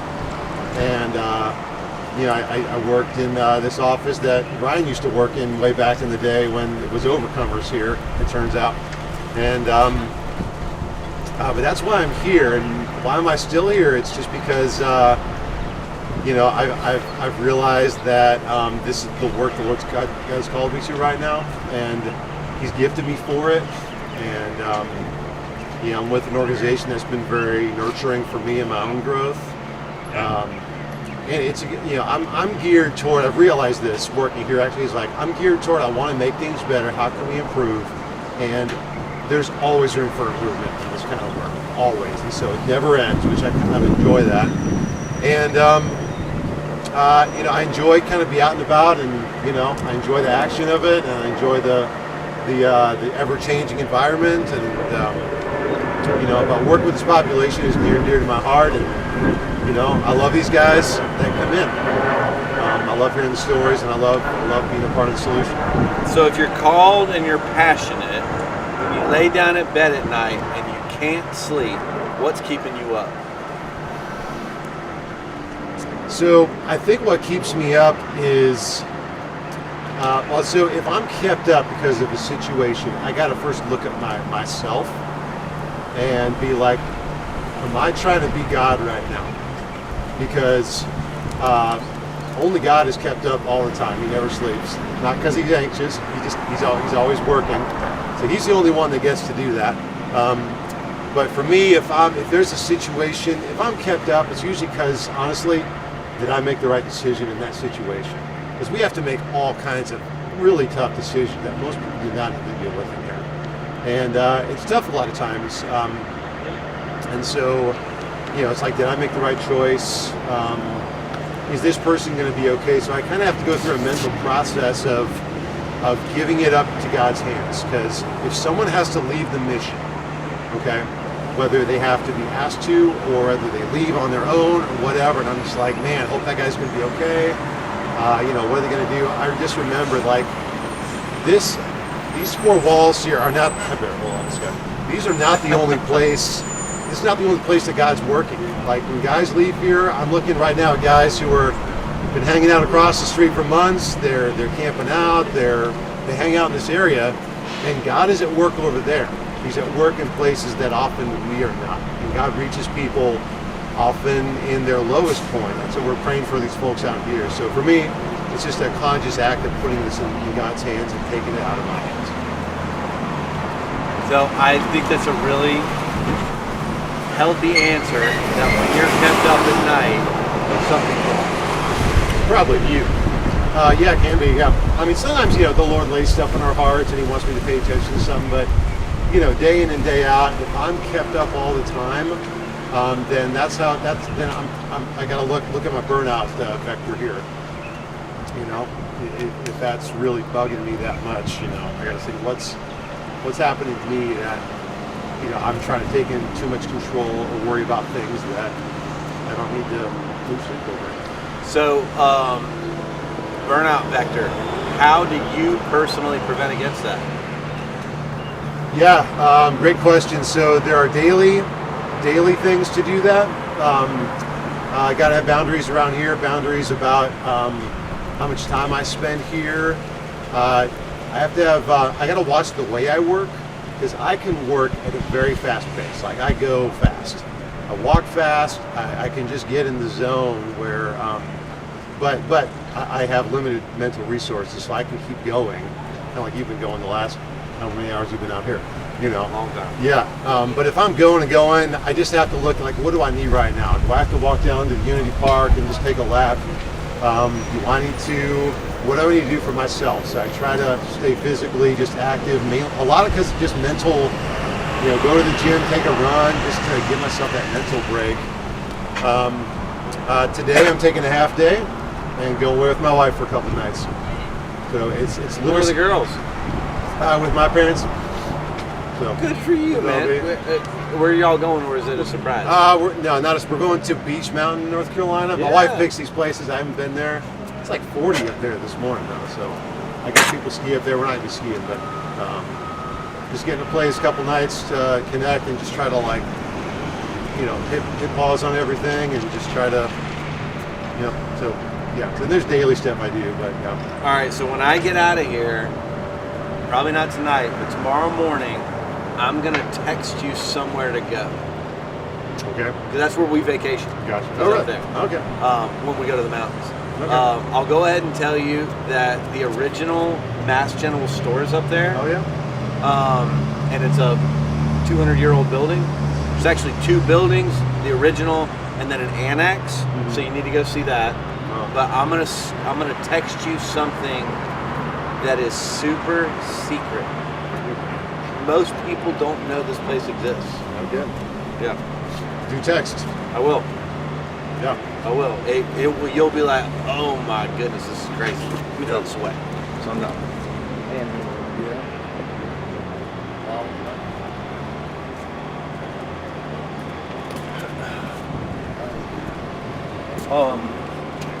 Your Labradoodle is extraordinarily tall. That's the poodle in her? Probably.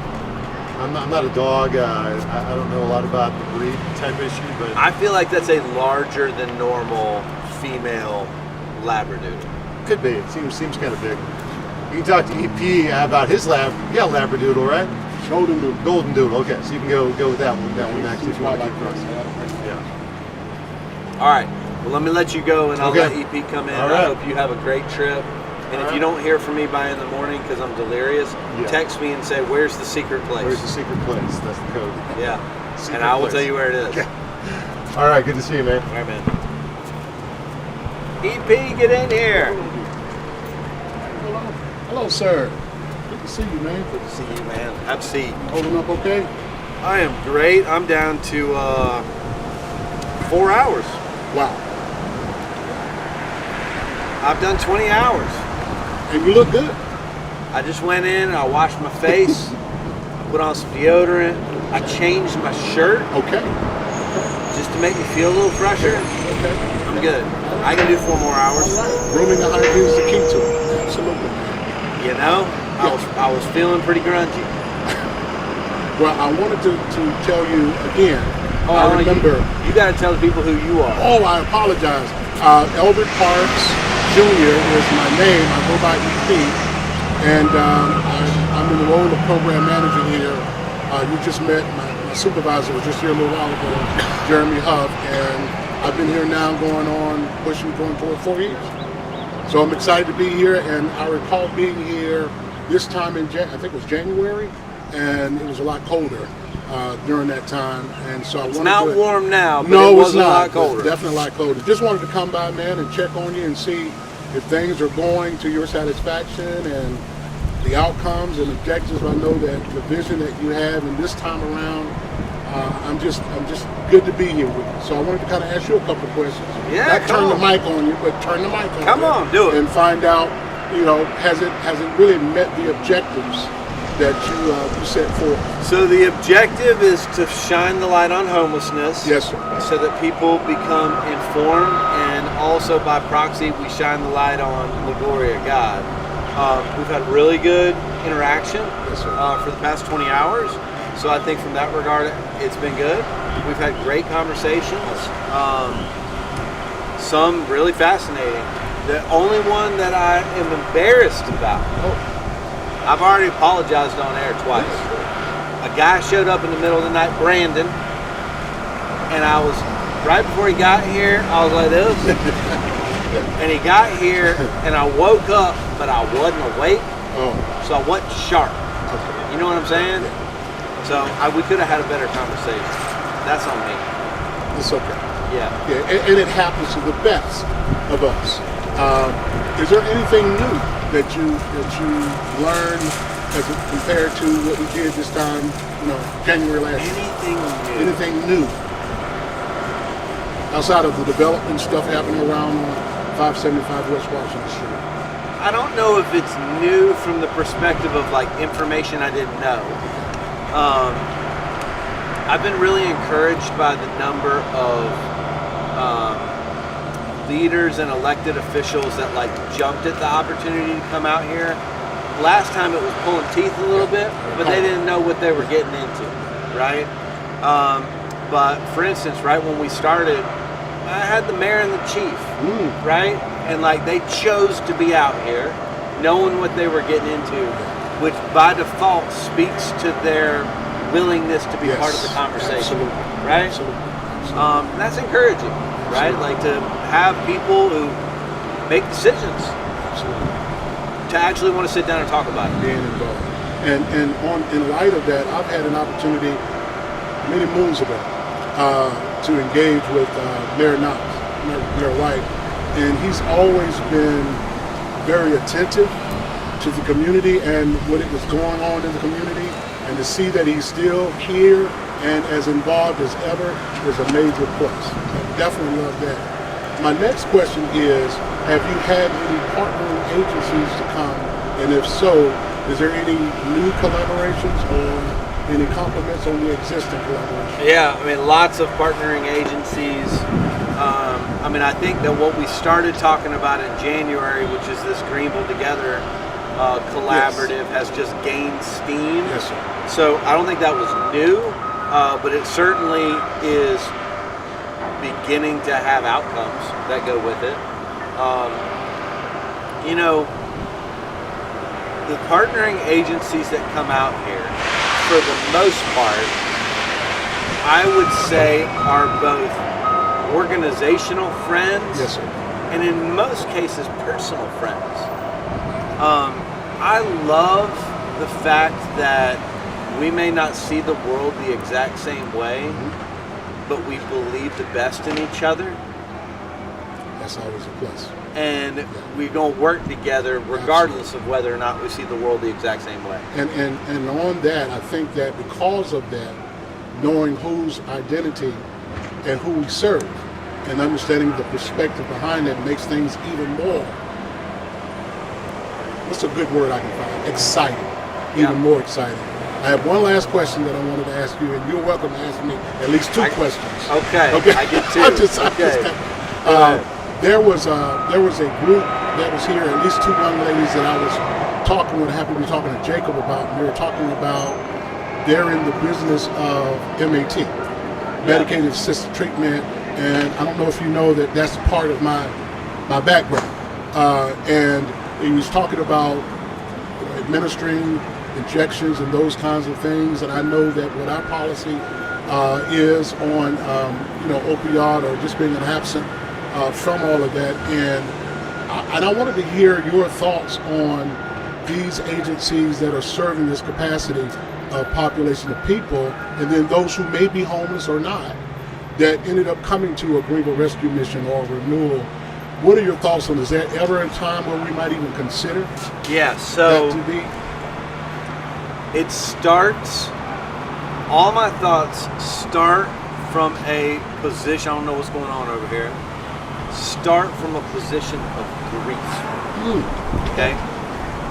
It grieves me that there are people experiencing homelessness that we won't let in the front door because we either can't figure out or haven't taken the time to figure out how to partner with them because of the uniqueness of the situation. Yes.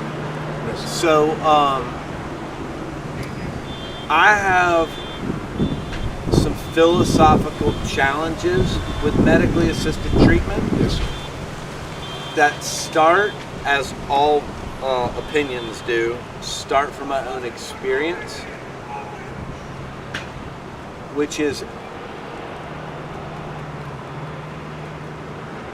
everything okay? Which start from, I lost my train of thought, which start from my own experience, which is abstinence-based, right? I also have a perception that I think is accurate. The young ladies didn't want to give me this one, but my perception is the vast majority, we'll just say simple majority, the simple majority of people that go on medically assisted treatment never step down off of medically assisted treatment. Okay? It's a lot. Yes. And I don't ever want to be a part of someone's continued bondage. And where I see the benefits of medically assisted treatment, I'll acknowledge benefits. I also will acknowledge that it is bondage. It is, at some level, legalized addiction. Yes, sir. Okay, so let's do a thought experiment. If I was sitting here with a medically assisted treatment organization, and they said, Ryan, we will manage the people that come in here on medically assisted treatment. All of them will receive the injection rather than an oral and the long-term injection, and we will guarantee a reasonable step-down protocol between 6 to 18 months. Okay? I recognize that everybody has a unique story and they have different time frames that would be appropriate. Then I would be willing to engage in considering a beta test of that. I don't think, based on what we believe about the world and what we believe about what the Lord has called us to as individuals, that I'm ever going to engage in, you can come in here and stay on medically assisted treatment until Jesus comes back. Because it's idolatry. Yes. So I've had those conversations with providers and said, can you guarantee? And they won't do it. That's the rub. And I respect that from the standpoint of someone who's worked in the industry, who understands the exit plans, who understands maintenance, who understands recovery. And I do agree with one thing of that, if not all of it, is that there is a place for everyone to provide a particular service. Our service in which we provide has a particular philosophy. We respect your philosophy, you respect ours. And as long as we're working together with that identity, knowing that, then the outcome for that individual, whether it be through medically assisted treatment or through deliverance by the Lord our Savior Jesus Christ, we want the best for that individual. So I wanted to make sure that I had a chance to at least, because I've never talked to you about medicated assisted treatment, and it's never come up, but I do understand that area because I've worked in it, but I just wanted to kind of get an idea of where you were with that. It's very challenging conversation. Yes, sir. Yes, sir. To complicate it even further, to go down that road, so let's say that we had a provider that was willing to do it, there would be some that would say that we're like selling our soul. And I would say Jesus meets us where we are, and we should meet people where they are. And right now, there's no room at the end. How can we find room at the end? So I guess that's a challenge to the providers out there. Like, if you want to sit down and explore what that looks like, I'm open. Thank you, man. Appreciate you. Thank you for the time. I know I turned the mic on you, but It's all you got some good. people waiting for you, man. It's always good to see you. I wish Always you the best. good to see you. You have any questions for me? I do, Before but go? I got to go to the next thing. We Okay. talk another time. Always good to see you, sir. God bless you, man. Love you. Love you. Yes, sir. See ya.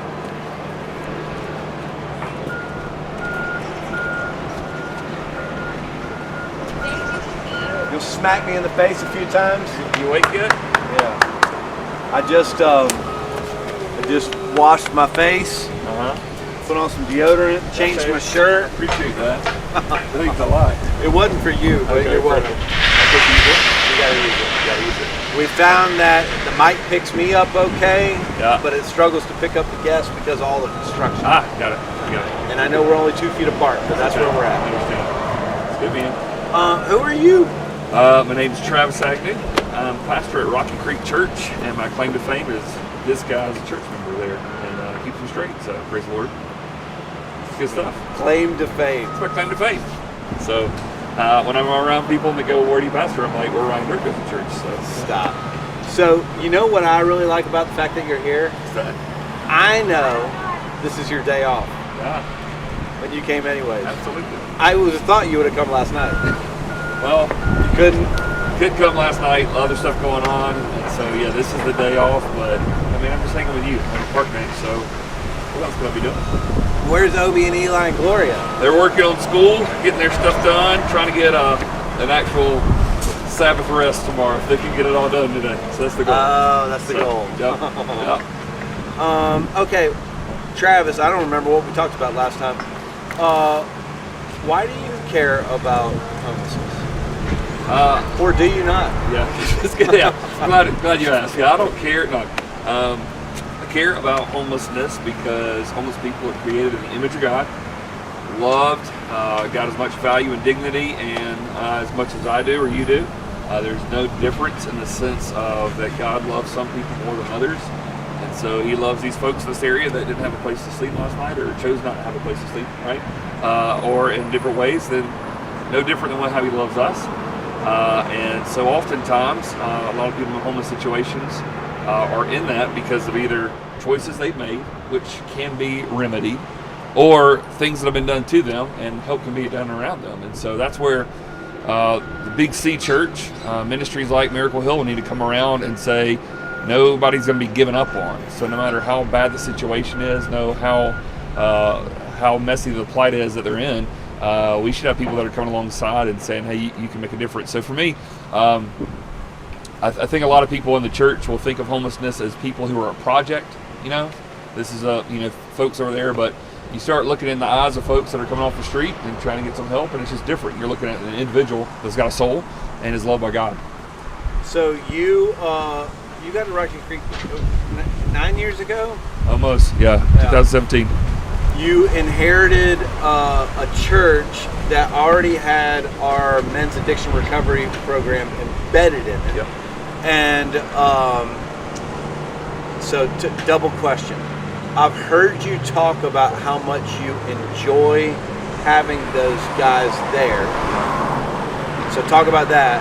But the fact that that's unique says something about the Big C Church. What do we do about that? It's great. So before I even knew what Rocky Creek was, right? So I wasn't looking to come to Rocky Creek, but through a series of events, God was leading us here, and the church was kind of like, hey, we think you're the guy, even though I didn't know I was even trying to look for something else. But when I got to know Rocky Creek, established church on a country road in 1834, which is now Woodruff Road, and the worst traffic spot in this, close to in the city, right? And SCDOT. Oh yeah. Just handcuffed you guys. Just in the middle of the majorly road. huge median right there. No left turns into it. I've been talking to them. They're not going to budge. They're not helping. That's all right. We're working on them. So yeah, the grand scheme of it was hearing. Okay, there's this church that's almost 200 years old. Established church, a lot of families, a lot of multi-generations, and yet within it, they allow guys that are going through addiction recovery for, the months of training that they go through or months of rehab to be in there first Sunday, to go all the way through the process, be loved on, fed, preach the word, baptized if needed, discipled, mentored, and even post-graduation, you see these guys that have seen this and going, man, this is my family now. This church is my family. And so I regularly tell the overcomers at Rocky Creek, y'all are one of the reasons I'm pastor of this church, because being a part of a church that's sanitized, kind of right, not wanting to touch certain areas was no appeal to me. I wanted to pastor a church and raise a family in a church that cared about people from every walk of life. And so for me, that batch of guys who, for the most part, it's a revolving door, right? Somebody may come from North Carolina, go through the program, we help them on their road to recovery, they graduate, we never see them again. So it's like we know we're here for a season with them, and that's okay, but some of them are hanging around and are kind of part of the family. So it was a major thing for me of wanting to have a church like that, wanting my kids to be raised and eating meals with, and different folks that are literally, some of these guys are coming off the street into this shelter, over to the Overcomer Center, to our church, right? That's how the process works. And to see the stories are so amazing. Within 24 hours. Within 24 hours, a lot of times, yeah. And we've had the guys who come in on a Sunday said, I didn't know this was a part of the deal. I showed up there, and now I'm here, and I've never been to church before, never opened up a Bible before. And so we get to watch that process. What does it say about the Big C Church? I think people in the church, I think that they do care about homeless ministry, and they want to help fund it in some ways. But so much of ministry sometimes is we love to love from afar, but loving up close and personal oftentimes costs things, makes things awkward. There's a little more grit and grime to it. So I think that a lot of churches go, hey, we give to something that helps that, right? But to open your doors is a different thing, because when you open your doors, you're like, there may be some unique situations that come in that we're not exactly ready for. So this because of the way you serve at our church, but we have I don't want to say once a month, maybe once every 6 weeks, we have to call 911 on a Sunday morning for one of these guys. It's been every 6 weeks. Easily. Yeah, okay. There was a span, I think, 3 weeks in a row that we have to call 911 in the middle of Sunday morning services because someone who's, just health is getting restored, body is trying to catch up with all this kind of stuff and passes out, has a seizure, something like this. And We're getting to know the EMS workers by name, like stuff. We've talked about just going ahead and parking. Response time is going down. Yeah, that's right. They're just just going to park there on Sundays and just prepare for it, right? But I think in that it's really unique because I don't know if I've even told you this, but this was a situation months ago now. But one of the seizures that happened in the middle of I was preaching, and I just looked down and I see this guy go, and I don't even remember. I went back and looked at the live stream, and I was like, hey, there's a situation. Y'all give me a second. And I just jump off and start helping the guy. And he's one of the guys from Overcomer Center. And we thought he was having a heart attack. He was having some type of seizure, passed out. We help him. We get situated. Then I try to get the sermon back on a little bit. And a mom came up to me. Their family was visiting the church. And she said, the moment that guy passed out and you hopped off the stage was the moment that I knew this is my church. And I said, why is that? She said, my daughter was just diagnosed with epilepsy. And I just wonder, how will people in the church, help? I get so sensitive when I've been up for so long. Okay. That's powerful. Yeah, I mean, but it was just, she said, that was the moment I knew we'd be safe here. You stopped it and you jumped in. And so I really do think that there's, I think deep down, everybody wants to be a part of something like that. But to do it, you've got to be willing to walk with people at even some of their lowest points in life. And so I think there's fear of the unknown. It's the fear of the unknown when you pass someone that is homeless. What are they going to say? How are they going to react? And just going, it's a person, right? It goes back to it. How do we care for them? So let's go one step deeper. So, when I talk about social welfare, I always point back to Miracle Hill's origins, 1937. I talk about the Depression. I talk about the church taking a step back while the welfare state takes a step forward. And I was talking to another pastor about this, and he said that it actually started about 30 years prior to that. You will know church history better than I do. Where the church, which had been for a millennia outwardly facing, began to turn inward on itself for a variety of different reasons. Protection, legalism, all these different things. And so then the Depression happens. And you fast forward 100 years, the church is still so inwardly facing, and we have chaos in our world, and we have a people that are ripe for the gospel. How do we turn the church back around? I praise God that I don't feel this pressure, but a lot of guys that I went to seminary with that are pastoring churches in this city, in this county, in this state, even beyond, feel a pressure to keep the aquarium clean and happy rather than go fish, right? And I think that there is political pressure, financial pressure. There's hey, I want this for my kids and for our family and for people who look like us.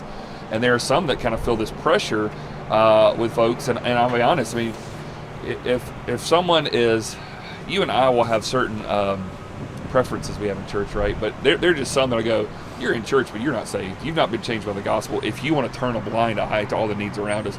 So I think first and foremost, we've got to be churches that are preaching the gospel within our congregations, because I don't think that a lot of church members are saved.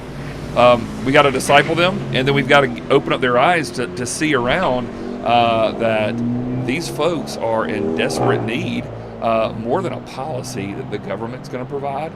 They need people who care for them, and so I just think that church has become a country club for a lot of people, right? And country clubs don't let all kinds of people in. There's levels of who they let in, and that's the biggest problem. And so I wish every church that is preaching Jesus and has the Bibles open and discipleship focused, relying on the Holy Spirit, we should walk in any door and go, these people aren't like each other. If you look on the external, they're so different, their backgrounds, ethnicity, walks of life. But man, when you walk in, you're a part of a family, and their commonality is in Jesus, right? And so I think that we've done it so much that you've been taught, well, these people go together, and these people go together, and well, there's a ministry for folks like that. And even, I mean, I'll be honest, I had a seminary professor I got in an argument with who told me one time, who said, don't try to pastor a church that has different ethnicities, different walks of life. You need to find your niche of people, and that's who you need to reach. And I just kind of pushback. He's like, there's always one in every class. And I'm like, well, I'll be the one that, okay. And it just pushed You mean back. lost people? Yeah, that's right. Yeah, that's right. Lost people, different people. Like, what are you looking for here? And I think he was just going, it just doesn't work. And I'm like, well, it's not about what worked. You're talking about drawing people who want a service, right? Like, we want music like this and activities for our kids like this. I'm talking about like actual people who are focused on the gospel, wanting to be missional. And the church is it's not the aquarium, right? It's where we get deployed to go out and go fishing for people who are lost and need help. Yeah, we need more of that.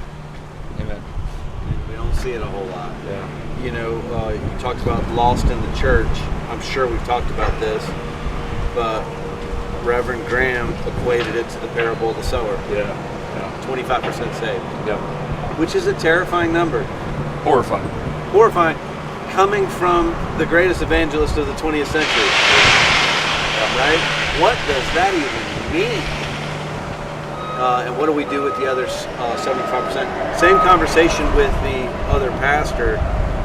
His response was very similar to yours, but it was about true discipleship, where people aren't just learning about the Bible, but learning how to walk like Jesus walked, right? And then sending them. Yeah, and I think that's key. And so, once again, Rocky Creek has kind of embedded a group of people who aren't your normal Sunday morning worship goers, right? Like, you drive by on Woodruff Road and you see this established church, you see the family cemetery from the 1800s on the left, right behind Batteries of Bless, right? Like, you see that and you think a certain thing, and then you walk in and you go, wait a minute, what's going on here? There are people from different walks of life, very much so. It's obvious as soon as you walk in. And why is that? What's going on? And at the heart, though, like, every guy that walks in our church, every lady that walks in our church, what do they need? They need the gospel. They need discipleship, like you mentioned. And I think it's opened our eyes up, because you and I both know people in our church that are not your typical compassion-based ministry type of. They're not the type of people you would think.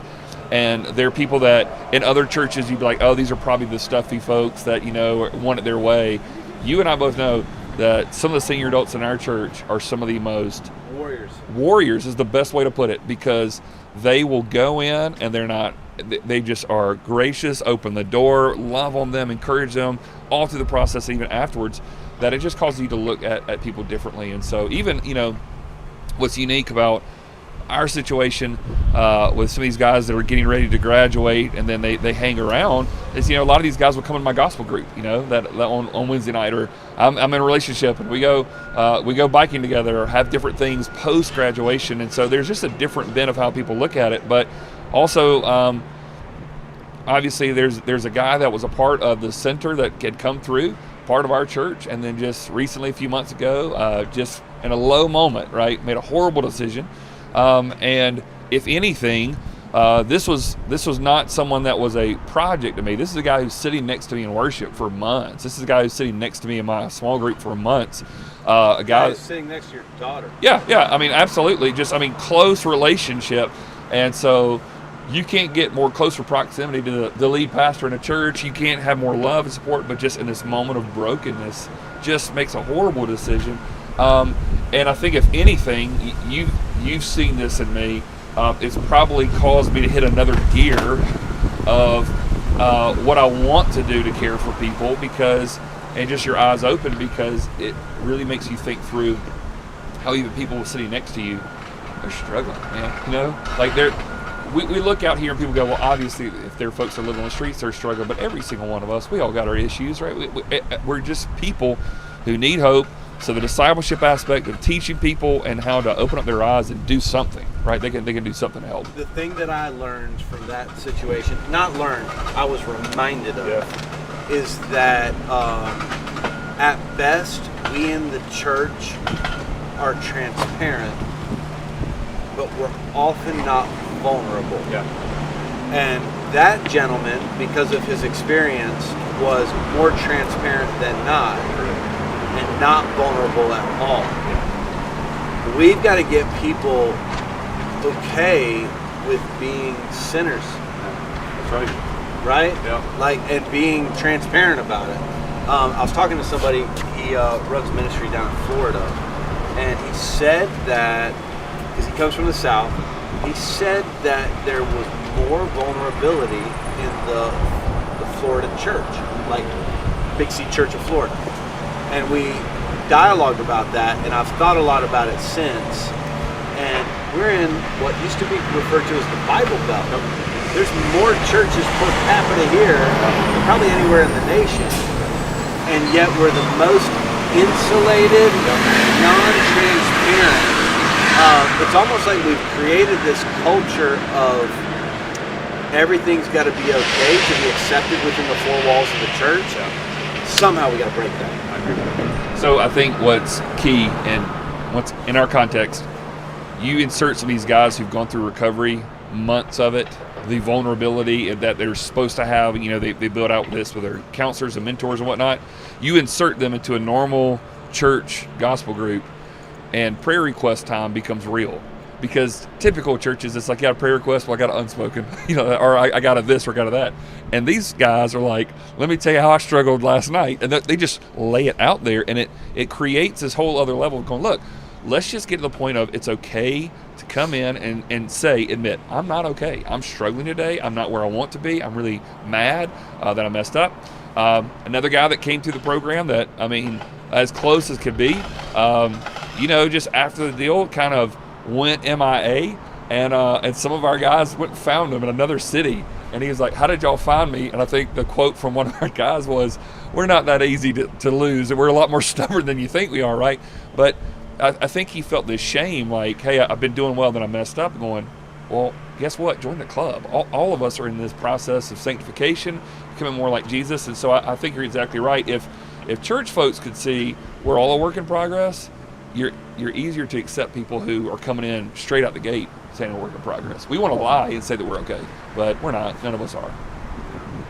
Go home and be with your family, man, on your day off. Well, love you. Praying for you. Love you. I appreciate you. How many more hours you got? 3.5. Almost there.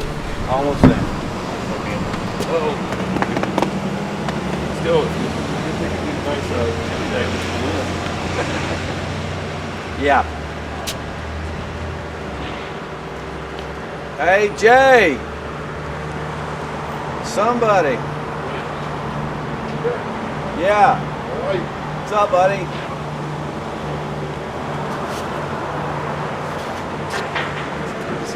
Man, doing all right? Thanks. Come on in. Yes, sir. I saw you on the news this morning. I said, let me go over and say hello. Tell the people who you are. Oh, my name is John. You got to use this. John Nix. John Nix. Overcoming graduate. 10 years ago? Yes, sir. Look at that memory. It was about 10 years ago, right? 2016. Look at that. What's life like today? It's wonderful. Wonderful. My experience with Miracle Hill and the Overcomers has been a life-changing experience. So, I'm just so grateful Hold that up so people can hear you. to provide me with support and encouragement at a really tough time during my life. Amen. Amen. How you paying it forward? Well, I volunteer at the center from time to time. Good. I do whatever I can. I mentor when I'm able. Good. And I do not really any speaking per se because I'm not a very good public speaker. Not your jam. It's okay. But I do share my experiences, my life experiences, and I just like to tell people how had it not been for Jesus Christ and His saving grace, I wouldn't even be here now. How's your family, John? My family life is great. Good. My family was broken. Yeah. And my family's back together today. Praise the Lord. Yes, sir. Good. Well, I appreciate you stopping by. Yeah, I'm about to pop, so I got to go use the restroom. Okay. But I appreciate you stopping by, and I hope you have the best day. Yeah, well, like I said, when I saw you this morning, I said, I got it. Yeah. Good to see you. Jojo. Jolanda. Come entertain the people while I use the restroom.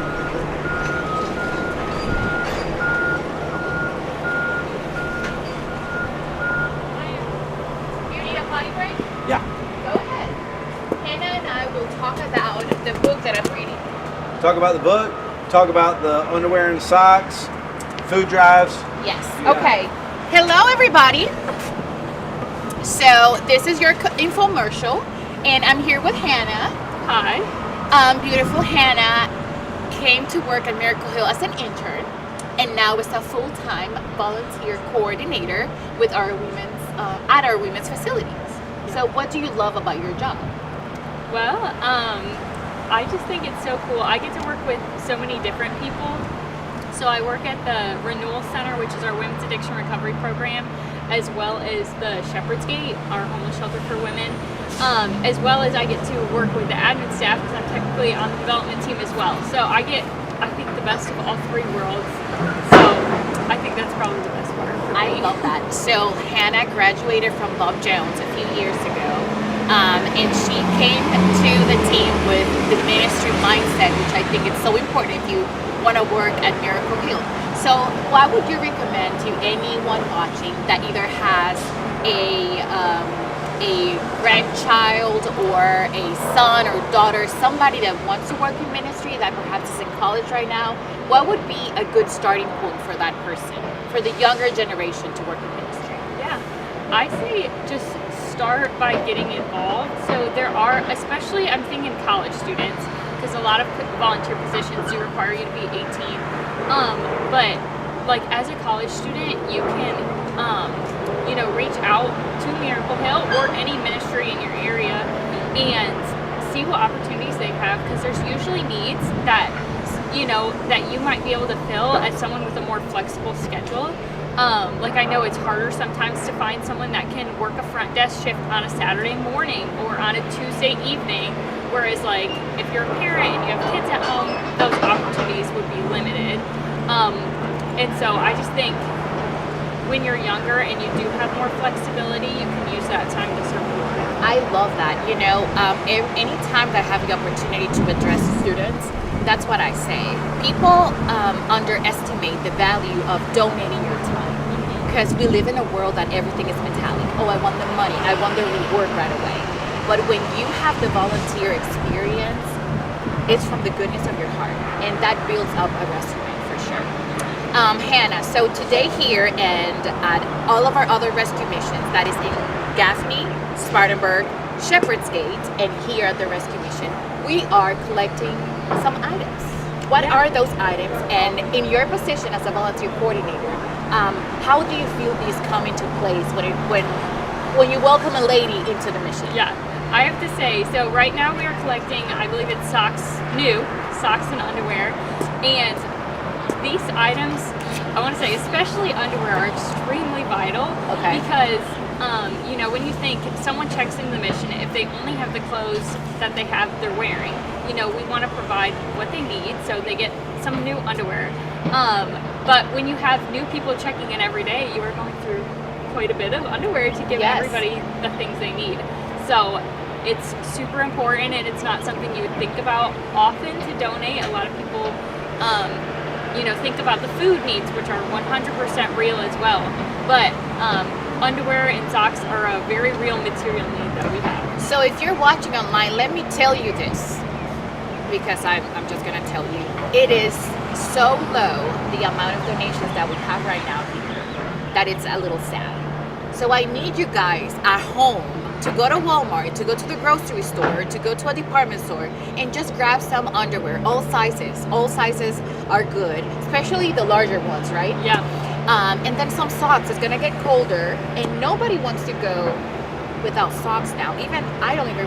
Yeah, I'm wearing socks. Yeah, me too. So we've been telling them all this whole 24 hours. They're not listening to us. Yell at them in Spanish to bring socks. Déjenme decirles, es importante, es muy importante que traigan medias y que traigan ropa interior. Nadie quiere estar con los pies al aire. Así que por favor, necesitamos medias y ropa interior. De verdad da mucha pena ver ese contenedor tan vacío. Necesitamos sus donaciones. Yeah. Yep. What she said. And I have to say, no matter what size you donate, we have someone in our care that is that size that can wear that socks or those underwear. Is your next guest here? I think he's checking in right now. Oh, he's checking in. But before we leave, maybe it will be a filler after. How about that? The book that I just read that I loved. So we'll share that later. Hey, make sure I get the cards because I don't know saving some of these people. Yes. I think the only ones I didn't bring over were the staff. The EP and Jeremy. We have two up there, and I don't have cards for either. Okay, let's go grab them. We'll We'll be be back. Under the rock. Bye. I didn't know if you wanted me to bring them over right away. Just put them at the bottom of the stack. Just put them on the bottom of the stack. I do have to.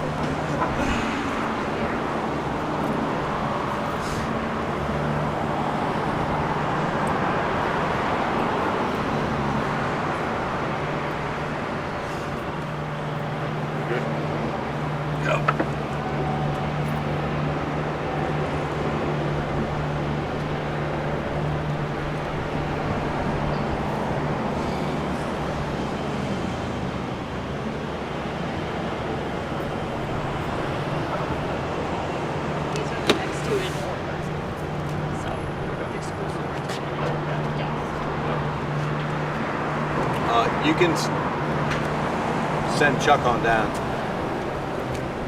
I think he's waiting for another person. Oh, okay. Do you want me to go ahead and do Glenn real quick?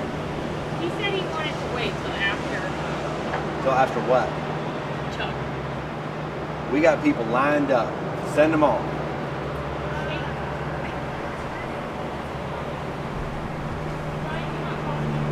I don't want brown water, but I would like coffee.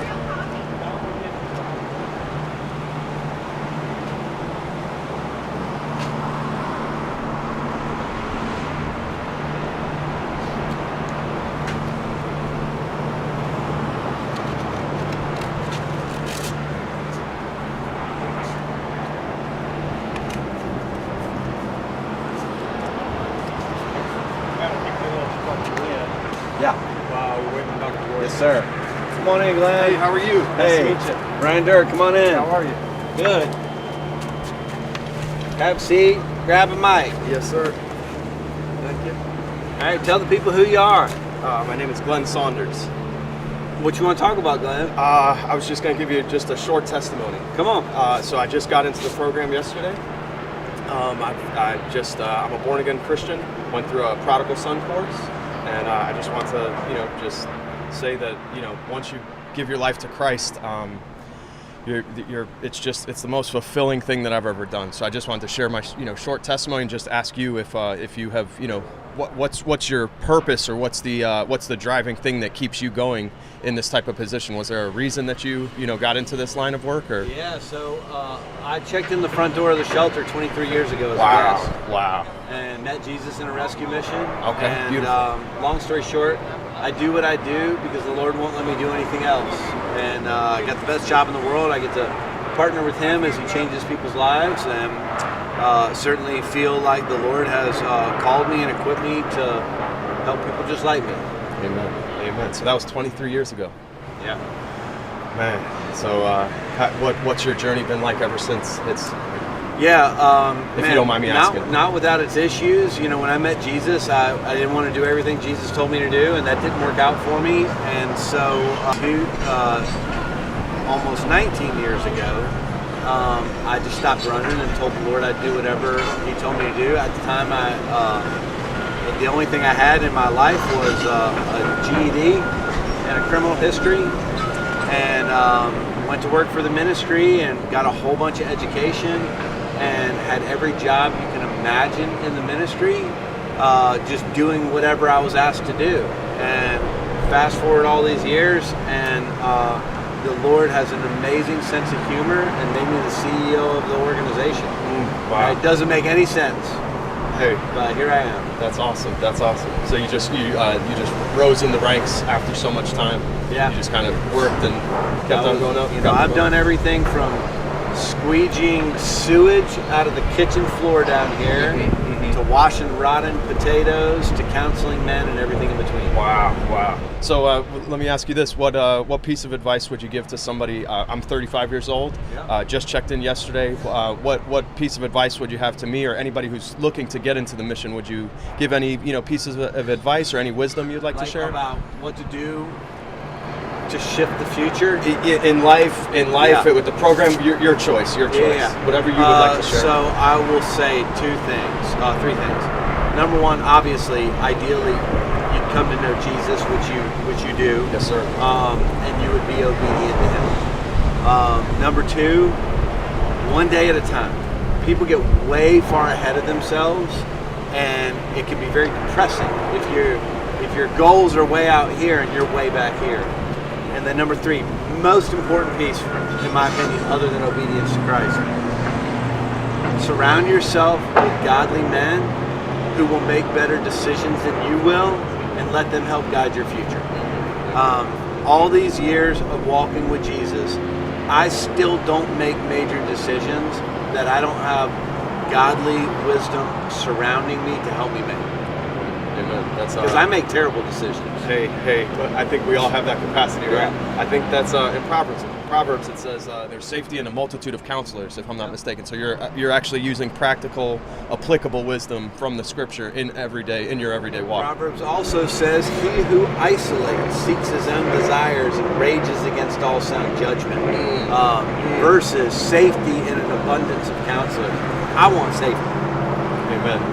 I think we all do, right? So get in there, and who did you get assigned to? Do you know yet? For the counselor? Yeah. It was, what's his name? Mr. Albert, EP? Yeah. Albert Perkins, I believe his last name's Perkins. He's a great guy.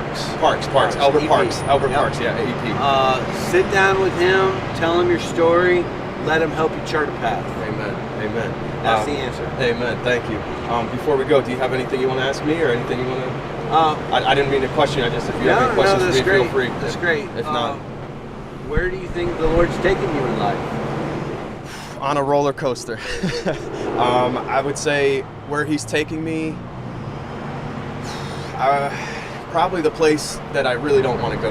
Probably the place where you're going to be the most uncomfortable, where you're going to have the most growth. I think many times God asks you to pick up your cross, and many times I think picking up your cross doesn't make sense to us, doesn't make sense to everybody around you. You get a ton of opposition. And if you look at Jesus, when even Jesus himself in the Garden of Gethsemane, even Jesus, he knew his mission from the Psalms, and even with knowing his mission from God directly, he said, Father, if there's any other way, I know nothing is impossible for you. If there's any other way, please take this cup from me.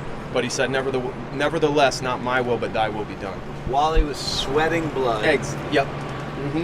And he was still obedient. And still obedient to the point of death on the cross. So I would say my answer to you would be, I believe the Lord is bringing me to that type of place. I think he brings you to a burning bush like Moses. I think he brings you to a place like Elijah, where you have to fight against political figure, against a king who is not going against God. I think God asks us to do the tough things so that we can affect and impact and change the world. But many times that comes with pain. Pain equals change, and change equals growth. And you can't get to the growth without the change, can't get to the change without the pain. So maybe I'm going to summarize all my advice with one Bible story. Okay. So Jacob wrestled with God. He did, right? He did. And Jacob means deceiver, supplanter. Okay? But Jacob latched on and said, I will not let go. His hip was dislocated in the process, but he didn't let go. And the Lord changed his whole identity to that of Israel. So get in there and don't let go. Amen. Thank you so much, man. Yeah. Bucking Bronco. Thank you very much. I appreciate you. Man, I'm glad you came and sat down. Yes, sir. You get a t-shirt? I didn't, but I have a t-shirt for you. Would you mind if I just give you a hug, man? Yeah. I know it's tough being a Christian, so I just want to say thanks, man. Yes, sir. God bless you.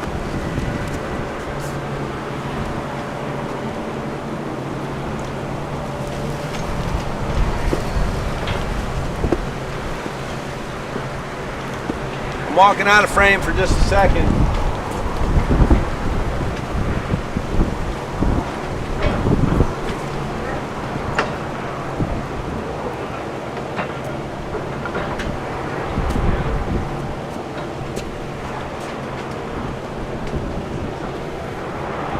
bring any chicken with you? I brought some socks and some Yes. underwear. So no chicken. Not today. I'll bring some by probably on Saturday. We got a chicken sale. I always go by the men's Overcomer Center to Thank you for doing drop that. off chicken there. Yeah. You got to be on the mic. Okay, great. Tell the people who you are. My name's Curtis Carr. I'm Director of Community Outreach for House of Rayford Farms and its nonprofit affiliate Flock. Flock focuses on hunger relief, youth development, addiction recovery, and mental health in the areas where House of Rayford operates. How long has that existed? 12 years now. Flock has? Yeah, so it's based out of... How have we not talked about that before? I'm not sure. Surely we brought it up maybe, but I mean, Flock is why we partner with Miracle Hill. Yeah. So the owners of House of Rayford probably 25 years ago started to feel more of a call to be more intentional with the business. What are you doing with this? And it came out of loss and grief. We have a video on our site, but they lost 2 children. One in a tragic football accident 25 years ago, took a helmet to the chest, died on the football field. Really? Yeah, my first cousin watched it happen, and it just shook the community, shook the family. And out of that, they were already believers, but out of that, it's like there's got to be more. They had a traveling ministry that came out of that, sharing the testimony of overcoming those 2 tragedies and how God used it and how he can use tragedy in other people's lives. And so it was evangelistic in nature. After that shifted, and they had there was a band associated with that, and so they go around and play music and preach and share the story. But after that, they felt like they wanted to do more with the business that had grown and the platform that God had given them, and so that's where Flock came. And so out of that, we started looking for just organizations on the ground that were doing great work that aligned with our mission and vision as a food production company. We say we produce chicken and we provide for people. And so hunger relief was a big focus initially, and Miracle Hill was one of the first that we connected with. I guess Reed was still the CEO at the time. Greg Hines was the development director at the time, so that's how we connected and been partnering since. Yeah. So for the people that will be interested in this question, the plant on Rutherford, how much chicken does it turn a day? Well, we'll say each week it produces about 5 million pounds of chicken a week. So there's a lot of birds going through there. 5 million Yeah, give or pounds. take. Yeah, depending on the size of the birds. Wow. So we employ, I think it's about 550 folks over there on 2 shifts. A lot of families represented there. We've got a lot of folks who've come through the rescue mission who have found stability and are now thriving. We've done some testimonial videos actually with you guys, or one in particular about an employee named. But just the services that you guys provide to help offset some of the needs of our community, especially getting in the door and trying to find that stability. We believe that work is an important part to personal dignity and being productive and having responsibility. I think that helps create an environment where we can thrive and grow and be all that God created us to be. And we were created to work. We were created to work right out the gate. Yeah. One of the first things that happens. Yeah. So what are you excited about that Flock's doing? Well, one of the newer focus areas is really digging into mental health. So addiction recovery has been a focus, and that bleeds right into mental health. So learning more about that particular area and the ministries and organizations and groups that are really focused on that. So really more in a posture of learning, but also we've in Duplin County, North Carolina, where we're headquartered out of. We're headquartered in Rose Hill, North Carolina. We approached the local school district there and started talking to them about mental health, and through some COVID funding, they had launched a behavioral health initiative within the county that really targeted the students who were in crisis situations, emergency situations. It's a rural area, so they were getting cases where kids, were suicidal and there was nowhere to go, and they'd be in the hospital for 3 weeks, and the family structure wasn't there, and there weren't systems in place to notify the school counselor, and so there were a lot of gaps. So they acquired some funding through the COVID funding to really ramp up that. They partnered with a local behavioral health initiative there, or a group that does targeted behavioral health that provides specifically with kids. That's right. That provides the practitioners on site at the school to be a bridge between the families, scheduling appointments, getting them to and from, and they also developed a partnership with East Carolina University and North Carolina University of North Carolina. Their psychiatric students and the ones who are in the graduate programs, they do a telehealth component where they can go deeper in some of the deeper psychiatric issues that they may not be able to deal with at the school. So that main office is in, what's it called, the Research Triangle? Isn't that where all those schools are? Yeah, that's where University of North Carolina. Yeah, I think it is connected to there, and then the one at East Carolina University is in Greenville, North Carolina. So we've seen just year over year that partnership, like one statistic, I have to pull it up exactly, but I think there were a decrease of something like 80 suicide attempts down to like 12, year over year. And so some of the metrics are just remarkable to see. Having a behavioral health practitioner on site at the school, being able to meet those needs and connect them with a behavioral health service organization that can do the counseling and then connect them even with psychiatric care if it's deeper needs. It's a stopgap to some of the crisis situations, particularly the suicide ideation, self-harm, that type of stuff. So really excited to see that. We're a year in there and we've seen some really great success in some of those metrics, and so now we're looking at hopefully promoting that and inviting some other businesses and corporate entities, especially since some of the original funding for that program is now dried up. It's not there any longer. And some of it was COVID funding, so that ran out. And also working with legislators to try to see, this is a need, obviously, and we're seeing some results, and how can we be a catalyst for maybe some more action on the local level. So when you're learning about this, I think about back in my school experience. I think I knew of one kid who committed suicide, right? There wasn't all this mental health and anxiety and depression, all the stuff that kids are facing today. What do they say is the cause? Like, you're talking about a Band-Aid. It's a good Band-Aid and a necessary one. We've asked those questions, and I think it depends on who you ask. My response would be a detachment from God and a breakdown of the family unit. I think those are the two things that once you get back to it, and even in recovery or different, the steps, there has to be a higher power. There has to be an anchor. There has to be an ultimate authority or a place where we get our what do we know is true? What do we know is right? How do I, especially when you're in confusion and darkness. So I would say a detachment from God and His principles, and then a downflow of that would be just the breakdown of the family.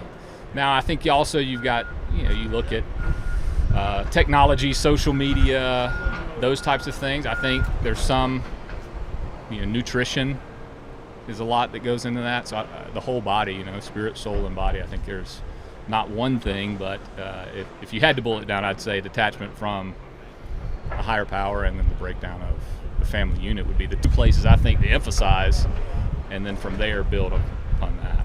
What would you say? You're the expert. I want to. I feel like I have answers as it relates to adults. I don't know that I know the answers as it relates to kids. It was really a question of curiosity. I think, and I will say I don't know. That would be my statement. But what do you? I think that if I could go back in time and eliminate an advancement in society, I would remove the internet from ever existing. I think the negatives. I think it's a net negative. I think it's far net negative. So when I think about it, the only thing that I gain from having it is Thank you very much, sir. Even in a fancy mug. Methodical pour over, if that's okay for you. Yes. Methodical donates coffee. Yeah, we've been fueled by Methodical all night. Thank you, Methodical. The only thing that I see as a benefit is the ability to Google useless information and have it readily available. But I don't even know that that's a benefit. Let me answer why. Remember when you were young and you had a question and you didn't have an answer, and you had to engage your brain in curiosity? I mean, I wonder why the moon doesn't rotate, you know? And then you had to think through it. And I think even that is making us a little bit dumber. But kids have lost the ability to have conversations with each other, much less with adults. Like when I meet children who will make eye contact with me that aren't my kids and engage in a conversation, it's unusual to them. Socially, kids are like robbed of social experience. Even something silly like breaking up by text in middle school, right? Like, you should have the experience of having to look somebody in the eye and break up with them, right? We learn from that, and I think all that is destroying the social capability of our children. So I would argue that at least is a huge contributor. Oh, sure, yeah. And let me take it one step further. I'm not sure I would go as far as saying net negative yet, but I agree for sure. I'm net negative, but you could argue me back to net you wouldn't be able to do this, right? You wouldn't be able to live stream on the bench and broadcast, the gospel and the great work and connect with people. Boy, I'm going to argue against it. Are you ready? Yeah. That's what it's for. How does anybody watching this know that this is real in 2025? Yeah. And not a figment of AI's imagination? For real. Yeah. Have you seen the capability of it? I think we're a little early on that, but yeah, what's the state of that and what video is true? When you watch the news, when you and I watch the news, how do we know what's true? We don't. Yeah. We don't. So even that speed of information or the speed of connection, we're getting to a place where Scripture tells us we see through the world darkly, right? We're not even going to know if we're seeing through the world. But last thing I'll say on it, and then this is a fascinating conversation, right? The kids always measure themselves against other kids. It's happened for all of human history. Adults do it as well. But now kids are measuring themselves against other kids' highlight reel rather than what's real, right? They put the best version of themselves online. That's what kids are measured against. It used to be, young girls would measure themselves against the front cover of 16 magazine. I don't even know if that still exists, but today, and then they are brutal. Yeah, you could say things you would never say in person. Brutal towards each other socially online. Yeah. I think it's going to be important in the years to come to have more more spaces for these types of things, to have personal interaction, personal dialogue, to challenge some of the things you may see online that you think is gospel truth, but it's not really tested until you do personal community conversation and conflict and getting to the bottom of things. We're going to need more spaces for that. The more and more we grow.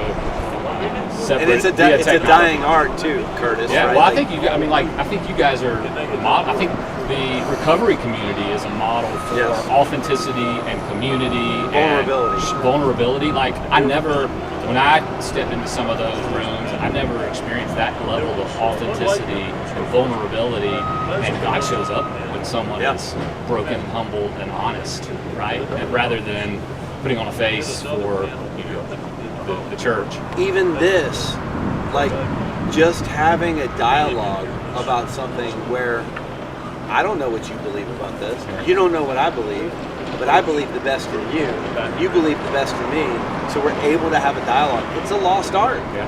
Well, I appreciate that you have been doing this for 24 hours and you're creating space to do that. I think we need to think of creative ways to do 21 that. hours. Yeah. That's where I'm at. Yeah. How you feeling?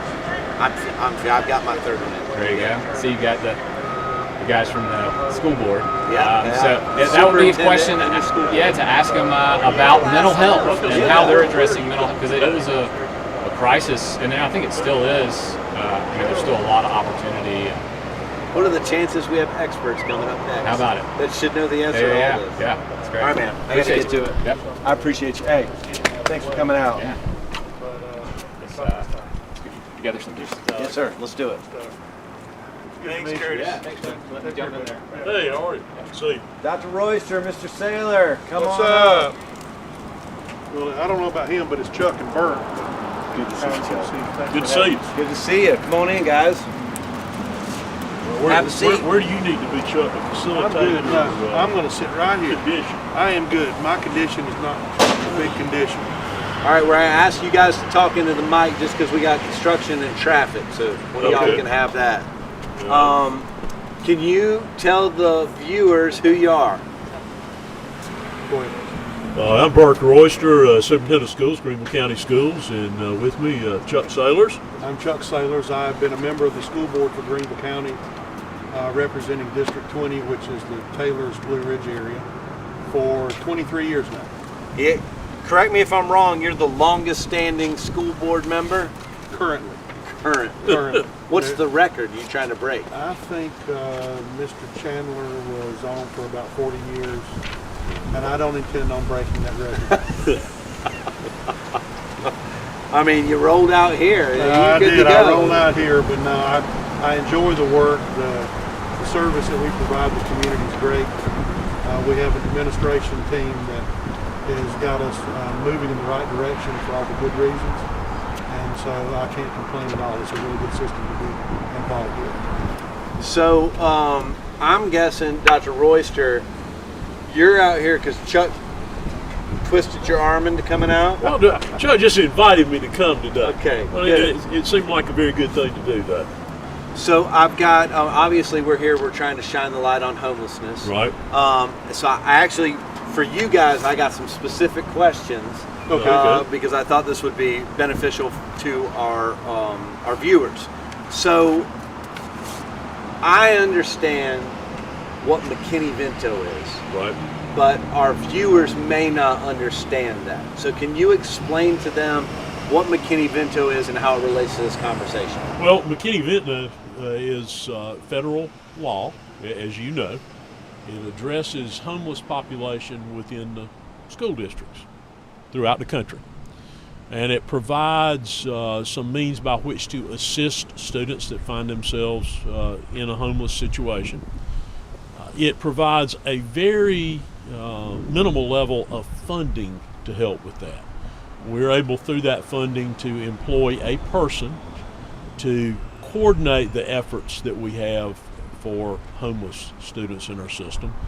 And we've got 77,000 students.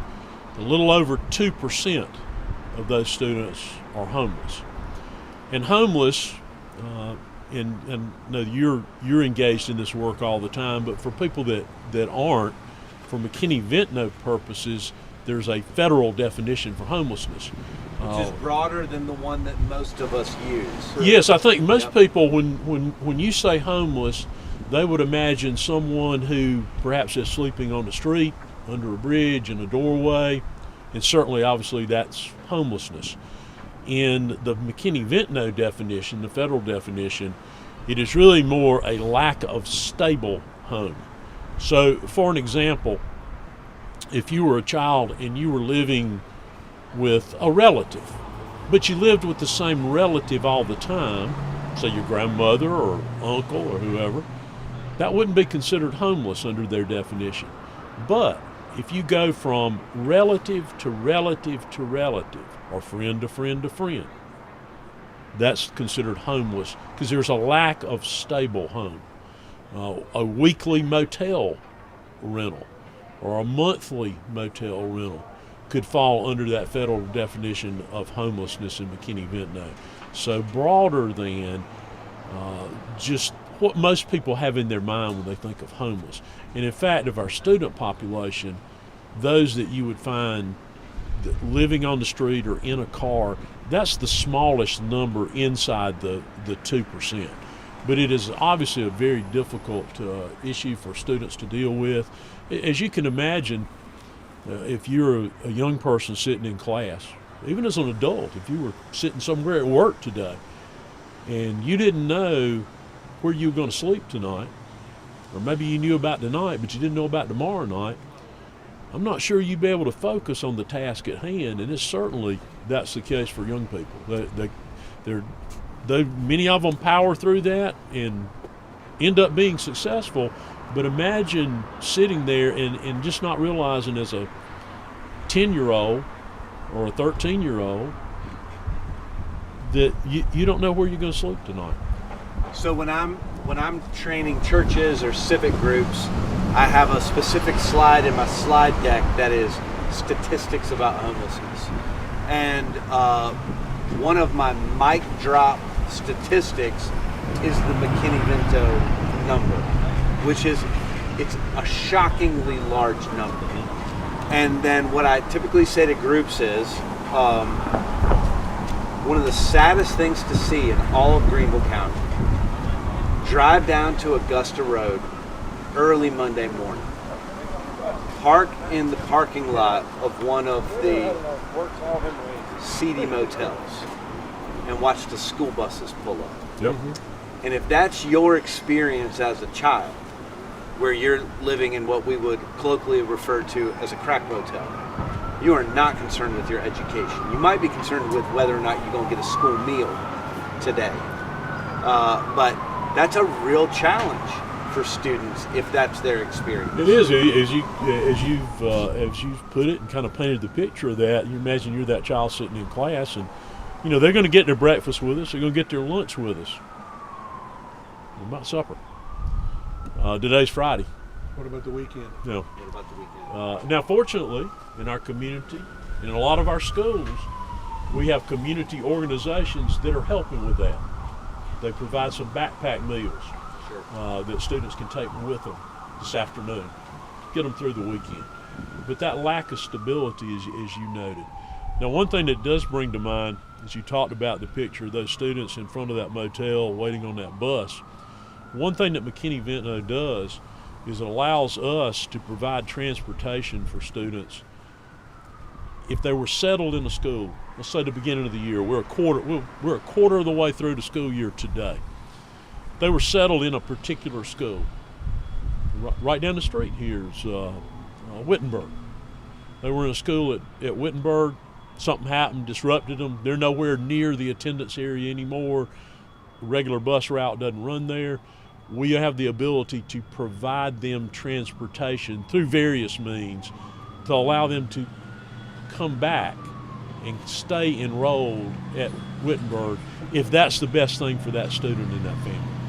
So this is a little bit of a rabbit trail, but it's through this federal program that the school system is related to Miracle Hill. So Irene Hamilton Jones, who is a rock star, is the sister of Brenda Parks, who runs our children's ministry. Oh, okay. So the lady who runs all of our foster care, all those ministries that we have to kids, and they're both rock stars who love children and want to see the best outcomes for them. And but for those that don't know that, Irene is our McKinney-Vento liaison and coordinator.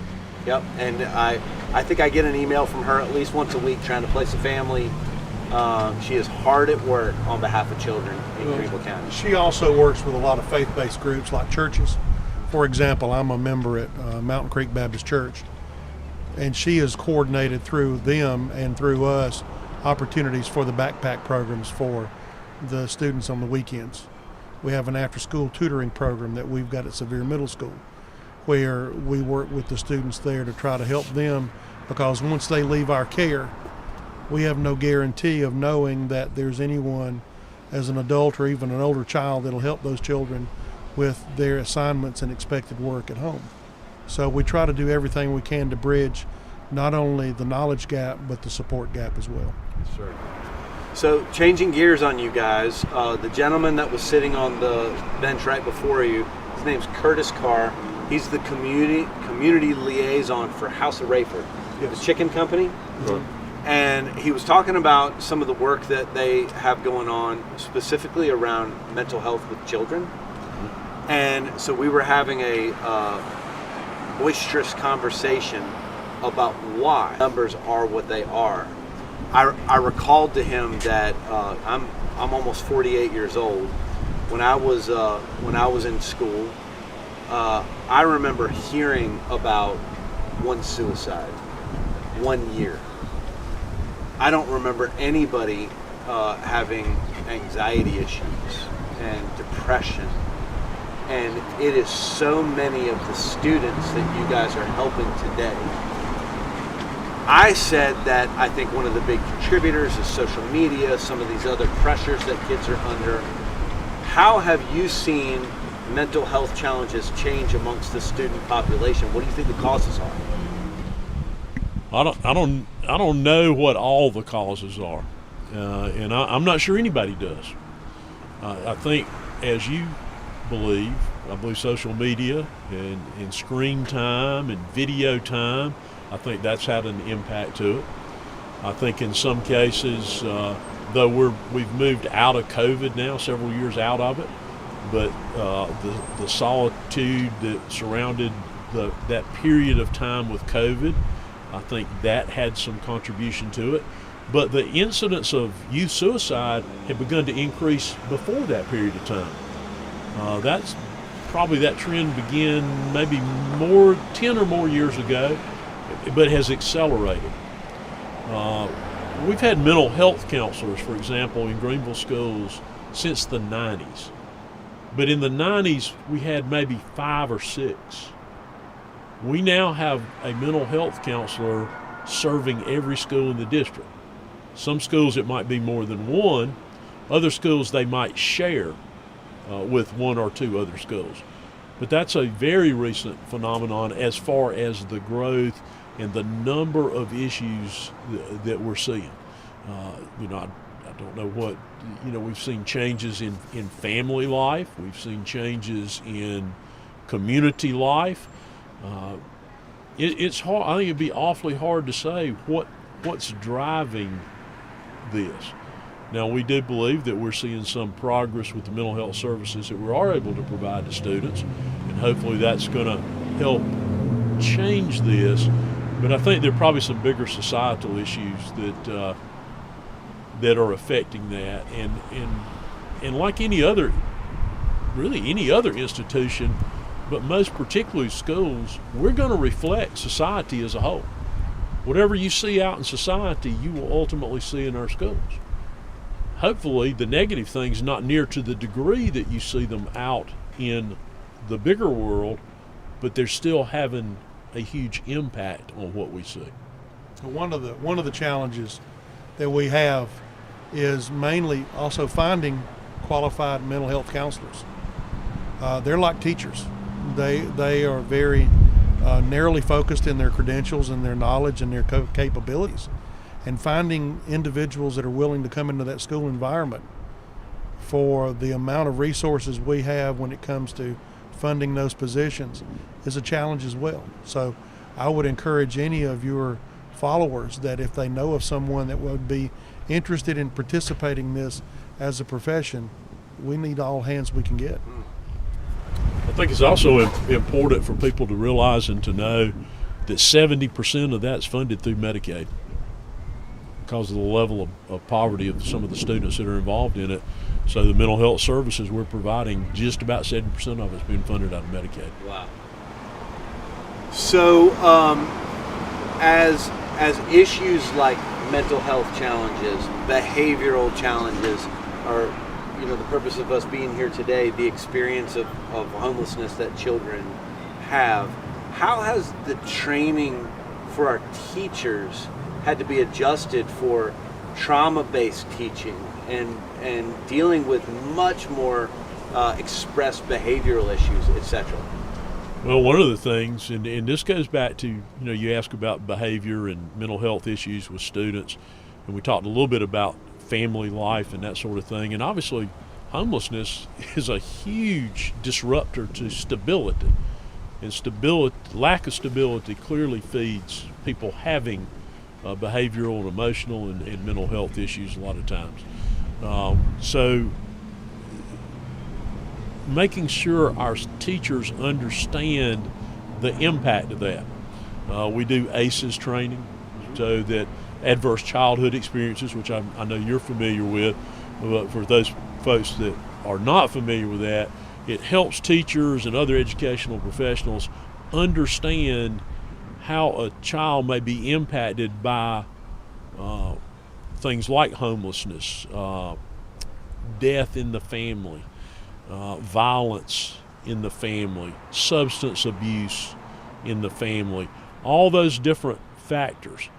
Not for that to be an excuse for not having high expectations for students, because we need to make sure that we always have high expectations, but to help them understand how they might need to approach working with that student a little differently, and what might be things that would help in approaching that student. Because for a lot of those things that students are exposed to, and particularly those things that cause them to be in a cycle of poverty, we are the way out of that. For them to get an education, to be able to get a better and stable economic livelihood for themselves, to get them out of, because so many of these people are in a cycle of poverty, and I'm sure you all see that in your work. They're not necessarily first generation with having some of the issues and problems that they have. When you look at the numbers of people experiencing homelessness, and you look at the ratio of men to women, today it's about 70-30. 70% men experiencing homelessness, 30% women. If you go back 30 years, 90-10. 90% men, 10% women. Mm-hmm. The difference is what you're pointing to is we're now in third and fourth and fifth generation poverty, and where women used to have tremendous resources to go to grandma's house or Aunt Susie, grandma might be the dope dealer today, and there's just not as many resources. One of the statistics that we talk about a lot, because it affects both areas that we really focus, 50% of children in foster care will wind up homeless. 30% of children in foster care will wind up incarcerated. 60% of children in foster care will wind up arrested at least once by the age of 25. Your schools are also filled with foster children. Mm-hmm. Foster care, which we love, is trauma by definition, right? So a child is removed from their home, and their home might be a mess, but it's their home, right? Yep. And then they're asked to restabilize in somebody else's house. I think one of the beautiful things that I see in the school system, specifically in McKinney-Vento, is the ability to keep that child in the community that they come from. So where their house and their family situation may be completely destabilized, they're in the same school. They have the same classmates. They have the same teachers. And I feel like that is a somewhat recent adjustment. Is that fair to say? Maybe the past 5 to 10 years? At least 10 years, if not more. Okay. So at least 10. But to your point, it gives them a piece of stability. And not an insignificant piece, given the amount of time they're with us, 180 days, depending on how they get there and if they stay for something after school. The least a child's with us during the school days is 6.5 hours. Some of them far more than that. Chuck mentioned after-school programs. They're involved in athletics or band or anything like that at the secondary level. We have some after-school extended day care programs of those. So it gives them a significant amount, at least of those 180 days, where there's stability, as you indicated, with their friends they've already made, teachers they know, the other people that work in the school that they know. Because, as you think back your time in school, you knew a lot of people that worked in the school, not just the teacher that taught you. Sure. The folks that work in the lunchroom, the custodial staff, people that work in the office, the principal, the counselors. So there's a family there, at least for a good bit of the time, for them to be a part of. So I've kind of boxed you guys in this conversation as it relates to homelessness, addiction, mental health. I'm going to take the box off and kind of ask a big question to kind of close out our conversation. Dr. Royster, what keeps you up at night as it concerns education in the future? Same question is coming to you. Well, get asked that fairly often about keeping you up at night, and I try not to focus on that part of it because it's probably really counterproductive. Okay. Well, what I want to think of that, I want to restructure it a little bit and sort of turn it back to you and say the things I believe we need to be working on to make sure we're focused on, yes, sir. So that we're providing for every student. We have a vision. We want them to graduate. We want them to graduate and they've got either college credit or industry certification, or both. Are we connecting them, though, through our counselors or social workers, through Irene, through people like that, to the services they need to have so they can do the best they can possibly do to take advantage of the opportunities we offer them to get them where it best positions them to be successful in life. And I want to make sure that when what I'm doing during the day and what we're focused on, that's what we're doing. The only thing I can add to that would be making sure that every employee we have, whether it is a member of the administrative team all the way down to the newest hire, has the resources they need to be successful. If a teacher, if an administrator, principal at the school, mental health counselor, or anyone in between needs support to accomplish their job, that we have the ability to fund and to manage their ability to get the resources they need. That's important. If you don't have that, then everything else falls apart. All those people, the teachers, the administrators, the custodial staff. Absolutely, everybody. They're also human beings with their own issues, homelessness or addiction in their family or mental health issues. And I'm preaching to the choir here, but it boggles my mind that teachers and frontline providers, law enforcement, that they're treated the way that they are by our society when they are the front lines of health in our world. Right? You are totally correct. We should be supporting our teachers as a community in a way where they're disregarded. Anybody that's a teacher, anybody that works in education by profession, anybody that's a first responder, they're doing it because they want to contribute to the community. They're not doing it for the paycheck. That's right. I think with that, like any other public service occupation, it means a lot when they hear from the community their appreciation. And as Chuck mentioned, all these people in these different roles, and I always think about, and it caused me to think more so about it with the example you gave about that bus pulling up. Our bus drivers, we've got 700 people working transportation. First person, about 30,000 of our students, the first person they see in the morning is that bus driver. That's how they get their day started. And the way they're received by that driver, greeted by that driver. And that's the last person about 30,000 of them see every afternoon before they go home, wherever home might be, is that bus driver. Everybody in our system is key to making sure that our students are as successful as they can possibly be. And it is a difficult and a challenging but incredibly rewarding job. That's why you devoted your life to it, right? Yeah. I mean, you feel like, hopefully when you go home most days, you feel like, I made some small amount of difference today.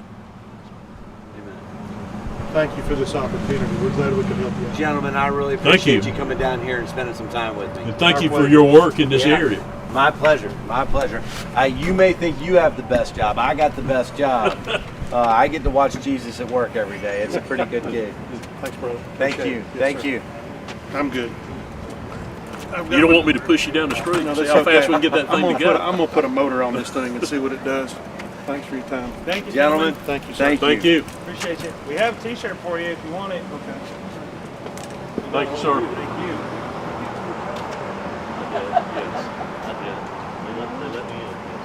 Go ahead, this is Ryan. Oh, how you doing? All right, Chris Young. Ryan Dirk. Come on in. Have a seat. Okay. You are, sir? Ricky Ponce. Good to see you, Ricky. Nice to meet you.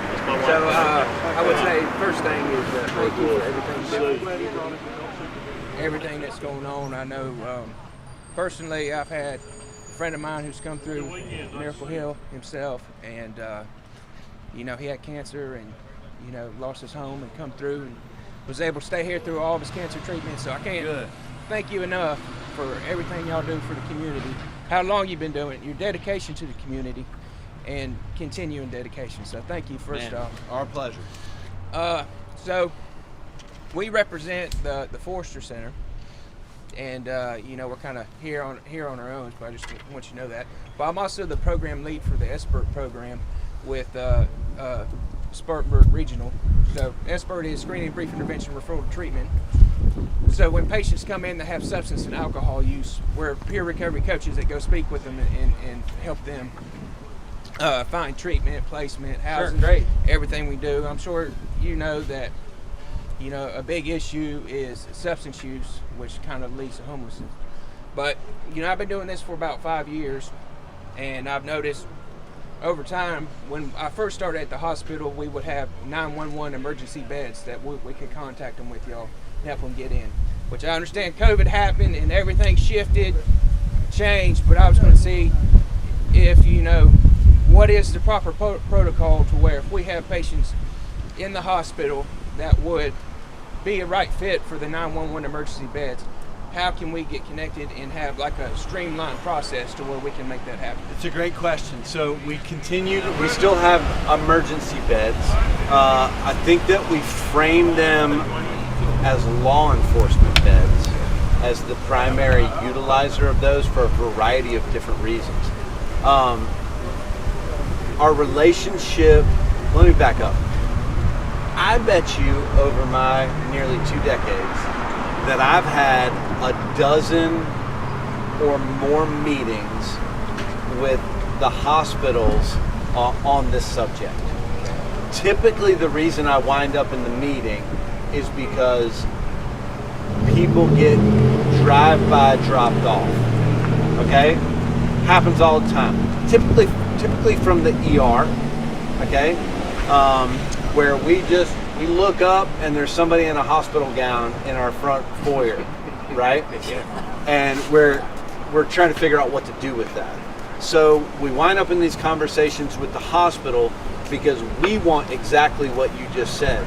We want a streamlined process and really good communication between typically the hospital social workers, whoever they are, and our intake staff.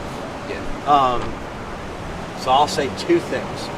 The first thing is, are you familiar with our respite beds? Yes. Okay. So in this building behind me, there are 9 respite beds. Those are beds for people who are too sick to be in shelter, but not sick enough to stay in the hospital. Okay? So think about somebody who's had, just as an easy example, somebody who's had a minor surgery, and as you guys know, you have that surgery and the hospital wants you out 5 hours later, right? Like it's an outpatient surgery. And what used to happen is people would get released from the hospital or dropped off here, and then they wind up in the woods, their wound gets infected, they wind up back in the ER sicker than they were to begin with. So we open up these respite beds knowing that we're not medical providers. We don't pretend to be medical providers. But it was through partnership with New Horizon Family Health Services and the hospitals, that as the hospital has someone that needs a placement, that is coming out of a hospital stay, that they would have a referral process to New Horizon who manages the medical care in those beds. Y'all following me? Yeah. And then the person, there's a direct line straight from the hospital into the respite bed where they continue to get medical coverage in those beds till they're healthy enough, and then they would be eligible to move into a regular hospital or a regular shelter bed. So it's a direct line to deal with those more acute kind of medical issues that we're not equipped for. Kind of the line in the sand on those beds is that the person needs to be responsible for their ADLs. Okay, so because there's not a nurse here 24 hours a day, they got to be able to take themselves to the bathroom. Not to be gross, but wipe their own behind, put on their own pants, things like that. So I would say that for people like that, you guys need to, communicate with New Horizon as the manager of those beds. So that would take a fraction of what we're talking about. The other side is. You mind if I interject real quick? Yeah, come on.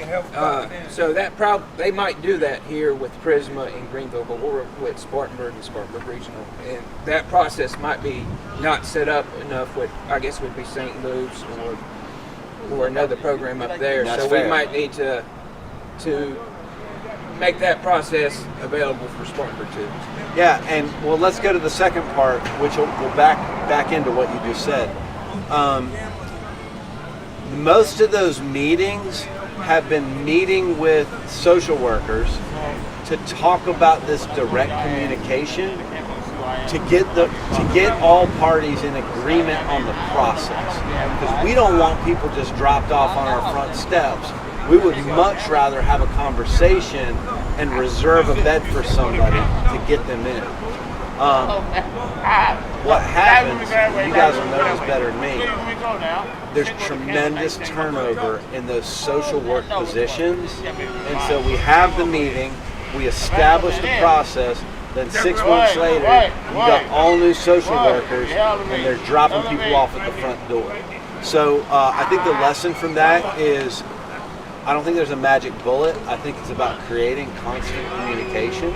But what I would encourage in this situation is let's get the people from the hospital and our leadership in Spartanburg in the same room and iron out the process. Right? I agree. It's all about communication. Let's solve the problem. And then, thank you.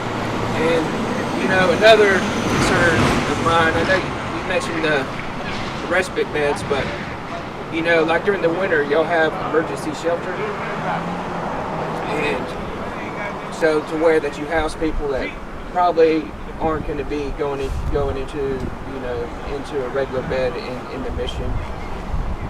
We have a lot of times, like what I'm doing, I'm helping people get into treatment, and so a lot of times they don't have insurance, so I might find them a treatment, but it might be like a 2 week hold before they can get in there, or longer.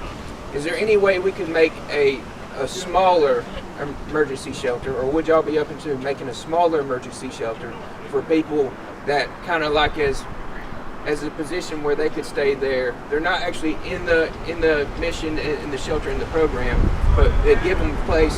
Because what I run into, I might find them a bed somewhere to rehab, but they're homeless, no phone, I have no way to contact them afterwards, right?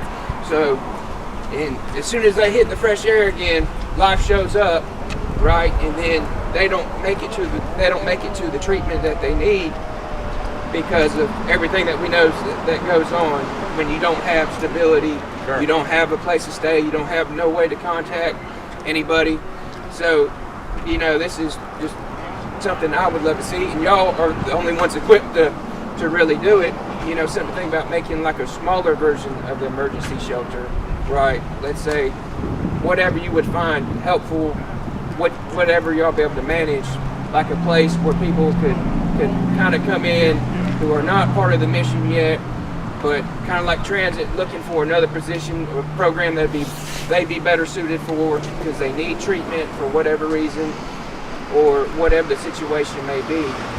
But because that's the issue that I run into a lot of times. It's like, well, hey, really the only thing we can do right now is the mission, hoping that they can get a bed in there when really their plan is to go, let's say they'd like to go to like an Overcomers or somewhere where they need that, but you know. Yeah, I'm going to give you contradicting answers. Okay. It's probably my questions probably were. No. It's just a complicated scenario. So the first thing I'll say is, man, we do that all the time. It goes back to what we talked about in the last part of the conversation. It's about developing a relationship, right? Like, we have partnerships with organizations, and that open line of communication that Billy Bob's nonprofit has exact scenario that you're talking about. I need to put this person I need to get somebody stable for a week until this bed opens up. And we hold beds on behalf of that organization. We do that all the time. We do it in here all the time. Do it in Spartanburg all the time. Here's the other side of my mouth. Yeah, the beds are full. Yeah. That's what makes it so challenging. And we're working on that. Like, we're trying to get more beds open at a faster clip. But when the beds are full and there's no room at the end, it's hard to hold a bed for a bed that doesn't exist. Sure. Yeah. But I still say, I go back to the first part of the conversation. You need to go sit down with Roy. He's the director of the rescue mission in Spartanburg.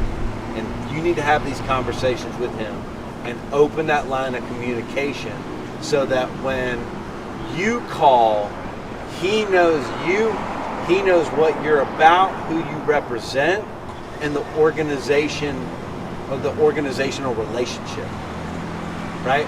Because if you call and he doesn't know any of those things, then you're just some fella calling and saying, I need a bed and I need it now. And I wouldn't ever say it that way. Yeah. Well, you might not, but there's 24 other people that will. I'm kidding. Yeah. So go meet Roy Williams. He's the director up there. Yes, sir. Go sit down with him and the staff and man, plot a path forward. Yes, sir. Well, thank you. Thank you Yeah. for the time here. I'm going to let Ricky come in.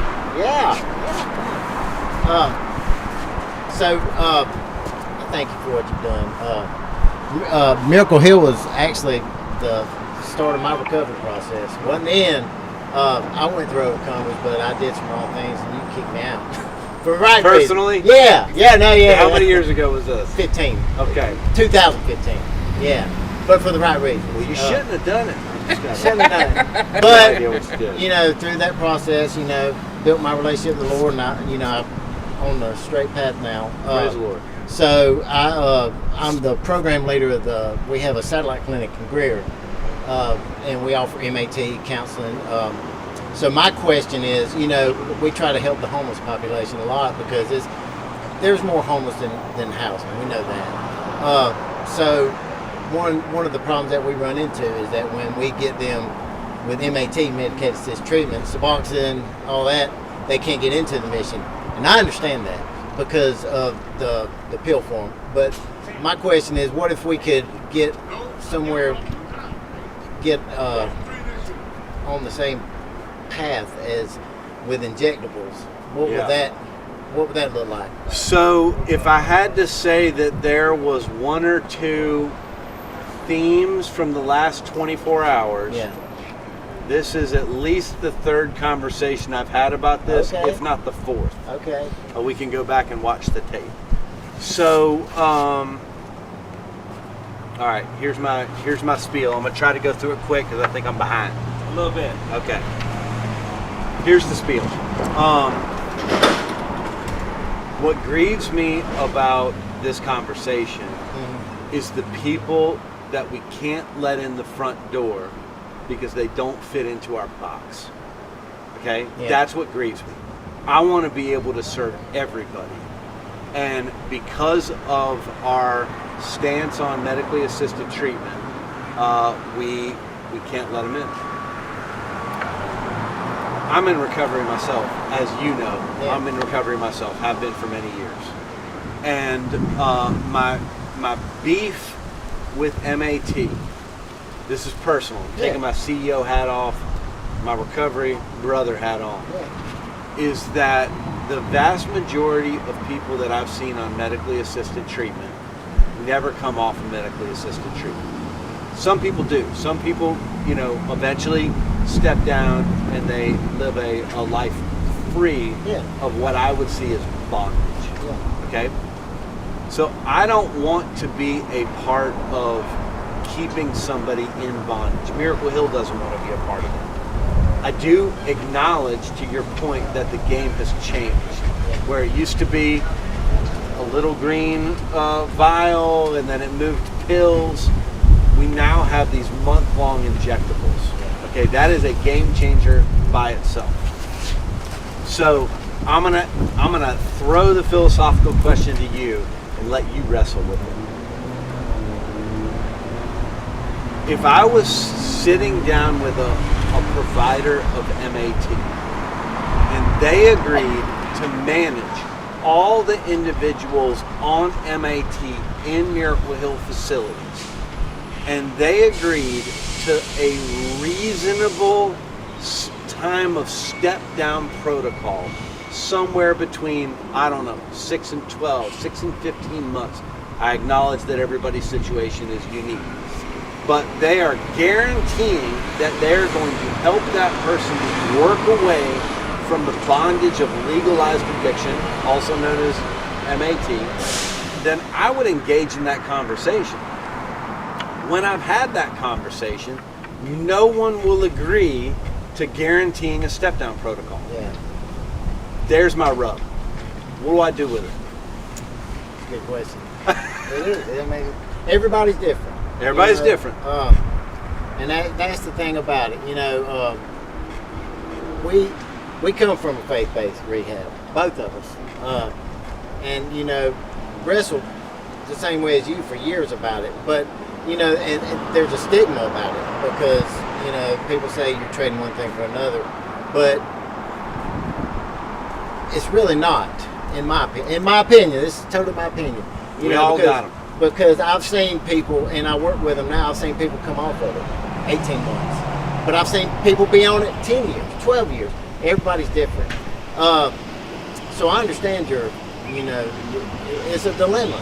It is. It's a dilemma for everybody. I just thought I'd ask you, Yeah, so you would feel confident if we did, the provider came up with the same, hey, in a year, working to a step down, you'd be open to allowing them if there was that plan and the provider was willing to do that? Yeah, I short answer, yes. The longer answer is that's a conversation that I'd have to have with that provider. Right. But yes, that's my beef. Yeah. So I agree, everybody's different. We should also acknowledge that our philosophy of ministry is different. And I can't in good faith say to you, I love you, but I'm okay with you being owned by an idol forever. Because that's not the Jesus that I know. And on that, I got to go to the next. Go ahead, yeah, man. Yeah. It was a great conversation. Yeah, I appreciate y'all coming up. Good meeting you again. You as well. Thank you. Have a good day. Jacob, can I have 60 seconds? Yes, you may. And then Hank's going, and then Joe. And Okay. I think we've got nobody behind him at this moment, but Joey's going to record as well. Okay, I'm going to use the restroom very quickly. All right, timing you. All right, everybody. The sun is bright again, similar to where it was when we started the day yesterday, which tells me a couple of things. My biological clock is off, number one, and number two, it's getting closer to 3 p.m. Ryan's going to take a quick break, and we'll be right back. What did Kirby say?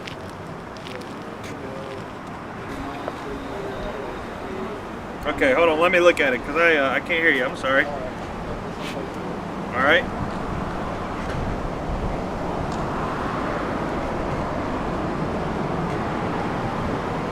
Okay, Miracle Hill Ministries. We get a few students with their moms per year here at Shepherd's Gate. How many students per year do they see struggling with homelessness, and what is in place to assist? Okay, that was a question for Dr. Royster, and I missed it. I apologize, but we'll try to follow up, Kirby, with Dr. Royster and get an answer on that. Sorry about that. Lord. How y'all doing? All right, sir. How are you? All right. All right. So what y'all filming, the homeless out here? Sir? Y'all filming the homeless out here? No, sir. We're the CEO of Miracle Hill, Ryan. You know, Miracle Hill runs 4 rescue missions.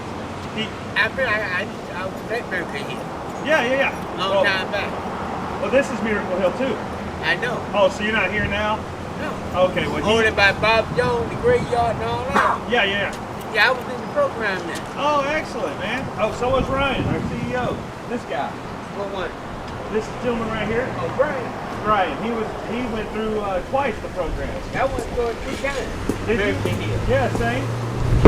But we're doing this conversations on a Benjamin. So he's sitting out here for 2 hours doing a live stream. Who's coming with me first, Dave? Yeah. Come on. Hi. Hey. Hey there. Here's your mic. All right, I've got it. Hey, boss. Like you need a boss, right? I'm Peg Hudson, and board chair for Miracle Hill, and more importantly, a volunteer with Miracle Hill at Renewal Center since 2009. And Ryan, it feels like I haven't even been there for a year. It is amazing. It's a big statement. It is, but let me tell you this. As you know, Joey, my husband, who's up next, he and I have no children, but people ask me, how many children do you have? And I'll go, wait a minute, 40 per year times about 10 years. And I still stay so in touch with so many people that have gone through the program. I learn a lot more from them than they ever could learn from me.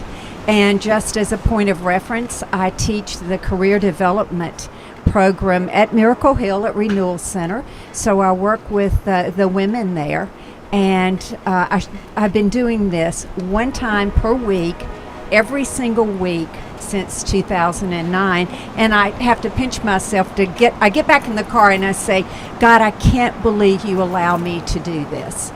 Tell the people the story of you telling your boss that you could only do something if you were allowed to do something. Well, first of all, Janine Slocum, who I dearly love, just a beloved departed friend of ours, and her husband Bill was the manager, I guess, what you'd call him here at the rescue mission for many, many years. And she asked me if I would volunteer and teach this class. And at the time, Ryan, I was very much focused on my career path, and I was going up the corporate ladder. And I just told her no. I said, I can't do it because I don't have time to do it. I wish you well. Let me help you find somebody that can do it. And she said, well, Peg, let me ask you this. Would you pray about it? And I said, well, Miss Janine, I thought I'd love to see the person that could look her in the face and say, no, ma'am, I'm not going to be able to do that. So I thought about it, and I got in the car leaving church, and I was telling God all the reasons why I absolutely couldn't do it. And he was like, silent. And I was like, you're right. I need to work for you. I need to work for you. And so about midway through the week, I called my boss's boss and said, hey, Greg, I need to ask you something. This is what I need to do. And I'd rather ask you this, the president of broadcast, rather than go back to church next week and face Janine Slocum. So what do you think? And I was thinking about this even actually a couple of days ago, and I thought, what a great boss I had. He said, Peg, this is the reason you work. Absolutely do it. And all the way through my career, I always traveled with the business, and I would say to him, hey, get me in there was that last flight that would come in from Atlanta, would put me back home about midnight on Thursday night. I would, my husband would come pick me up, I would go home, catch a few hours sleep, get up the next morning, and I committed to those women, I'm going to be here every single week. And I very seldom ever miss. And like I said, I I won't learned. put you on the spot and ask you how many times. You know, a handful just a maybe. handful, right? Yeah, maybe a handful. Because that was just something I committed to. Because this is what I think, Ryan. The courage that those women have, and I'm sure the men do as well, but I'm just speaking from my experience, but the courage those women have that ring the doorbell, call us or whatever, and say, I want to change my life. I want to do this differently. This is not what I want to do anymore. And what I love about the organization too, and a lot of people ask me this, absolutely you don't have to be a Christian to come. We come. We just want you. Now you're going to hear about Jesus, but absolutely not. We love you. We want you to come, and we want to see if we, let's see if we can make a difference. Now, Tuesday night we have the renewal graduation, and 2 girls are graduating, 2 ladies are graduating. We celebrated yesterday. If you heard a lot of clapping going on, what happened was one of the girls have a job. And they graduate on Monday, they start this fabulous job on Tuesday.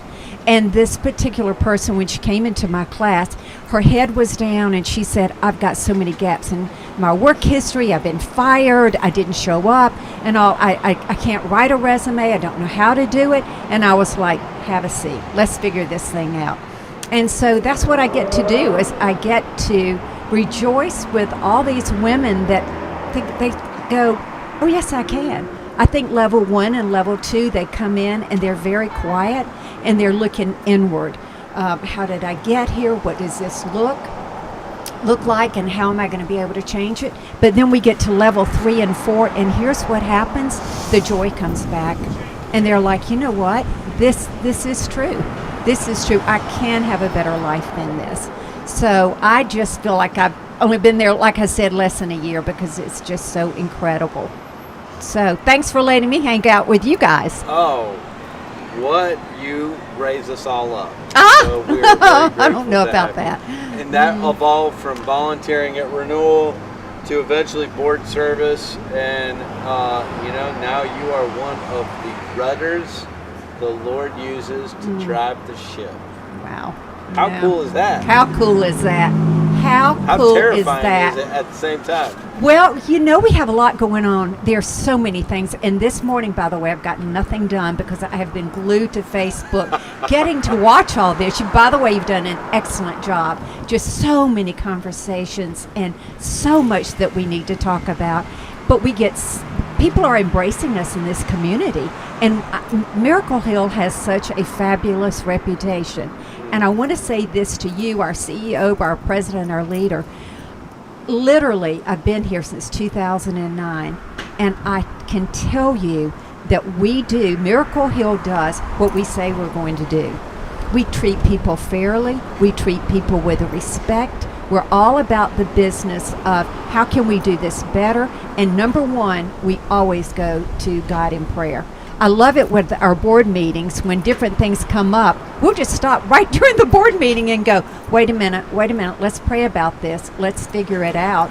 And we always seek His wisdom. And what we do is hard. And this is what I told our 2 upcoming graduates yesterday. I said, this is hard. You've been here for, 8 months, 9 months. It's been hard. But what a story, and now you're so full of joy. So we could think about, what are we not doing? Who are we not reaching? What else could we be doing and all? But here's what I love about it. We're joyful because we get to see how God is at work through the name of Jesus. We get to watch all this. And so here's the bottom line. We're happy people. We're just happy people. For the most part. Depends on the day. For the most well, no. Now that you've been here for 22 hours maybe. So, let's see. Oh yeah, we're getting real close. So I can barely see that clock. It's been a long time. Well, at least it was not as cold as it was when you were down here in January. Than I expected. It had to have been. I have to tell you, when I got up early this morning, walked the dogs, and I came back in, and I thought, I am so cold. And then I thought, no, I'm not. I haven't been up all night doing this, and I certainly, it just makes you stop and go, what about the people that face this every single day and every single night? And we're here for them. Right off camera. We're not going to move the camera. that Oh, are wow. sleeping on the Yes. sidewalk right beside us. So I had one bad conversation, Peg. I almost fell asleep about 2:30 in the morning. Right. I was right here, and I was doing this number, and right about the time that my brain was flipping the switch, I had a surprise guest, and I had to turn back on, and my brain wasn't working, and I apologized to Brandon, who came in the middle of the night, that I was not on my A game. Well, there you go. Well, I don't know about that one because I was fast asleep, but I've been watching and listening and keeping up with all this, and your brain has been A+. It's just been amazing. And here's the thing, Ryan, lives are being changed. And it has nothing to do with us. Nope. It just has everything to do with Jesus. And how fun, yes, that we get to tell everybody. And thank you to the community for embracing Miracle Hill. We've had a really good turnout from the community, like people that you wouldn't expect to be out here, like Dr. Royster. Oh, Right? that was Like, how such a cool is great that? conversation. I loved that, and I learned so much with the school system and what are they doing with homeless children. And I thought, my goodness, can you imagine being at a motel and the bus is picking you up and you don't know where you're going to be the next night? So here's what I want to leave you with too, Ryan. When we finish up, like tomorrow, Monday, when we have our graduates and all, then they'll go into our transitional housing.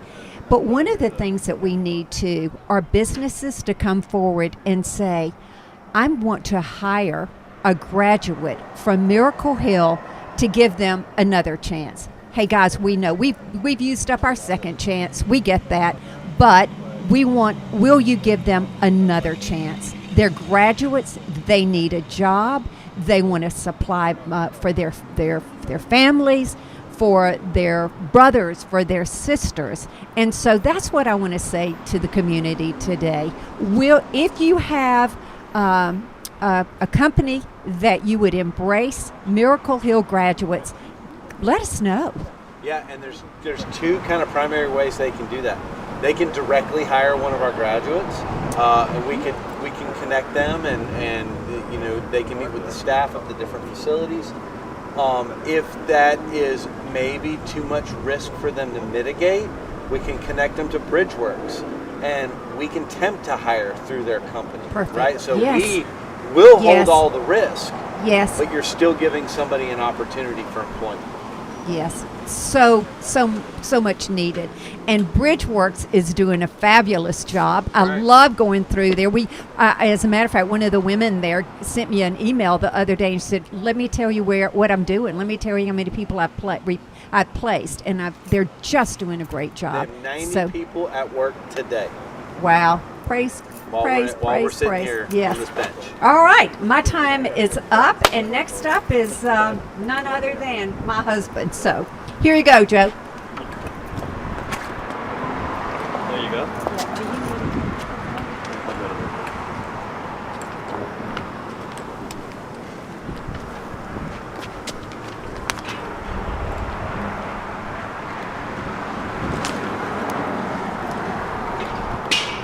How are you, sir? Good, sir. How are you? I am good.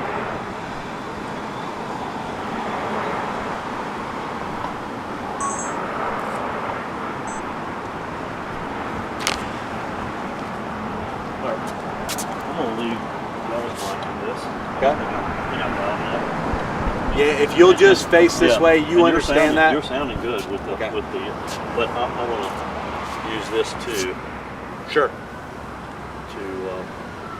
To get a little better audio on my end. And I'm gonna pull off of y'all's feed too. All right, so on the countdown here, you started at 3 o'clock yesterday afternoon. Yes, sir. Yeah, 2 hours left. 2 hours and 7 minutes. Yeah. So this is your second year of Conversations on the Bench, and did you learn anything this year that maybe you missed last year? You know, it's actually the same year. It was just January of this year. We were beta testing it for this October feed. I don't know that I've learned anything different about homelessness. I don't know that I learned anything different about homelessness in January. I do think that I'm very encouraged to see the collaboration, the number of people who want to be a part of the conversation that maybe aren't typically part of the conversation. You, how many people have you come through? I'm going to guess about 50 at this point, but I don't know what the count is. I've been watching throughout the morning. You had city council members. I think the mayor was here. School board members, the school superintendent. Do you think they learned anything that maybe they did not know prior to the conversation? Absolutely. I mean, I think anybody who sits down here and engages in this conversation, or even sits off to the side and listens to it, there's no way that you can engage in this conversation if you don't eat and breathe this like we do, and not learn something about the unique stories that people have and the unique challenges they face to escape homelessness. Yeah. Now, this is one conversation of many. You have your colleagues around the country doing the same, right? 70 rescue mission CEOs right now at the exact same time are sitting down on benches all throughout the country as well as in Canada, all doing the same thing, trying to shine a spotlight on the issue of homelessness and really trying to glorify God through what we're doing to help the least of these. I can remember, I'm going to say about a decade ago, being involved with an organization that worked with the homeless population. And at that point, we were under a different administration, but the idea was that within a decade that we would eliminate homelessness. We still have homelessness. Is it can we ever say that we think we can eliminate homelessness? Is that something that's attainable? I think we're on our third 10-year plan to end homelessness, each one that's gone into the 20-year mark. From a spiritual perspective, Joey, I don't think that we'll ever end homelessness. I don't think that that is a promise from the Lord. I think the poor we will always have. I do think that as a society, we can get to a place where we have a system that works for every person so that when they enter the experience of homelessness, there's accessible options for them, depending on their story, to exit their experience as quickly as possible. But that makes an assumption that everybody is mentally, physically, and emotionally at a place where they want to exit homelessness. You know, there's some people who are dealing with serious mental illness or severe addiction, and their job or their desire is not to exit the situation they're in. They're perfectly content where they're at. What do we do with those individuals other than offer them a hand up rather than a handout? Yeah. And that's an interesting thing because, there are people that they seem to be happy where they are at that time in their life. One of the things, too, that I've noticed, though, over the years in talking about homelessness and working with that, do you think that we are better equipped today than maybe we were a decade or 2 decades ago with providing the services necessary to those people who are open to improving their lives and to changing the situation they live in? Yeah, I think there's two main angles to this scenario. You have the person in the middle of the experience and their unique challenges, emotionally, spiritually, mentally. Then you have the systems level problems that they have to face and deal with to escape their issues. I think several decades ago, everybody was kind of a one-trick pony. They would have one specific angle they would deal with, whether it was the person or the system or mental health. And today, we recognize that it's much more nuanced. And in order to help a person, you have to address all those areas of their life. Certainly at Miracle Hill, we've seen how we've evolved to address all those different particular needs. And I think other service providers do the same thing today in a way that we maybe didn't in years past. Give me some examples of how Miracle Hill has evolved. Yeah, so I think if you go back 50 years, we loved people in the name of Jesus and we would introduce them to the Lord. But we were staffed by so many, retired pastors and people who knew how to spiritually care for people, but not how to help them escape their issues, deal with these systems level issues. Today, our staff are much more trained. They're better equipped to help these very specific issues that people face. And frankly, we're trying to become better equipped to help the least of these with all their issues, including introducing them to Jesus. where do you see Miracle Hill and other service providers who deal with the homeless population? What do you see in the next decade? Yeah, I think for Miracle Hill, the name of the game for us is throughput. In the facility directly behind me, there's 150 beds that are 99% full, 99% of the time, right? It's always full. So the question would become, do we need more shelter beds? And I don't know that the answer to that is yes. I know that we need to help people get through the system faster, and if we can relieve pressure on the back end, it'll open up beds on the front end. So that is what we're trying to focus on. Throughput, efficiency, but helping people in the appropriate time frame. I also think that we can't be all things to all people, and Miracle Hill and all of the service providers, we need to continue to work collaboratively so that I can call on someone else to handle an issue that maybe we're not equipped to deal with. Other than money, what are the challenges that you face? Yeah, so I always say that people can get involved with their time, their talents, and their treasures. Certainly we need lots of treasures, right? Like we need financial contributions in order to keep the lights on. But we also use tens of thousands of volunteer hours. We need people to donate of their particular skill set, or just to drive a van, donate their clothes, donate their food, at the very least be a part of the solution, and figure out how they can particularly contribute to the solution. Thank you. Appreciate what you do. Thank you. So, you're getting close. Almost done. 2 Getting hours. close. I mean, almost done. And you're just as fresh right there with Woo, that is the Holy Spirit, Peg. That's Well, got nothing to do with me. Yeah. But, I mean, just great job. No question about it. Yeah. I don't think you've introduced yourself. So. Oh, I didn't?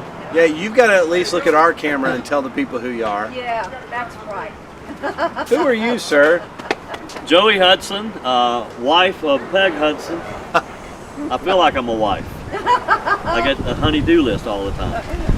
Easy now. Peg Hudson is my wife, and I host on 98.9 WORD, and just a lifelong resident of Greenville. And a long-time supporter of Miracle Hill. Yes. So we are so thankful for the both of you. Do a great job. Talking about it's just our pleasure.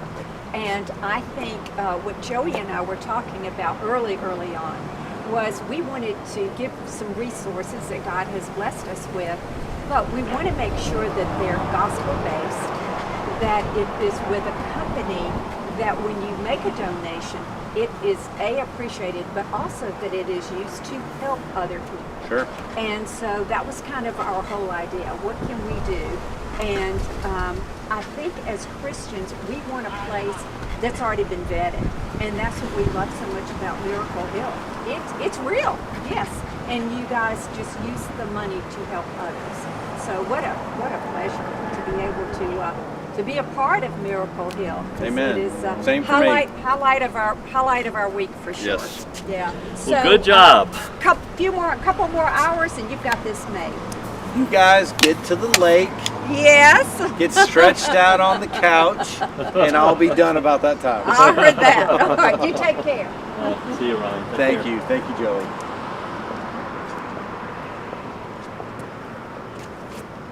Countdown, y'all. We are down to 2 hours. Praise the Lord.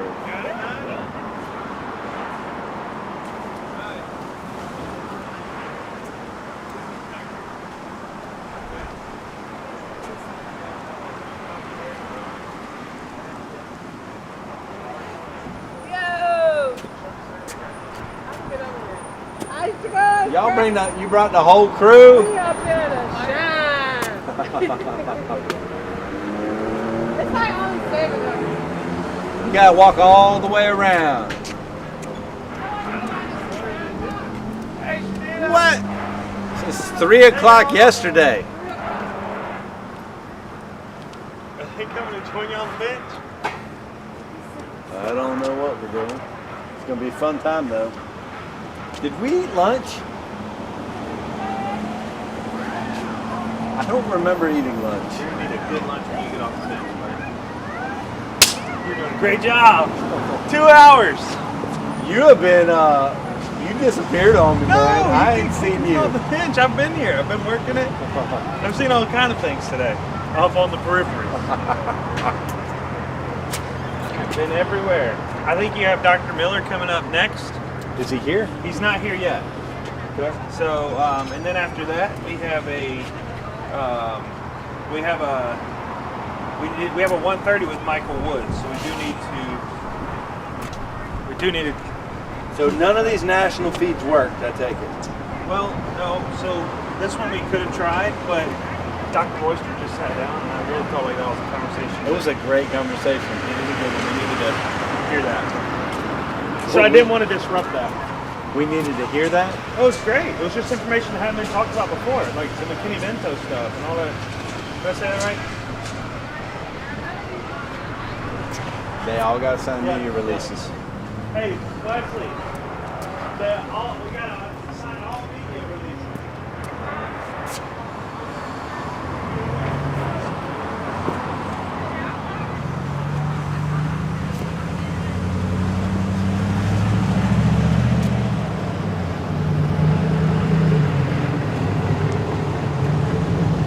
All right.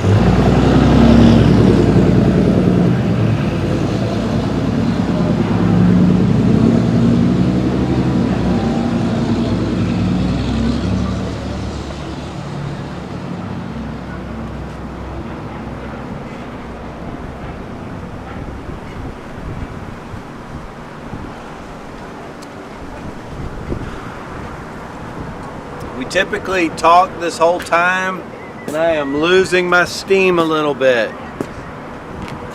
I hope. Hey, Braden, are you up? Yeah. How many we got with us? 26. Really? We got 26 people with us? What's up, y'all?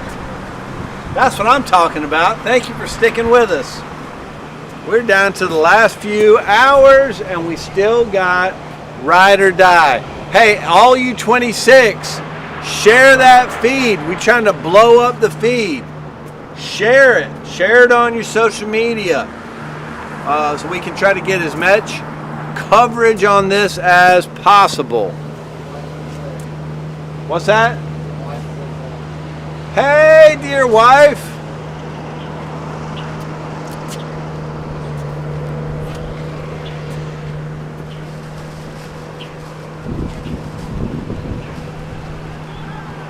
Woo!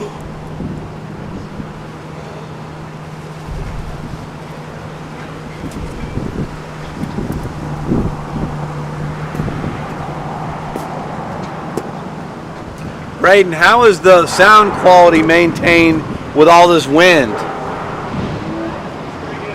Good.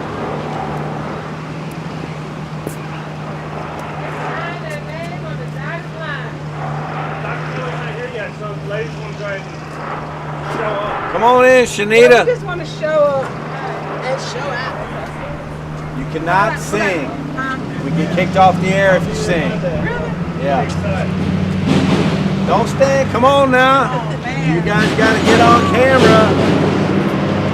If you're going to be here, you got to be here. We're here.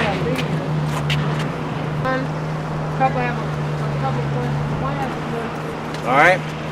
All right. Whoever talks got to talk into the mic so we make sure that we capture it. Y'all coming on? Yeah. I don't know that we're talking for support. Here, you're in charge. Hello, everybody. This is Shanita Val and my entourage of these beautiful ladies from the Miracle Hill Renewal Program. These ladies are working on their recovery. They're working on their relationship with Jesus. And right now they have a couple of questions for Ryan.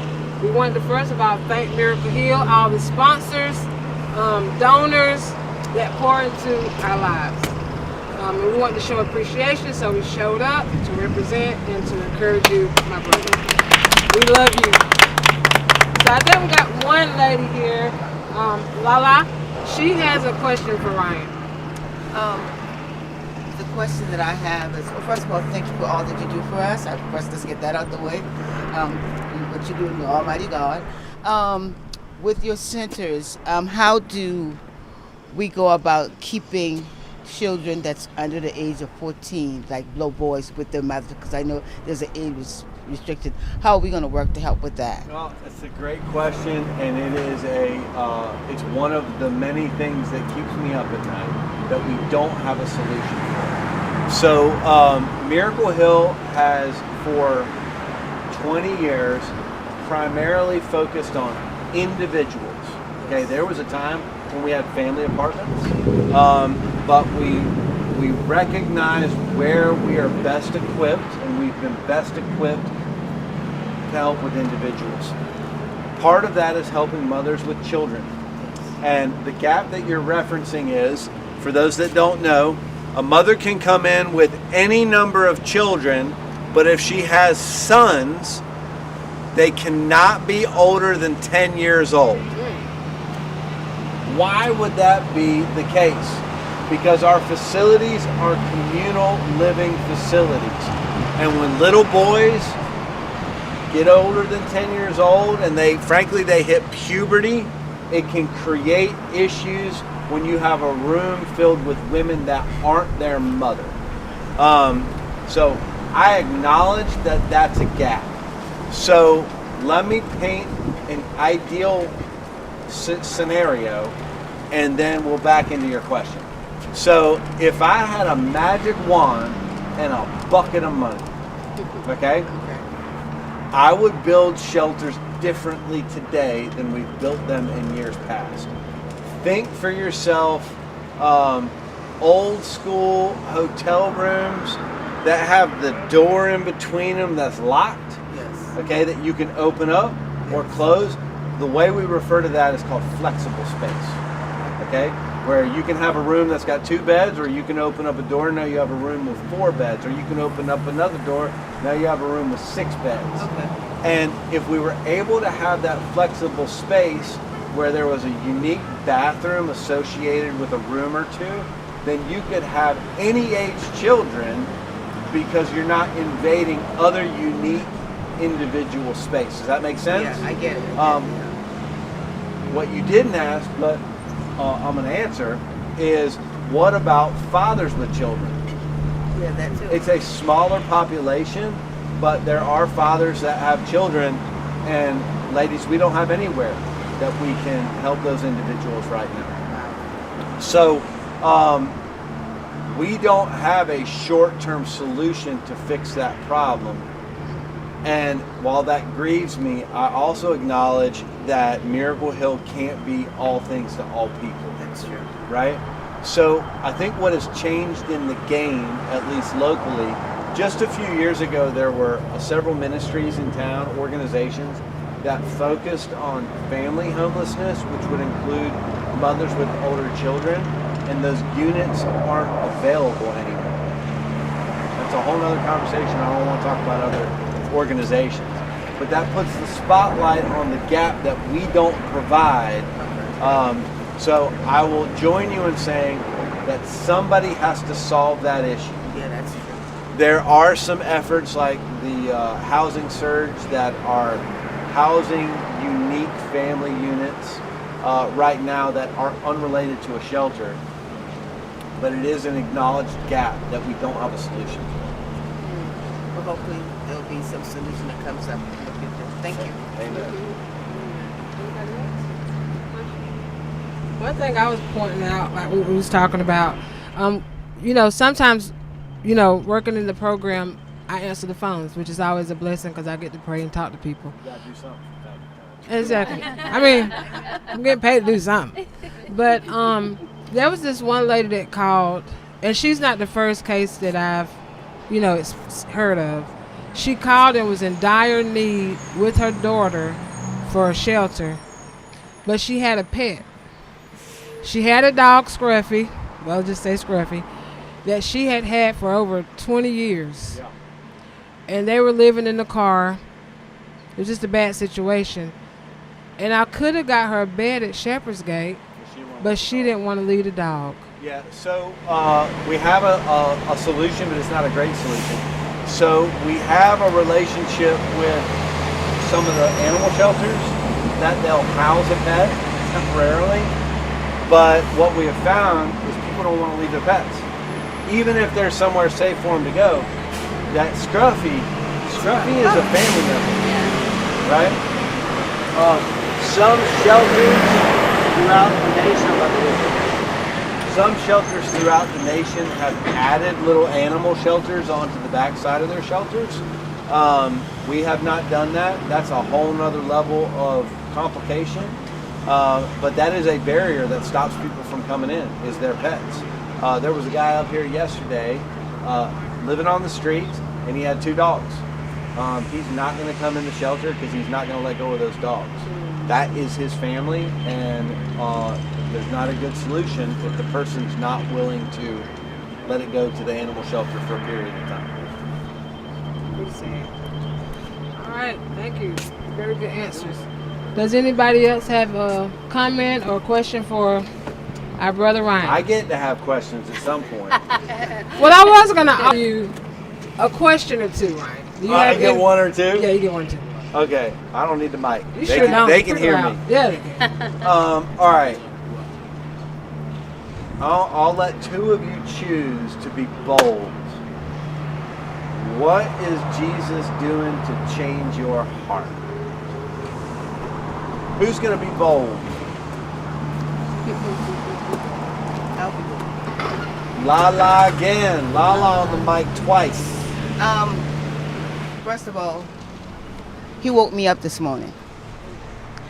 He gave me another chance to redeem myself and to make life better for me. So that's what he's doing for me. And with the support of Miracle Hill and my sisters here, I know I can do this. Amen. Hey, I'm going to change my question. I just, the Lord impressed upon me to change my question. All right, I'm going to guess there's 7 of y'all out there. We would be foolish to think that all 7 of y'all are ride or die for Jesus. Because everybody's struggling with something.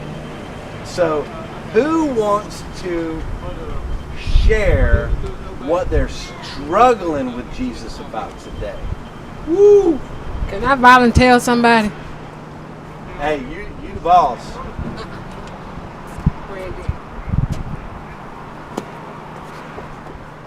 Oh, you got it. Be real.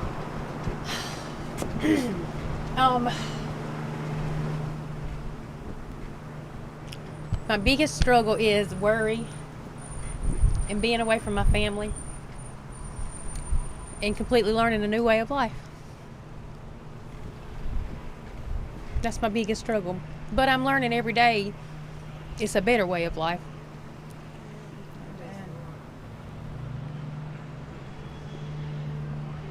I don't know. Is there anything else I need to say? Can I respond to that? Mm-hmm. So I'm going to respond to it with a super hard truth. You ready for this? When you say family, who are we away from? You don't have to use names, but I'm away from my 2 children. Okay. And my grandbaby. Okay. All right. Here's a really hard truth. You might want to. You're going to try to kick me after I say this. You know, I won't say it. I'll say it about me. The Lord loves my 2 children way better than I ever could. Like, if I've got to choose between the Lord taking care of my kids or me taking care of my kids, it's Him all day, right? The Lord knows how to love my children in a way that I don't know how to love my children. And I don't have a mother's heart. I have a father's heart. I don't have a mother's heart. And I can't imagine with my father's heart being away from my kids. But if I had to cut off both feet and stand in boiling water for 5 years so that I loved my children the way they deserve to be loved, the way their Creator loves them, then I'm going to do it. There's nothing I wouldn't do to love my children the way they deserve to be loved. So the God of the universe, for whatever reason, chose to pluck you out of your situation and place you over here so that you learn how much he loves you, how much you're worthy of his love, and to protect you and those kids and that grandbaby, so that when he says, okay, it's time to go back, that you are the person he designed you to be, to love them the right way. So man, you don't have anything to worry about, right? The only thing you need to worry about is learning how to love Jesus. He's gonna work out all the rest. Anybody else bold enough to share? What was the question? Your biggest struggle right now to follow Jesus? All right. Well, my name is Betty Brown, and I'm from Greenwood. And I put myself in this program because I realized I needed help. My biggest struggle is I was going through this program, and I'm trying to keep God in my life. You know, struggling with being, you know, that's my biggest struggle. Trying to keep God in your life Yes. while you go through it? Uh-huh. So we overcomplicate everything, and this even goes back to what we were just talking about. Like, you come into a program and we immediately start getting future focused about what life's going to look like in 7 months, 9 months, or a year, or whatever it is. The only day that we have is the one he gave us today, right? This is the only day we have to worry about, right? So like, I've been on this bench for a really long time, but all I got to do is make it to the next day and let him worry about the rest of it, right? The Lord's going to worry about the rest of it. So don't think about how to keep him in your life. Think about how to walk hand in hand with him right now. And then do it again tomorrow. And then do it again tomorrow.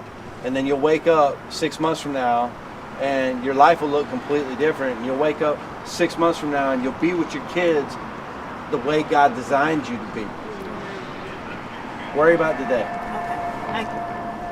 Anybody else? Be anxious for nothing. Is that mic on?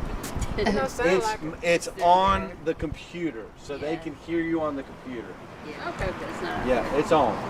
Hey Ryan, my name is Shayna. I'm from Greenville, so right here. And I think the thing that I'm struggling with the most is when I came into the program, it's like my life fell apart. I lost my house, my husband, my kids, and my job in 4 months.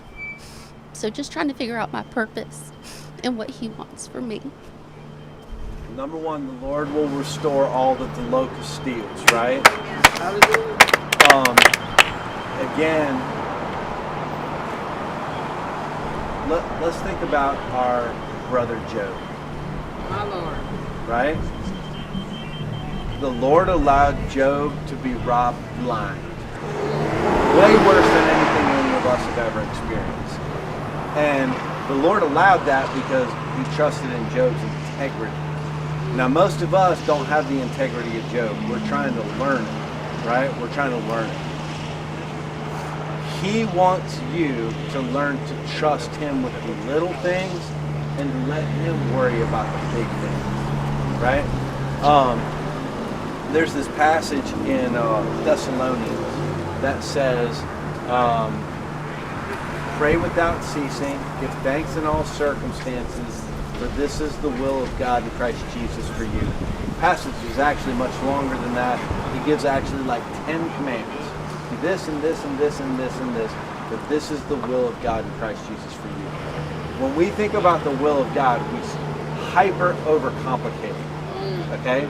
And we start asking him questions like, well, Lord, do you want me to be here or do you want me to be there? Do you want me to go be with my family? Do you want me to get this job? Do you want me to do this? Do you want me to do that? The Lord knows that we are plumb dumb. Not some dumb, we're plumb dumb. So he made the Bible really simple. Not easy, but simple. So let me ask you this. Put on your philosopher's hat for a minute. If you give thanks in all circumstances and pray without ceasing today, are you in the will of God? Okay. If you wake up tomorrow and you give thanks in all circumstances and pray without ceasing, are you in the will of God tomorrow? If you do that for 3 months, are you in His will for 3 months? That's what He wants from you. He will work all the rest of it out. He wants what's in here to be focused on Him. And He will work all that other stuff out. I go back to what I said to her. He loves your children and your husband way more than you do. He's going to work out what's best for them. What He wants is a woman completely devoted to Him. He'll work out the details. Yeah, that's a good point, Ryan. You know, God not only wants us to experience His love for us, and that we come to know the love of God that surpasses knowledge, but God also wants us to love Him with all of our heart, all of our mind, all of our soul, all of our might. And one of the biggest things for me that was a struggle in early recovery, as well as you know, counting the cost to follow Jesus, was loving Jesus more than any person, place, or thing. And whatever was trying to compete with my heart, you know what I mean? And it became so easy once I chose every day to love Jesus more than anybody. And another really hard truth that Jesus tells us is that we got to love Him more than our kids, more than our family, more than our property, more than our jobs, or we're not worthy to follow Him. You know what I'm saying? But as Brian says, in time, He is a God of restoration. He will restore. And when He restores it, it's the way it should have been in the first place. You know what I mean? But we have to love Him first. Yeah, it's beyond restoring. So if you go back to the day I got clean, and my life was a train wreck, dumpster fire. It was a train wreck of dumpsters on fire. Like it was bad. So it was like dumpsters going like Yeah, this. it was dumpsters on beds, on fire, My God. crashing. If you would have, You got Michael on here whenever you're ready. okay, if you would have told me then what my life would be like today, My Lord, couldn't imagine. I would have told you were absolutely insane and to stop smoking crack. Right? I'd like, no, that is not the way that it works. What He designed was exponentially better. What does the scripture say? It says that He would give you more than you can hope for or imagine. Yes. I can hope for or imagine a whole lot, right? He will give you more than that. And what does it cost you? Walking with Him one day at a time. And I'll leave you on that because I got to jump on another call. All right. Thank you all for listening. We love you. Hey, y'all, pray for these ladies. Y'all keep them in prayer. They're some troopers, though. Thank you, Ryan. Thank you. Thank y'all for coming out. Thank you, brother. Thank you. All right, they got some zebras. Recording in progress.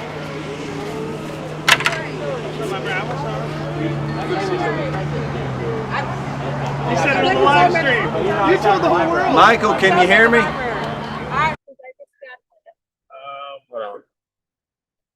Michael, check. Can you hear me? Yes, I can hear you. Can you hear me? Yeah. Jacob, how you doing, brother? All right, great.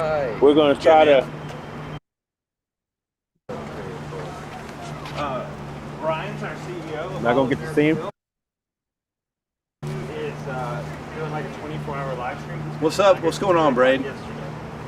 All right, here we go. And he's doing, it's called Conferences on Faith. He's talking about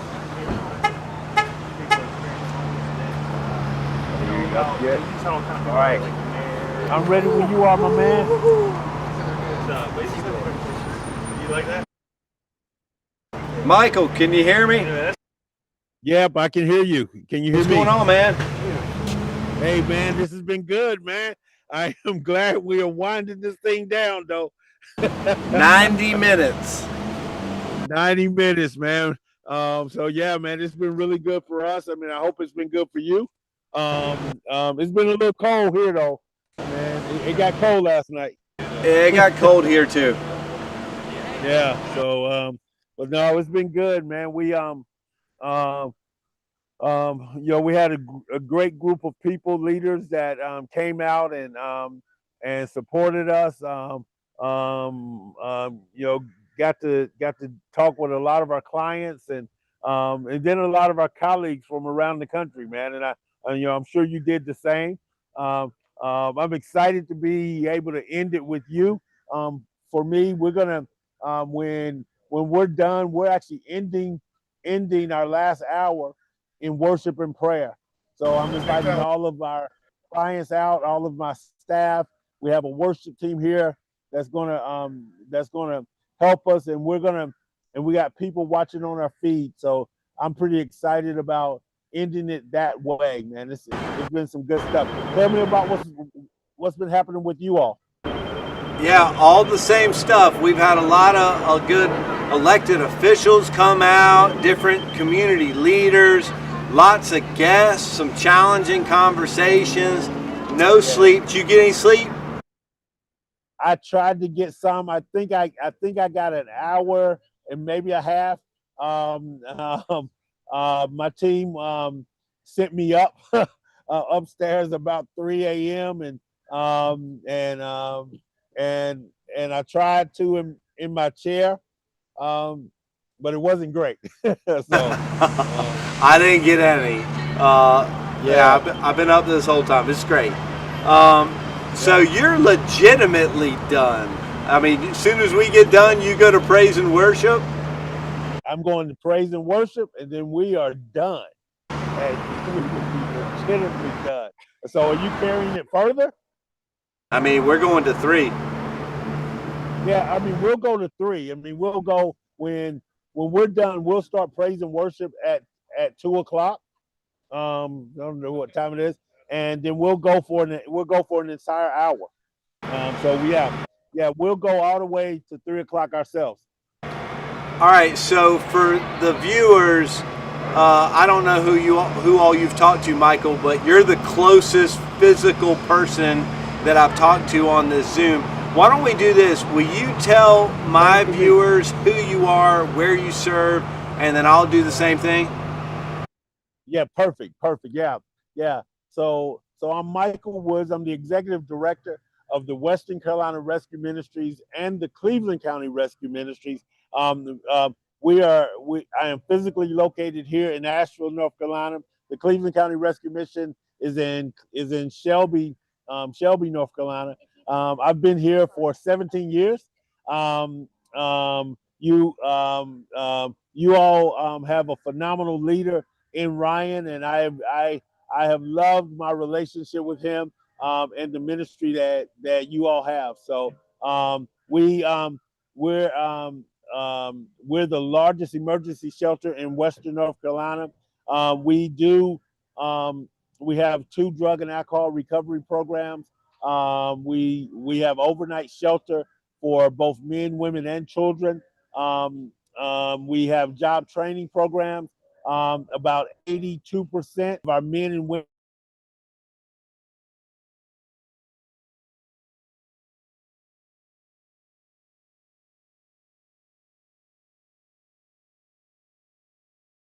housing is our biggest issue. Very similar to most of my colleagues. We are trying to solve some of the housing issues in our community. So that's really who we are. We actually started a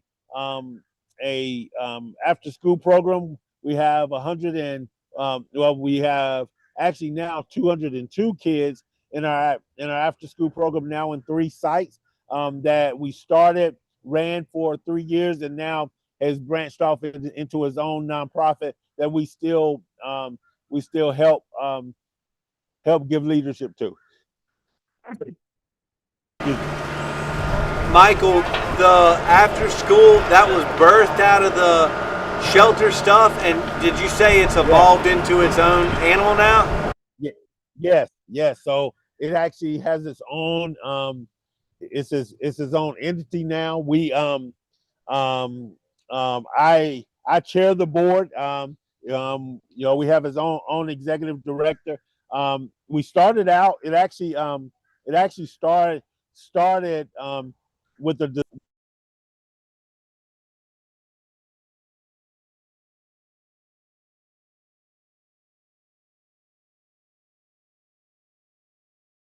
and so we decided we needed to step into that arena, and so we actually started with something where we we actually had 101 kids to the same camp in Branson, Missouri. It's a Christian camp. We had 33 kids the first year get saved, and we had 63 kids the second year get saved at that camp. And our sheriff was so committed to it that he sent all of his SRO officers with the kids to be there and to learn how to interact with these youth. Well, after that, what ended up happening, we had COVID, and when COVID happened, our schools closed. But we were trying to do distance education, and we had 301 kids who could not access high-speed internet. So we had to figure it out. So we ended up creating what we call pods, learning centers, and we had 14 of them that the rescue mission actually supported. We fed those kids every day. We made sure that everyone was taken care of, and then we actually managed one of those here. And then after that, we started an after-school program, and it just kind of grew. We ended up hiring 26 people to run the after-school program. We started with 150 kids, and we ran that for 3 years out of the rescue mission. Well, not out of the rescue mission. We actually housed them at a different location, at a rec center. But then but all the administration, all the finance, all the payroll, all the everything came out of the rescue mission. We did that for 3 years, formed another nonprofit, created a separate board, and was able to support that through grants in the community. So now we have over 200 kids in 3 different locations that are part of our after school program, and I chair the board of that.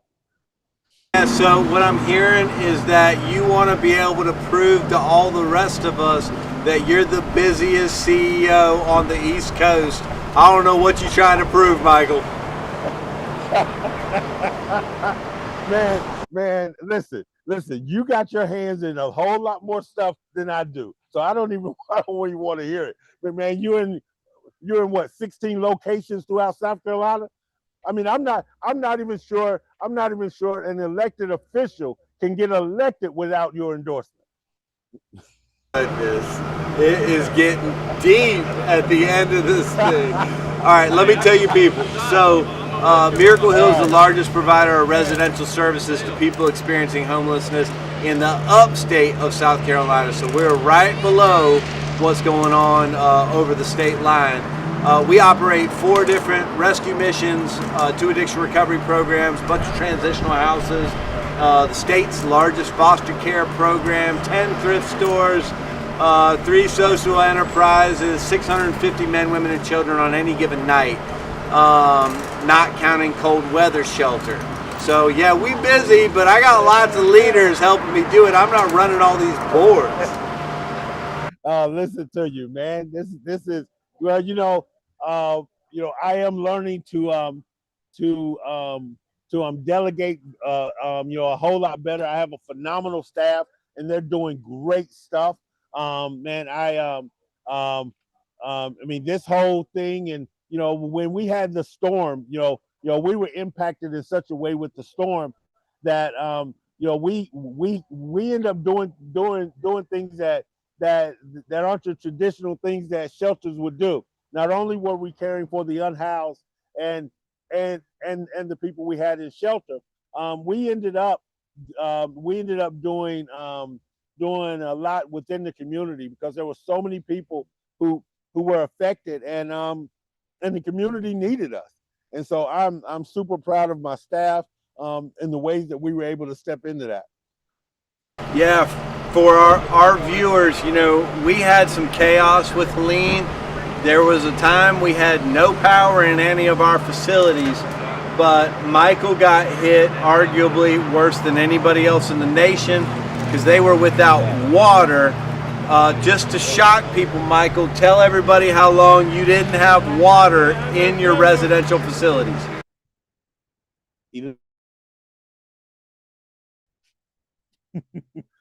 Yeah.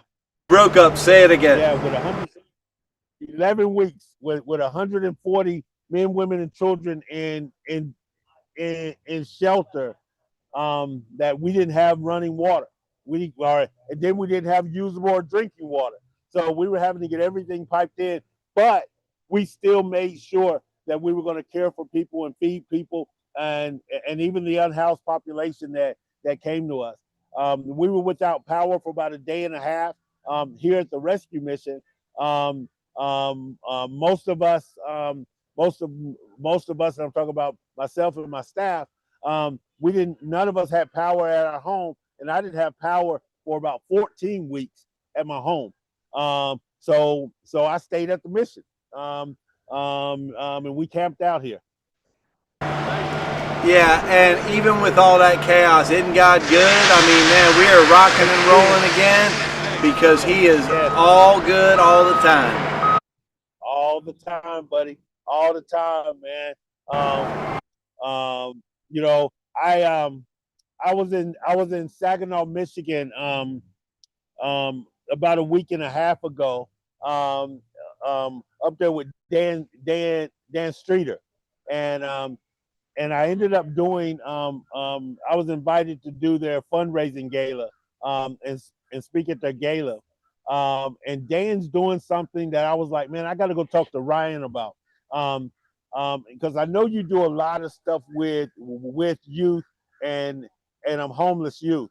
And Dan's now doing, you know, he has transitional housing and a homeless youth overnight shelter. And we need one in our county. We used to have one.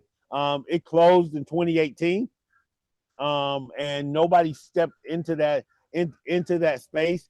I've looked at it, and it actually scared me, man, to be honest with you. And I knew God wasn't telling me at that time. I believe God wants me to explore that differently now.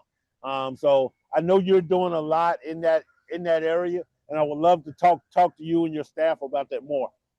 Yeah, so you know, when we get past this thing, you and I have been talking for a couple months about catching up over lunch. So we'll catch over lunch and talk about it. But I got a pile of people behind me now, so I'm gonna let you get to praise and worship so I can get on to the next person. All right, my man. I appreciate you. God bless you, and we'll talk soon. God bless. Talk soon. See ya.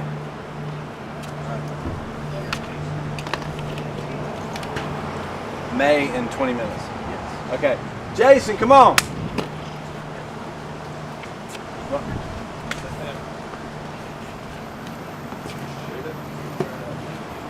You came back. Well, I had to.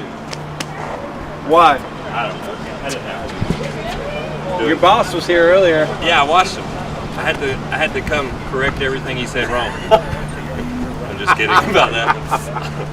No, so I came just to address a couple things. Come on.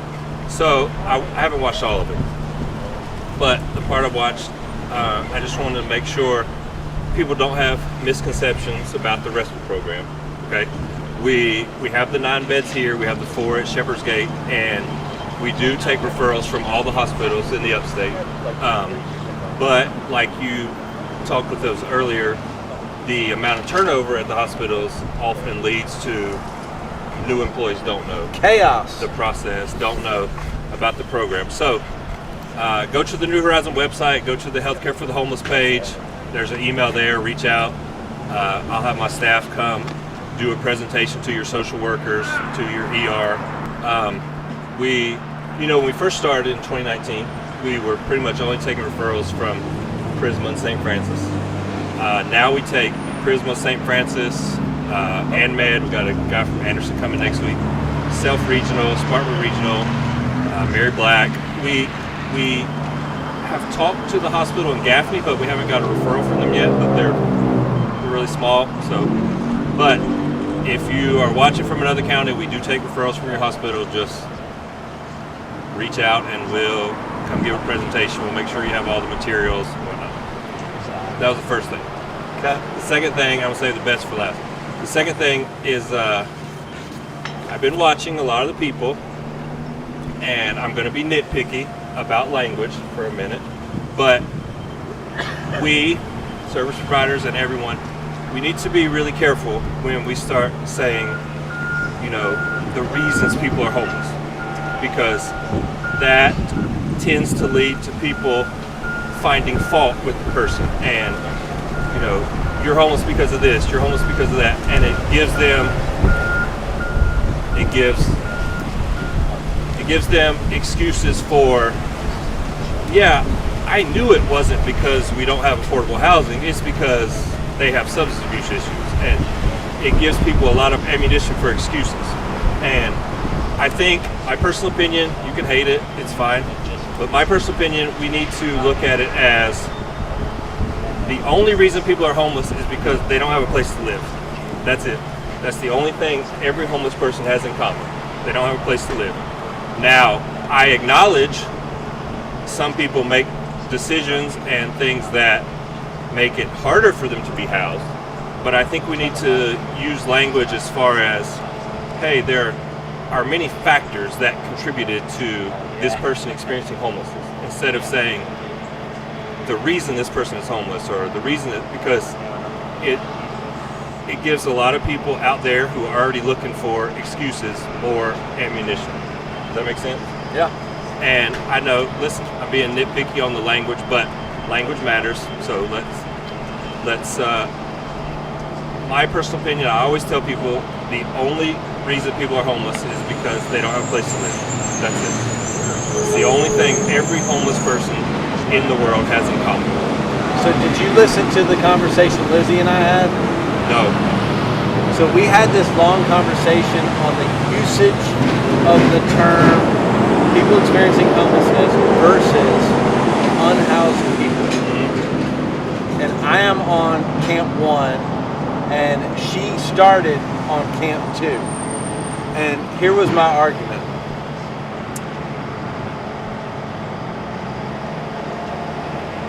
Being homeless is not what defines a human being. Mm-hmm. Right? It's a period. Right. Period in their life. So I want to use the term experiencing because the person... Because you hope it ends. Well, and the person is a human being that is defined more than by what brokenness they're experiencing in their life. And so my beef, and I feel like this is the counter to what you're saying, my beef is that by saying unhoused persons, number one, we're making it just about the box that we call house, right? Which you're saying is what equitably connects them all, and I get you on that, and I'm not disagreeing with you. But it is so much more nuanced than that. And what are we after? I'm going to say that homelessness is a breakdown of a relationship that results in the absence of a box. Yeah, lack of community. And so that's why I like the term homeless versus houseless. Homeless is about relationships. Houseless is about a box. It's about a box. And so I don't know, man. I think I struggle with I understand what you're saying, but I don't want to give such a narrow perspective that it eliminates all the other parts of the human. You following me? You don't have to agree with me, but are you following me? No, I'm following you. I think we're on the same page, but just reading different words. Well, that was the whole argument between Lizzie and I. Well, not argument. The whole discussion was because I know she and I believe mostly the same things, but we're using vastly different words that mean very different things, right? So she also said this. Maybe this is my main point back. She also said people experiencing homelessness is a mouthful, and I said yes, it is.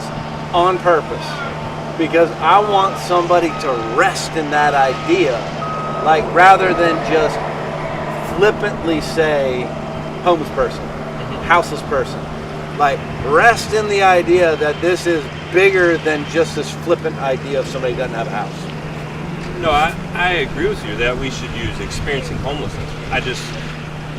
I am coming from the perspective of we should use they are experiencing homelessness right now, maybe by some fault of their own, but the main part, because listen, well, maybe not you don't live in a neighborhood. In my neighborhood right now, there are people with substance abuse issues, but they're housed. There are people with untreated mental health issues, but they're housed. So you can. I just don't like the word reason. Okay. Yeah. And I'm going to talk to Tina. She agrees. She's going to back me up when she comes up. Not really. Let me get to my third point, okay? Because it's the one that... Because we got to go, so you got to get to your... Yeah, I got to go to Spartanburg to deliver meds to your rescue mission. Okay.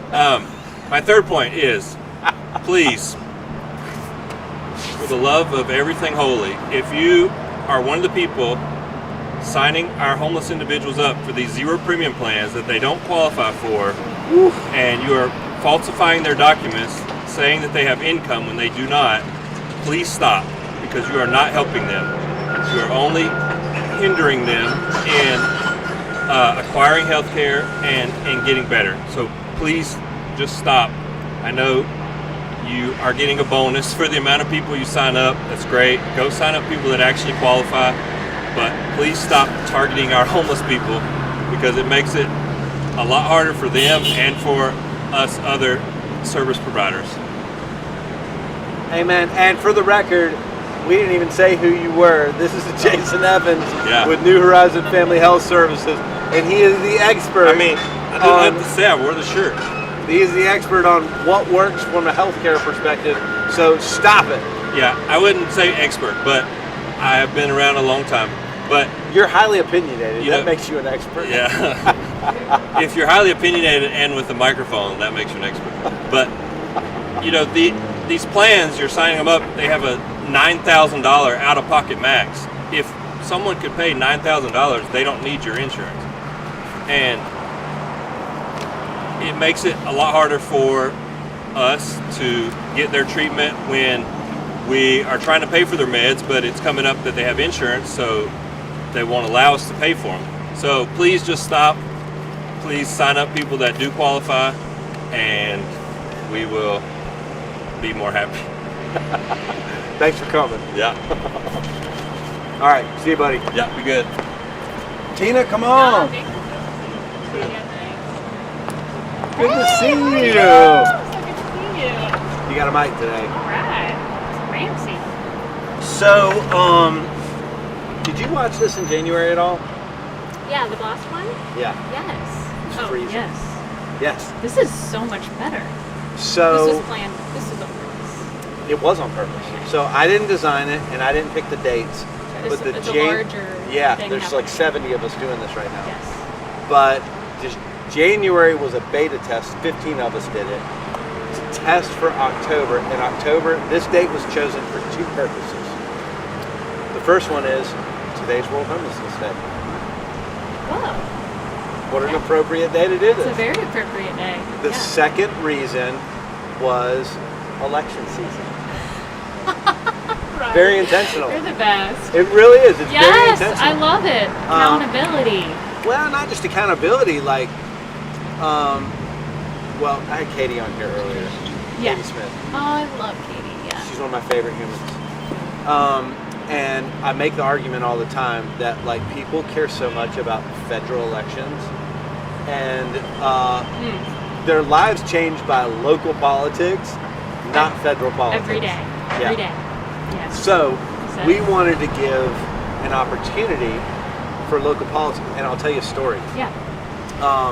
The guy who started this is a guy named Brandon, and Brandon at the time was the CEO in Winchester, Virginia. He came up with this idea.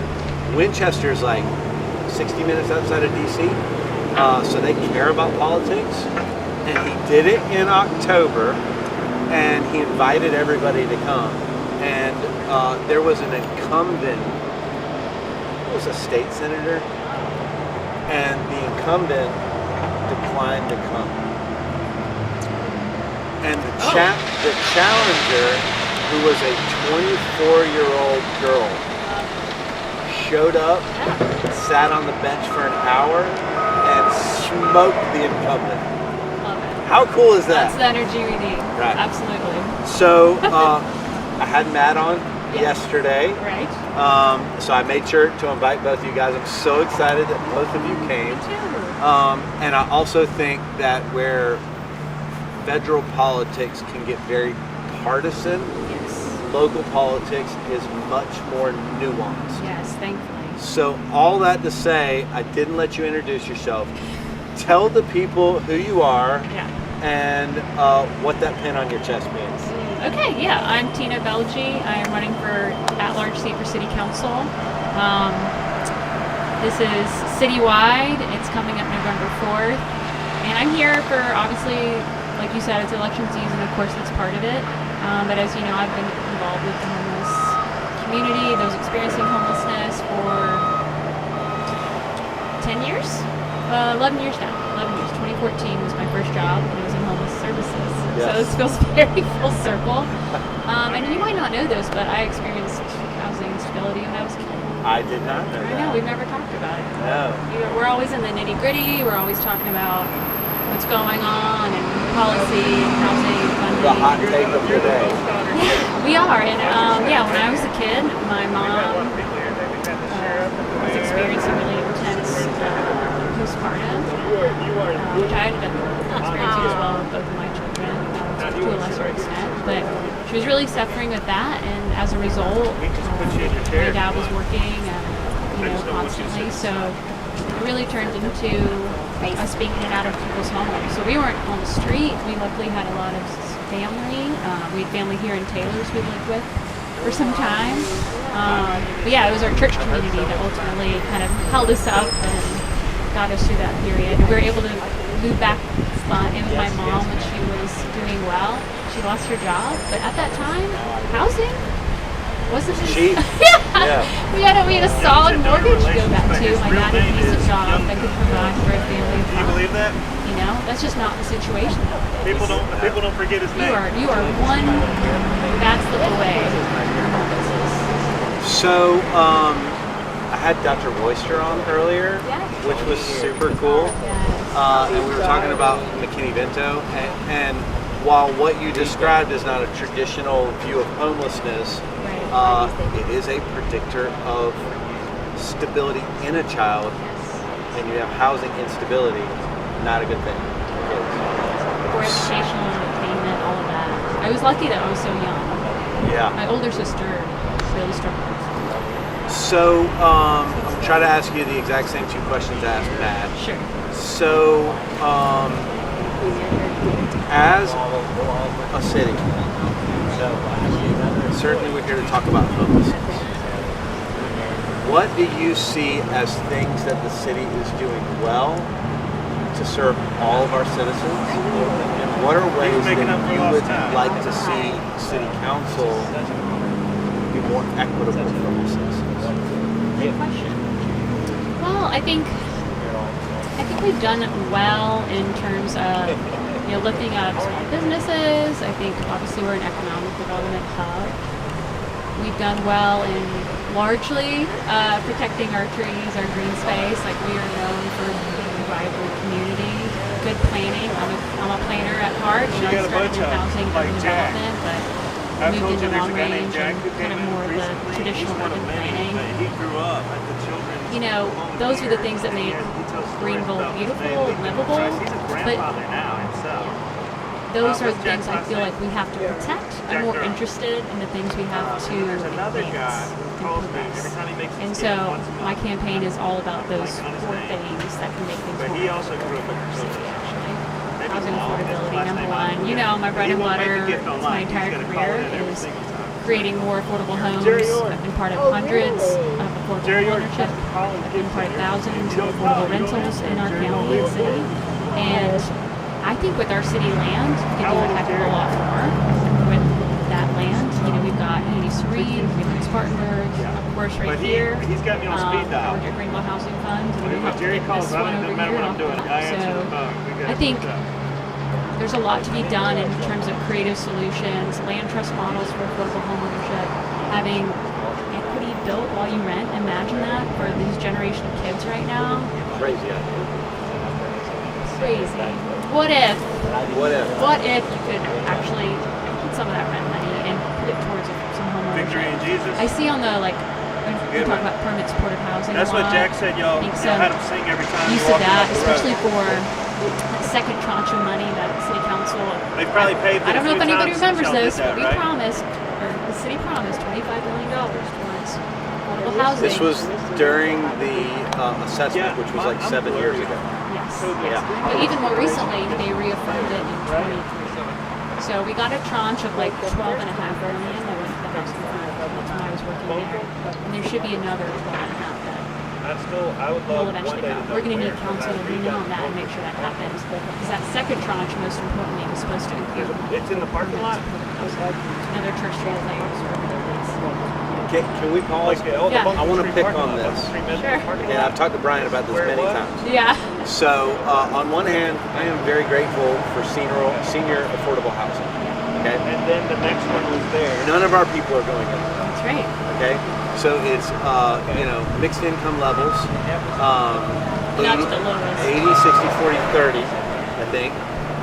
But 80. What is median income in the city? $80,000 now. So our people need 20%, 30%. So over here, the 30% units, there's like a handful. Yes. Right? So is that affordable housing? Is this affordable housing? It's workforce housing at best. The 30% AMI? Well, no, the 30% is affordable. Yeah. But the vast majority of the units are workforce, or maybe even a step above workforce. I think this is a LIHTC, so it has to be at 60 or below on average. Good. On average. But that means, I don't know if they did income averaging for this, which means you might have some at 120, you might have some at 60, you might have some at 20. And I really like mixed income. I do too. But like to your point, it needs to average out. And I think what we're really missing in the city is that focus between like that 20 and 60. That is like the giant gap for us. Yep.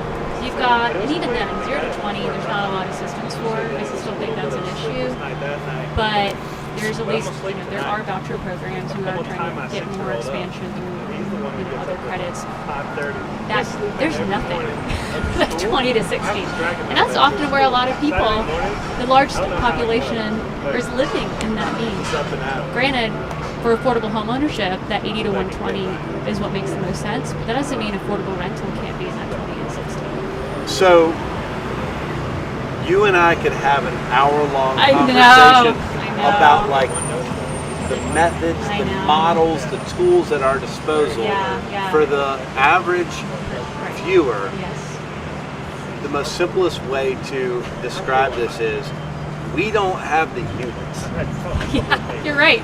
Right? Like Yes. that's what it boils down to. We don't. And this is 3 years.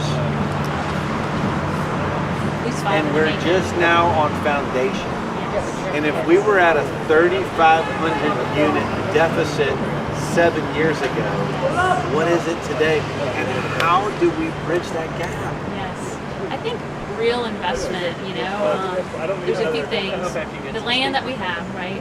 Using trust models, having that mixed income, having that equity. That takes the land, when you have the trust, it takes the land out of that equation, so the mortgage is going to be more affordable. You can reach down to a deeper level. But I also think we need incentives. We need straight subsidy. We've talked about this a lot. And so I think what would be interesting, since I come from working at the county for so long, I worked there for 8 years, and then I lobbied them for 4 years to work with the housing fund. We've had some awesome stuff. People, I think, they give county council some grief. We passed incentives. We got over $15 million towards affordable housing. And we need more of that partnership. And that's what I think I can bring to the table because I have those relationships. Something I do in other cities is we have these areas with home nodes. This is where we can centralize the growth. This is actually where it makes sense. We have good capacity on roads, we have good infrastructure. we could take the portion of that county taxes that the city receives, which is tiny, and instead have the city take on the services cost of serving that area and incentivize growth in that specific place. That way the county isn't bleeding from infrastructure and service costs. Even with NIMBY, we can do that. Yeah. I think if you what's great about incentives is like people, what they don't like seeing luxury development that doesn't serve anybody. If they're going to get development and growth, they want something for it. Fair enough. I want something for it. I want to see affordability. I want to see childcare. I want to see small business. I want to see vacant reuse of blighted buildings instead of tearing down all of our trees. And I want something truly affordable. I cannot stand when somebody comes up and says, "Oh, I do affordable." And it's like, that's $2,000 a month, friends. That's not affordable. So I want to be fair because Brian's a friend. Yeah. I am grateful for this, Brian. I am not bashing it. Okay, I'm just trying to explain it. No, I think that's important. Yeah. So I asked Matt, contrast you and Tina. Yes. And he gave an answer. Okay. So, I haven't seen it. I don't want to tell you what he said. I'll tell you what he said afterwards. Sure. Contrast you and that.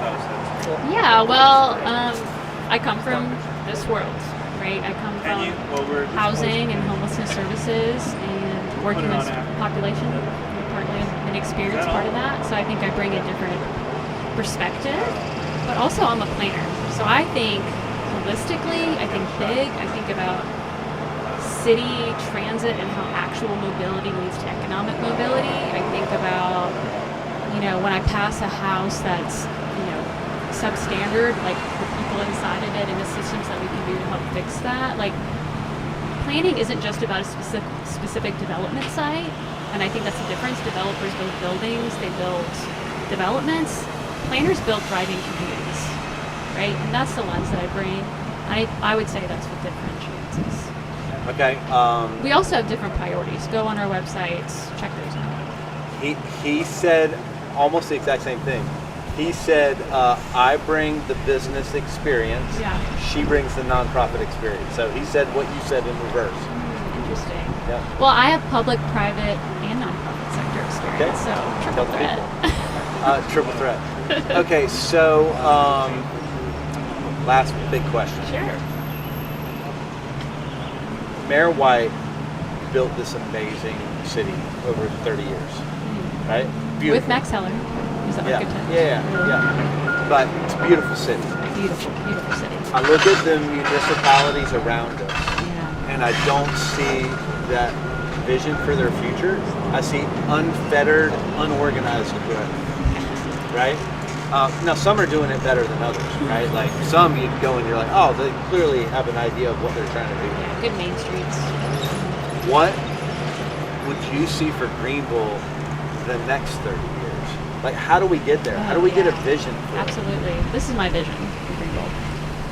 I see a Greenville that its city invests in its people over tourists. I see a city that says we want to make places accessible for people to actually afford to live here. We value our lowest income. We value our seniors. Doesn't matter where you're getting your income from. It's all counted the same.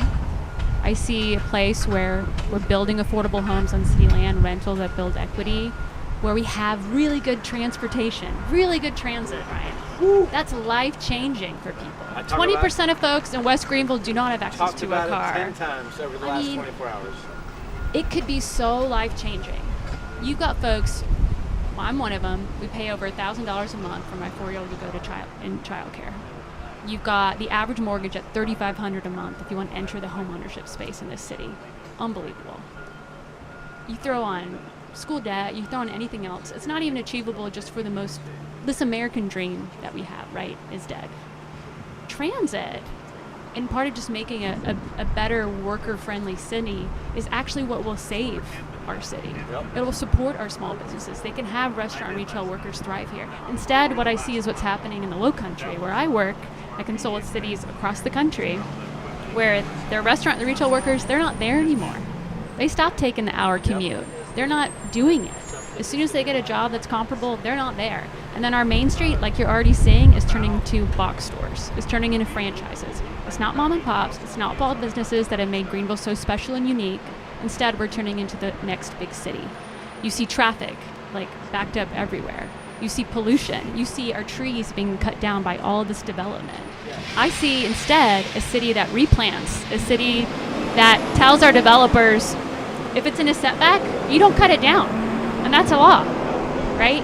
I see a city that invests in childcare and supporting our youth. They're the ones, people are concerned about all kinds of things, but if you don't support the youth, that's what's going to happen for the future. If you're going to have crime. You're going to have less public safety if you don't invest in the children now. They're the ones who are actually committing most of the crimes in our city, by the way. We have a 10-year crime low, but most of it's by youth, right? So opening our child care centers, our community centers that we have, they're not open during the day. Why aren't we working with child care providers to get people in there, right? Why am I paying the same thing as somebody who makes $20,000 a year in child care? I'll pay my fair share. We can open up more spots. I see an equitable, balanced, well-planned city that benefits all people. The unpopular word is this gentrification idea. And we can choose to move people out of the city, but you cannot choose to move people out of the city without creating transit, without murdering the city. Yeah. That's your choice. And their community that they've lived in. That's another thing. You're severing ties of people who've been there for generations often. They're everybody they know, everybody they've grown up is there. And if we do it right, they can stay in their community. We can actually invite people back. Imagine that. Yeah. Okay, last thing, and then I gotta move on. Of course. So Katie and I will make the argument to the viewers that you got to vote. You do. In local elections. Yes. Katie made a passion plea for primary voting. She did it. Okay, so people are going to go out and vote.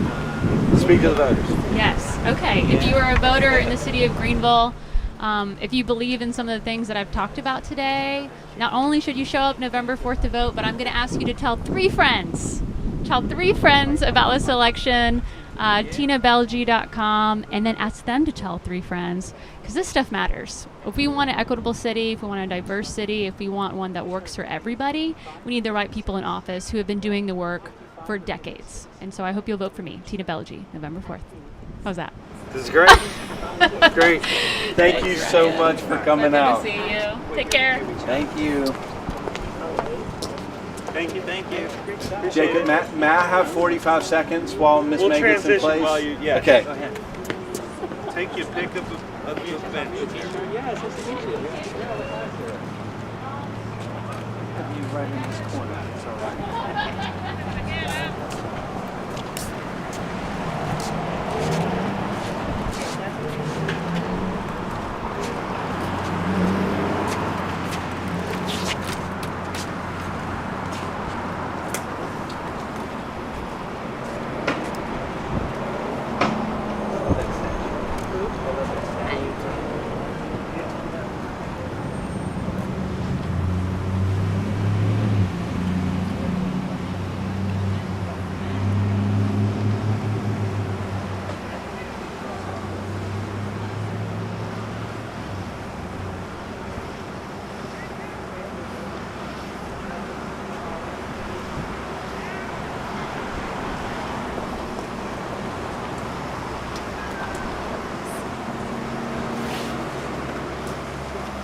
All right, everybody, we are wrapping it up here. This is the last 50 minutes, and I'm not going to introduce these guests. I'll save it for Ryan, but we've got some special guests here at the end. Just a couple of things we want to push while we're waiting. Braden, can you throw that turkey fry thing on the screen there? There you go. Thank you very much. So we would love for you to volunteer at the Turkey Fry. We cook over 700 turkeys at our Spartanburg Rescue Mission. We're going to be doing it on Tuesday, November 25th. It'll feed 5,000 plus people, everybody in our care, in our facilities, but also folks in the community. So if you'd like to be a part of that amazing event, go to miraclehill.org/turkey fry, and that is the end of this commercial. There you go, brother. Hey, Miss May. Thank you for coming out. This is great. Boy, I tell you, Miss May, I'm tired, but it's great. Will you use the microphone when you talk so that people can hear you?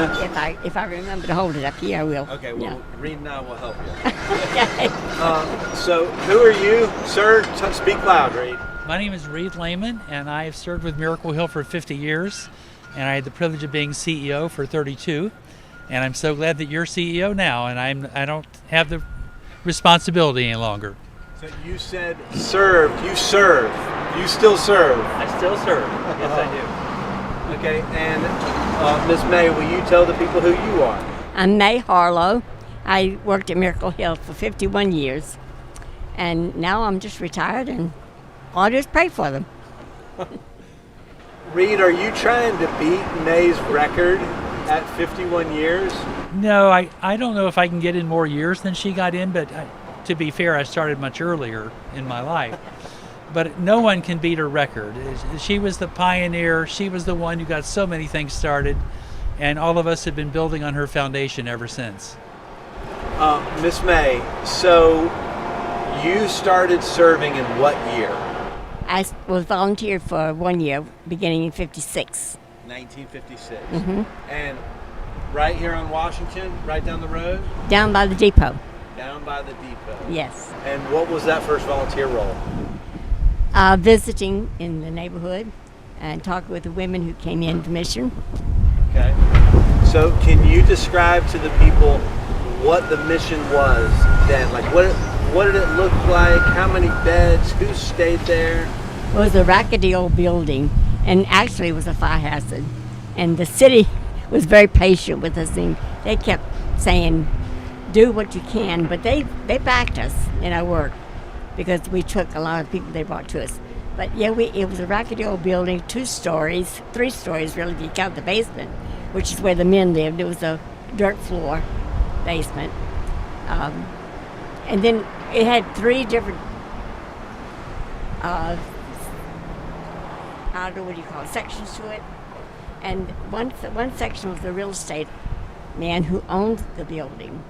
And then we bought part of the building from him, and later on he moved out and gave his part of the building to the mission. So there were 3 sections. One section we set up as the kitchen and dining area.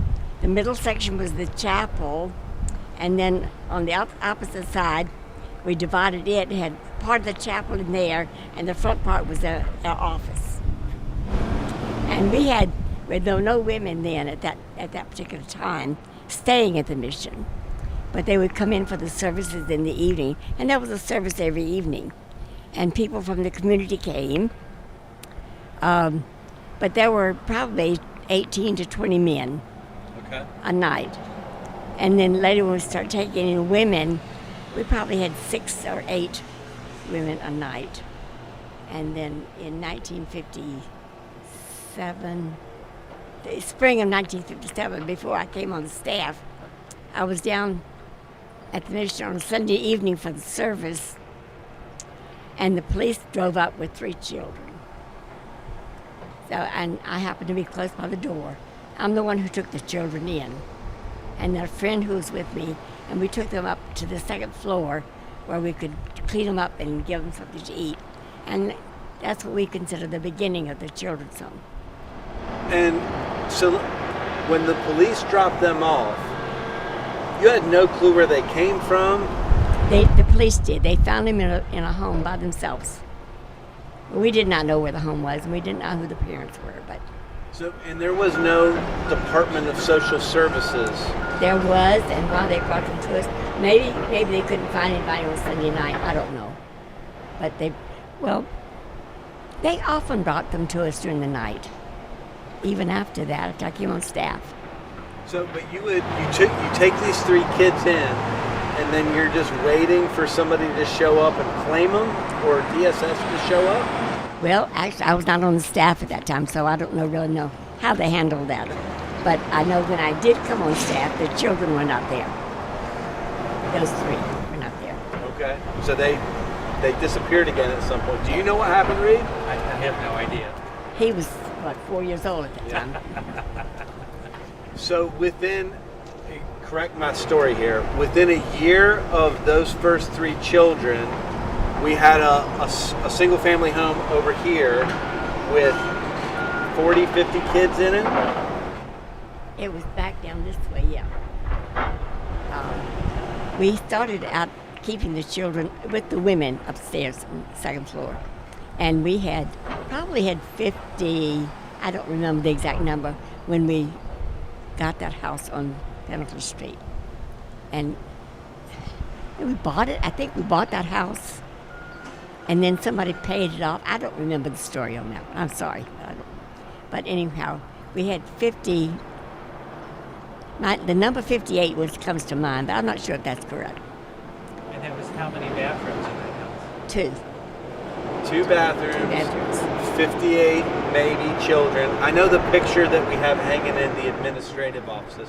I have never counted, but there's at least 40 kids in that picture, and that's just one picture. Is that standing on the porch? Yes, ma'am. There's a lot of kids. Yeah. Who knows where the rest of them were running around. So how did you manage 58 children in a single home with 2 bathrooms? It was difficult, but we did it. It was difficult. So tell them about when you used to go through all the bars. When I first came to work, well, when I was volunteering, and also when I first came, we really didn't have many women staying upstairs, but when the children started coming in, they didn't know where their parents were. And then we would get a word from the police or from somebody about these women in the bars downtown. So I would go down looking for the women. I did not go by myself. There was always somebody from the mission with me. But Would you find them? Yes, and in some cases I did, yes. And just say, hey, by the way, we have your children if you want them back. Well, they would never come back with me, but we did let them know the children were with us. But sometimes they would come back with us, not. But the evolution from that home to the children's home is fuzzy to me as well, because it wasn't that property in Pickens wasn't originally bought for a children's home, correct? Correct. It was bought for a farm program for the men. Farm program for mainly alcoholic men. And we did have them out there for a while, but it really wasn't working out. So that summer, a good many volunteers from Bob Jones University went out, cleaned up the area, and that summer we had a camp for children, and it worked out so well that they decided to make the children's home there. And kick the men back out? Sent the men back down here to the city? Yes. Okay. Yes. But now the children's home, we had to divide it. It got pretty. There was a lot of children for that home. And then a home on Pendleton Street became available. And I can't remember, it seems like it was, somebody gave it or willed it to us. I know what it was. A woman who worked at the employment office. That was her family home. And when she died, she willed that to Miracle Hill. The reason she did was because she was so impressed with the work the mission did with the men that she sent to us. She sent men to the mission. And she got very impressed with that and worked well with us. And when she passed away, her home on Pendleton Street was willed to the mission. So we put the older girls over in that home and kept the boys and the babies, toddlers and babies, in the house on West Washington Street. So at its height, how many children were at the children's home in Pickens? It was hundreds, right? 130, maybe 130, 140. 130. And I know there was, at some point there was a boys' dorm kind of across from where the cemetery is now, correct? Yeah, that was part of the children's home, Singer Hall. And weren't the boys stacked like 2 and 3 high in bunk beds in there? Bunk beds, 2 high or 3 high? 2. I don't think it was 3. 3. Was it 3? So how many boys were in there, Reed? Well, if we had 130 kids, we would have had 60 to 70 boys. Really? So there was a lot of moving around as properties became available. Yes, and at the children's home, the Singer Hall was built when I moved to Singer's Hall. The boys were on one side, the toddlers and babies on the other side, and I was in the middle. By yourself? No, they put one of the Christian women in with me. Okay. It was 2 women, 100-something children. Yes. But the older girls were still downtown. Okay. And when we started school, we bused the girls from Greenville up for school. Because the school was built by them. Yeah, and then we built, I guess it was second year, by the end of the second year, the girls' dorm at the children's home was built, and the girls moved out there. So. Reed, what year did you guys move up there? Well, my father moved us onto the campus in 1957. Yeah. That's when I was 4 years old. And so he was the pioneer leading the Mission Farm for Alcoholics. And when the alcoholics were so miserable, he just stayed there and switched from alcoholics to children. He became the children's home director. And you say the men were miserable up there? They were city guys. They weren't used to this country life. Yeah. It was what we would have called an early version of the Overcomers program. Mm-hmm. But it just didn't work. Yeah. Just didn't work. I always love this story. It's a Reed story. Reed, please tell the people, I may have asked you to do this last year, but it's such a good story, about draining the lower pasture. We had, our campuses are separated by the Illinois River and bottomland, and the bottomland was pretty wet, and we wanted to be able to use it for farming. So someone told us that we could make a drainage ditch using dynamite. So we cut sticks of dynamite into 1/3 and planted them every few feet apart, and then hooked a blasting cap to one end and blew the whole ditch out in the matter of 2 minutes or so, however long it took to blow the whole ditch out. And as a 15 or 16-year-old, I got to cut up sticks of dynamite and plant them in the ground. I did not get to set off the blast, though. But didn't you go buy it from the hardware store? Went to Old Hardware. No, someone else bought it, but you could walk into the hardware store and buy it. You just had to sign for it. Buy a case of dynamite. Yeah. And yes. And that ditch is there to this day. The ditch is there to this day. It was an amazing way to make a ditch because it blew the dirt all over, and so there wasn't a bank to try to get the water through. Miss May, last year I asked Reed this question. In your years of serving, how did you see homelessness change? Well, actually, in the later years, I started seeing a change. Mainly when I came, it was alcoholism that caused the homelessness. But actually, we didn't see it change until maybe the late 80s, and that's when the drugs just began to come in.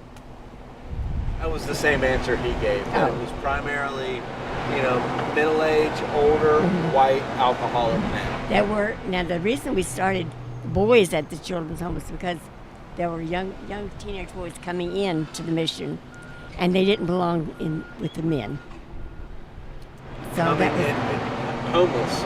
Yeah. So they were the first ones to go out to the children's home. Really? The young boys, teenage boys. So, the generations that serve, the younger people that serve at Miracle Hill today, when we talk about your story, or Reed's story, or Vera's story, these stories based on a lifelong commitment to essentially being a missionary. It's essentially what you were. We don't often call it domestic missionary work, but that's what you did. Yeah, several people told me during my serving years, Miss May, you ought to go to the mission field. I said, well, I'm on a mission field. You're on the mission field. Yeah. And I make that point to people, like, where are we at right now? We're at the Greenville Rescue Mission, which means by default, the men and women that work here are missionaries, right? But I don't see the same level of passionate commitment to the work that was defined by your life of service. Why do you think that has changed? I don't know why that's changed. Really, in my situation, I knew this was where God wanted me, and that was it. Whether he wanted me working with the women, whether he wanted me in the office, or whether he wanted me driving a truck, which I did a couple times, or whatever. I knew this was where he wanted me. And maybe that's what today's generation is looking at. They're looking at the place. I don't know. Rather than, I'm going to serve the Lord wherever he tells me to serve. You know, when people ask me how long I'm going to, or why I'm at Miracleville, I say, because Jesus won't let me do anything else. Good answer. And then they say, well, how long are you going to be here? I say, until he tells me to do something else, right? I feel like it's that simple for me, but it doesn't seem to be that simple for lots of other people that are looking for like the perfect service opportunity. And what grieves me is seeing the younger people in their 20s, maybe early 30s, how often they switch careers within ministry, switch organizations. Will you talk a little bit about times that you served when there was no benefit to you? Like working without pay, or working when you didn't know when there was going to be food? Well, that was from the very beginning. Actually, when I came, nobody ever said anything about pay. It wasn't even mentioned. We just came, and there was no application to fill out, nothing. We just came. But we have had, over the years, staff who came to work with children, and I don't know what they were looking for, but when they found that there was like wiping snotty noses, or it was like giving the children baths, it was like playing with them, they weren't interested.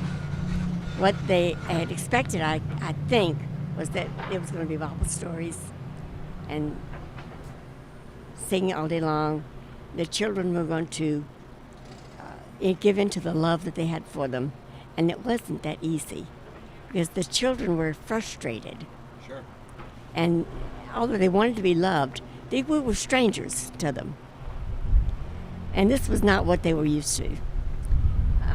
But we've had staff who came for the same reason I came, because God told them to come here.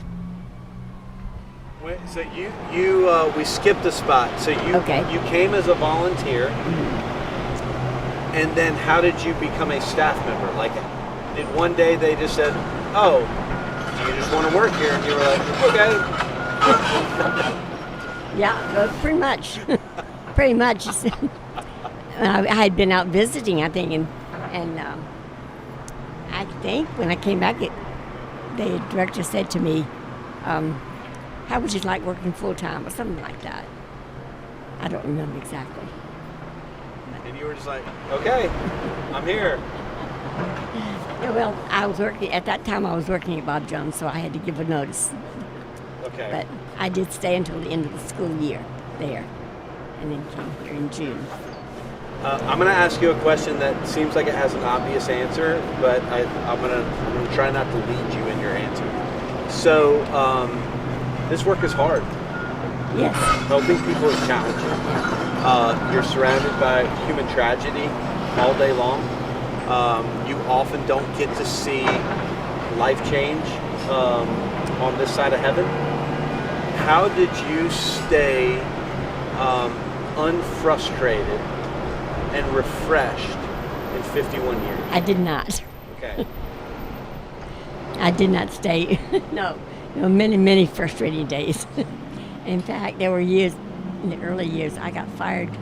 I get fired twice, and I resigned once. Fired for what? We had a very difficult CEO back then. Yeah. You could get fired for nothing at all. So CE's dad, Mr. Lawton, would come over to May's house and talk her into coming back. He did. And one day he called me on the phone. He says, "Miss May, don't do anything. I'll be by in a few minutes."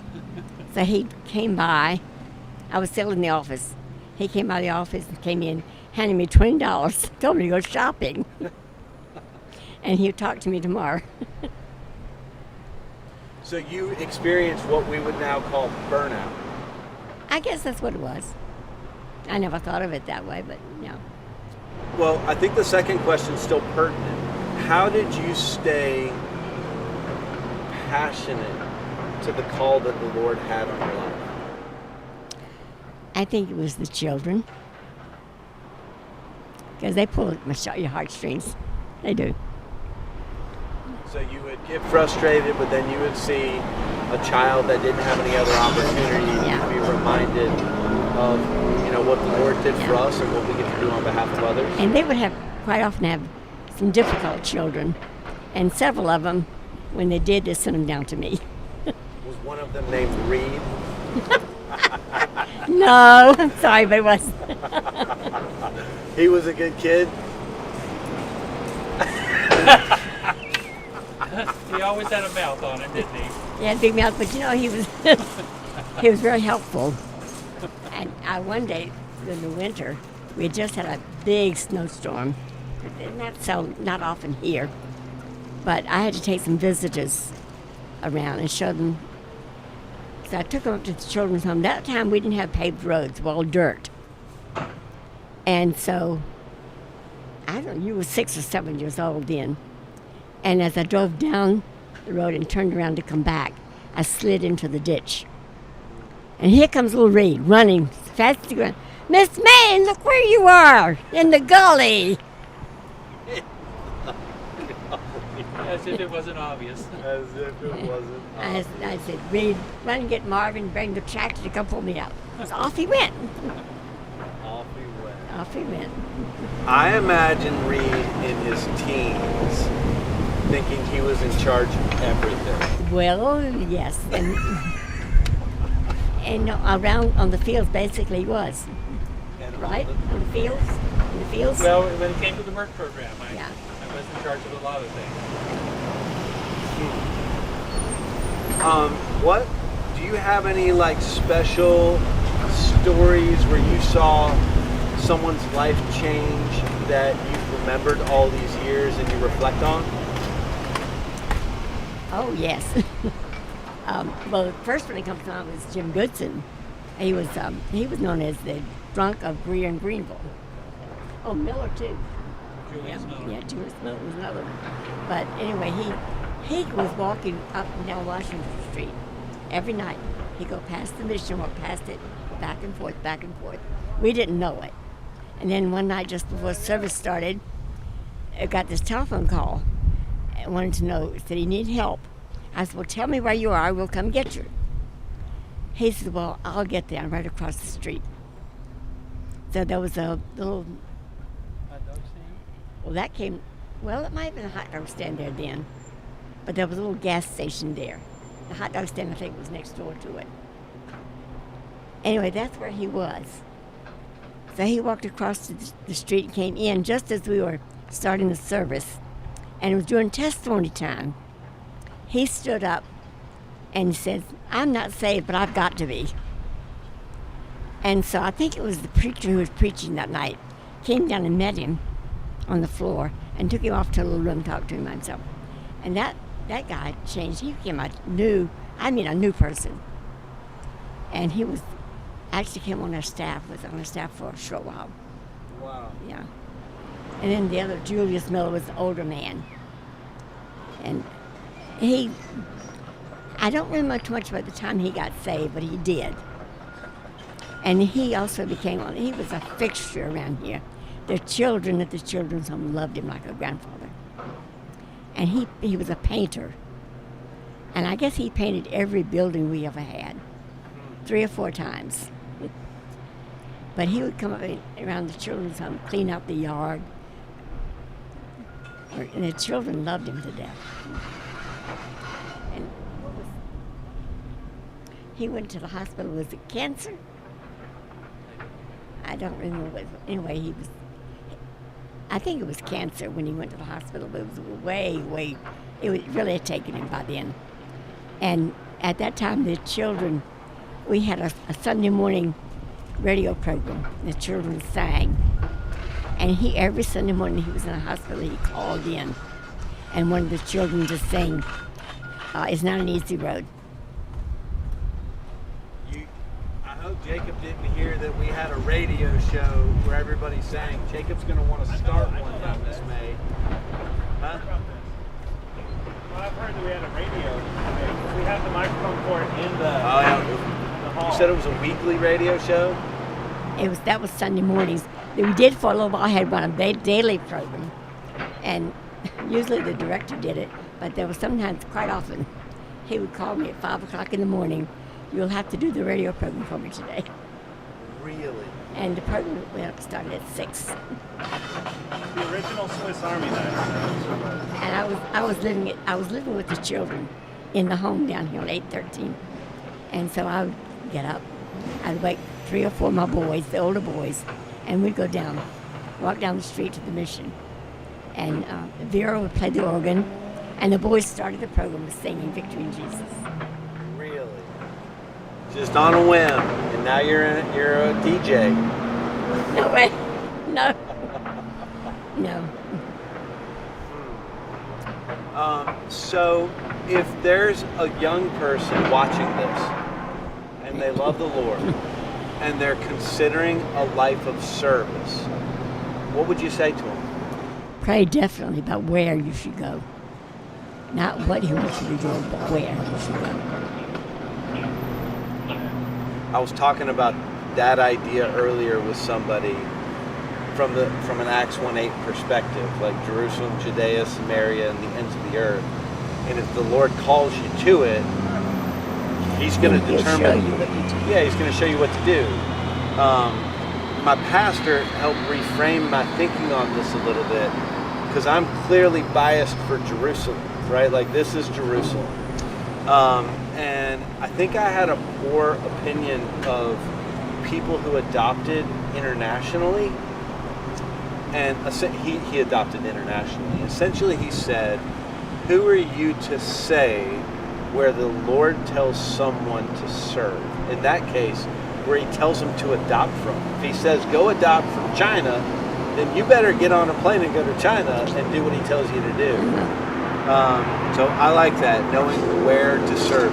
When you were young and in your walk, what did you think you were going to do with your life?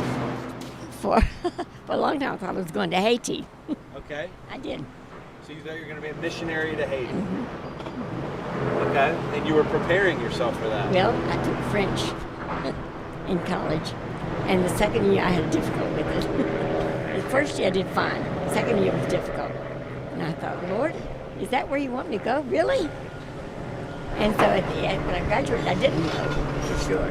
And the office manager asked me if I'd be interested in staying there as staff. So I said yes, because I didn't know where else to go. So I was there for 2 years, and then God opened the door here. And you never looked back? No way. Except the times I quit. Except for the times you quit. You're not allowed to randomly quit, just for the record. Me? Yeah. No. Okay, we have one more before a 1:45. Okay. So we're supposed to get on at the end.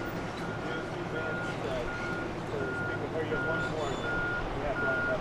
Okay. Yep. Well, I want to ask you one more question. Okay. So, you lived a life defined by service. There are lots of people watching this that maybe they're not called to work in a mission, but clearly the Lord has worked on their heartstrings, that they're interested, they feel like they want to be a part of the solution, and they want to partner with somebody like Miracle Hill. We talked about what you would say to young people. What would you say to the average person in the pew of a church that wants to be a part of the work the Lord is doing? Well, I would remind them, if they have a family, they have children, that's a mission field right there. Or if they have a neighbor, or if they want to get involved, go down and ask, what can I do to help? Would you add anything to that, Reed? All I would add is just get started. You know, people philosophize about it to death, but until you actually get started doing something, you're not likely to see God hand to work in you and around you. I like this version of Reed where your main job is chauffeur for May. Ms. May, thank you so much for coming down here and helping us to close this thing out. It was always a joy to talk to you. It's a delight. Good. And I'm sure our viewers have loved seeing this. So God bless you, and thank you for your testimony of faith. Thank you, Ryan. So appreciate you.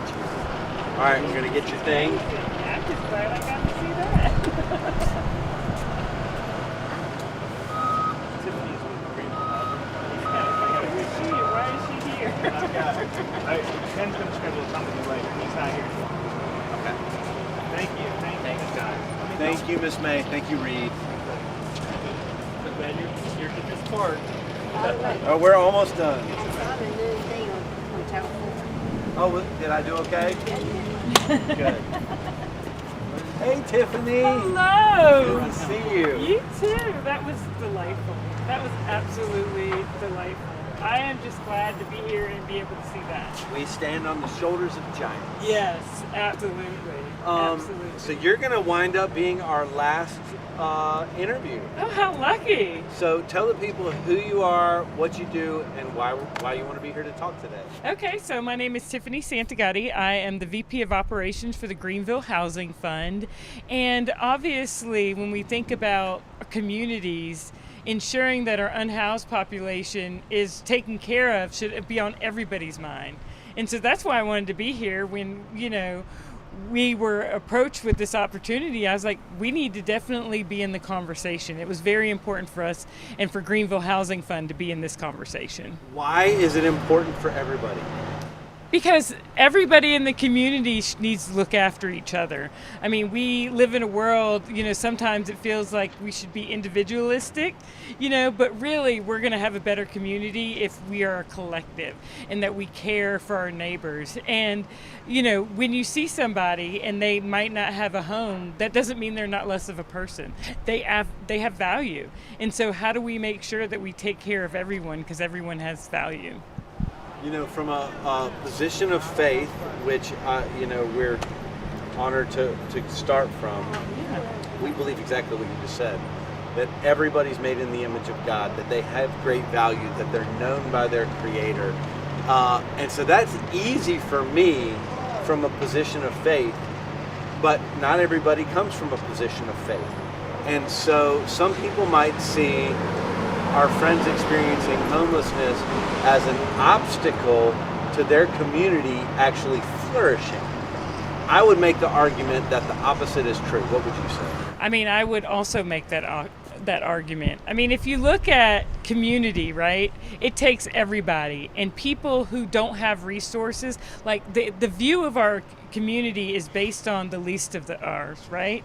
And so it speaks more about us if we have an unhoused population than it does about them, because we're allowing that to happen. And so when I think about that, it's like, how do we make sure that we support everybody so it's a great community for everybody? And if you just want to look at the economic aspect, which I'm fine with. Make the argument. Yes. I mean, the more people we have that are contributing financially to the society, the better off the entire society is.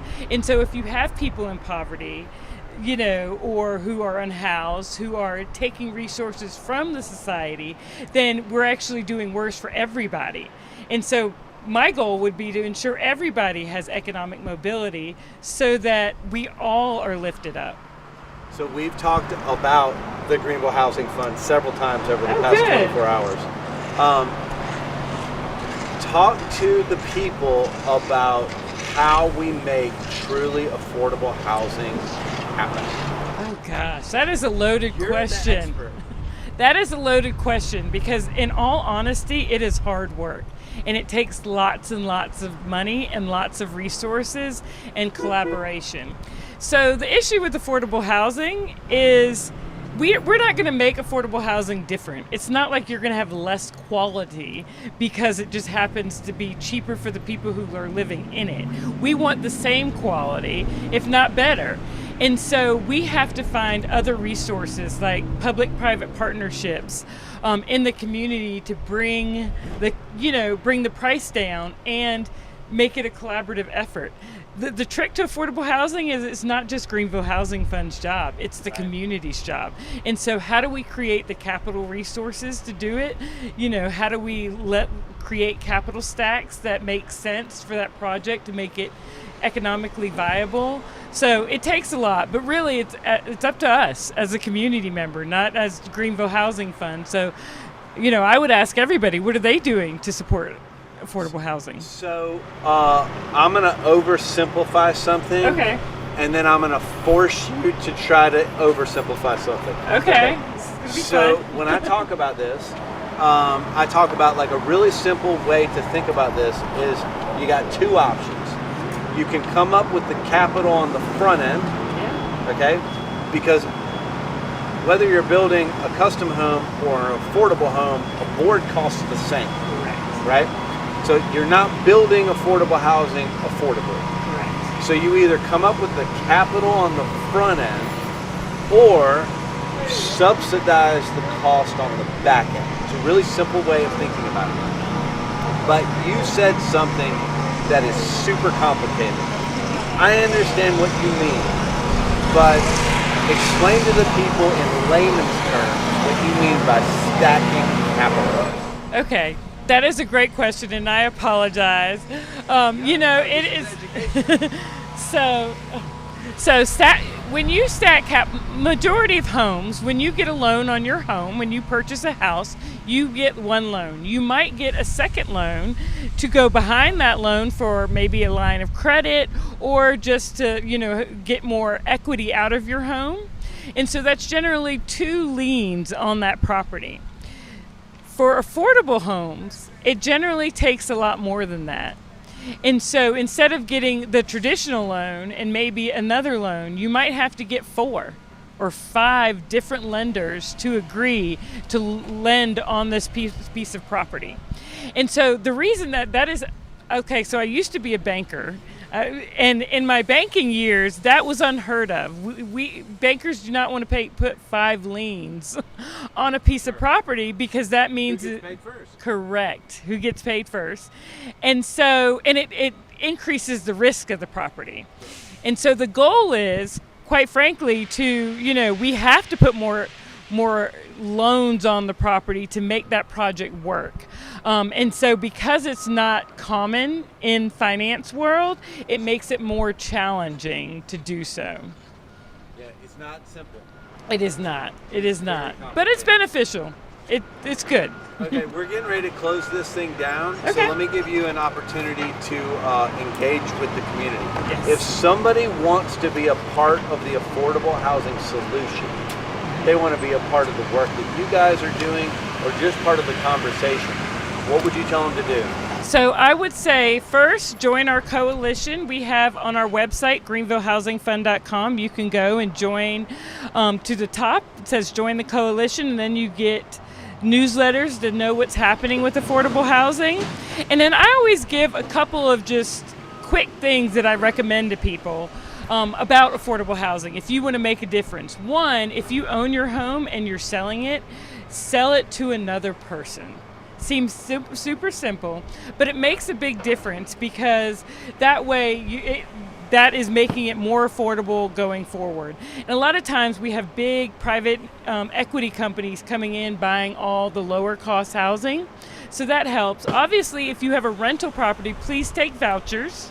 Our voucher system is really, strong here. The Greenville Housing Authority does a wonderful job, but without people taking vouchers, it's challenging. And then obviously you can donate to any organization. Obviously we would love you. But also there's so many organizations doing the affordable housing work. And so find one that speaks to you, because we all do very different things, and donate there. But just keep in the conversation. Feel free to call us. We have somebody doing advocacy, somebody doing real estate work. Reach out and ask questions. A lot of times people don't really understand what affordable housing is, and that is generally an issue because they get confused. They, have one idea of it when it really is everybody needs affordable housing. We all need homes that we can afford. I think it's the term, it's one of the modern terms that we have overused to the point that it has no meaning. Correct. Yes. Right? Very challenging, very good work that you guys are doing. Thank you for being out here today. Thank you so much. Mm-hmm. Very nice to meet you as well. Yes, you too. All right, we made it. Okay. Hopefully Thank you for coming out. You're welcome. Appreciate it. You're welcome. Thank you. All right, man. Okay. All right. 5 minutes. All right, Jacob. 23 hours and 55 minutes in. What you think, man? I think I'm ready to go home. I think I'm ready to go home. Man, we went, them last couple hours, we have just been dead up in it. You are cooked. This side of your face is more red than the other side of your face. Am I got a little red on me? Yep. Nice. Great. Nice. Man, you went at it. Let's conversate. We'll have to go back and recount them. Look, check this out. Hold this up for the camera. Show them the card deck. Oh man, I threw away a bunch of cards. What? No, you didn't. I was gathering them as you went. You would tuck them down, and I would hold them up. Go show how many people we've talked to today. May was my favorite. Larry Dawkins was my second favorite. Guys, Miss May, I don't think that we can overstate. I don't think it's possible to overstate just how critical she was to the organization, in the 50s. And some of the stories that she told about, can you imagine being a volunteer and just be like, yeah, we'll take these 3 kids? Got it, no problem. Man, times have changed, but the willing hearts have not. Thank you, everybody, for what you do, making Miracle Hill a thing, making the miracles of Miracle Hill a thing. If you want to be involved, we'd love to connect with you, miraclehills.org. There are different ways that you can engage. You can volunteer, miraclehill.org/volunteer or miraclehill.org/give. We need supporters, and I've noticed that throughout the day today that some people have been making donations. Really? Yeah. Thank you very much. Thank you very much. Yes, indeed. We are blessed by that, especially in a season where donor counts are down and stuff. But you guys stand in the gap with us. Thank you so much. Yeah, and for those of y'all that have stuck around or been a part of this over the last 24 hours, right?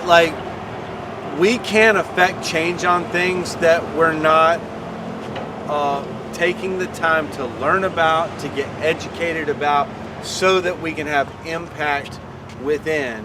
So, man, just the fact that you're passionate enough to listen to these conversations, which so many of them get into these very nuanced, specific details about homelessness that clearly I enjoy talking about. Yeah, you do.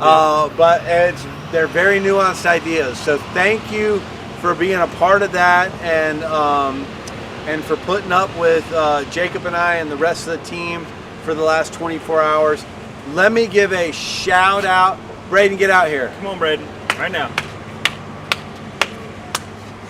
All right, so I could name 25 Miracle Hill staff members that were a part of this over the past 24 hours, but these are my road dogs here. Braden's been behind the camera the entire time. He only slept about 30 minutes.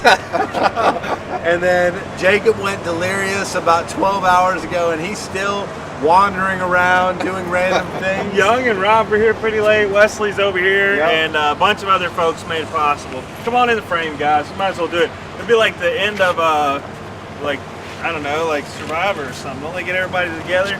should pray us out. I will in just a minute. I think I forgot to eat in the last like 8 hours. It's okay. I'm starving to death. Yeah, you're never Okay. so red. It's okay, man. Come on. Oh yeah. Yeah, you ready? Come on, man. If that's the worst thing that happened to me today, I have it 1,000% better than everybody who is behind us in this building. So we have nothing to complain about. Man, where's the shirt? Be a part of what is right in the world. With the world. Again, thanks to Doug Shaw and Associates. We borrowed your slogan, we spun it a little bit, and we put Matthew 5:16 on that thing. Thank you guys for the inspiration. Okay, so we will close in prayer, and then I guess we'll see you next October. Yeah, Lord willing. Right? This is Lord willing, and the creek don't rise. Yeah, indeed. All right, let's pray. Lord, we love you. Father, we are out here for two main reasons, Lord. Number one, to make big the name of Jesus, Lord. That is the most important thing that we're out here to do. And number two, to give a voice to people who do not have a voice any other way. Lord, people are experiencing homelessness for so many varied reasons, but as we have pointed to throughout the day, Lord, we know that each one of those individuals is made in your image, is known and valued by you, has great value to offer all of us. So, Father, we thank you for the honor of knowing those individuals.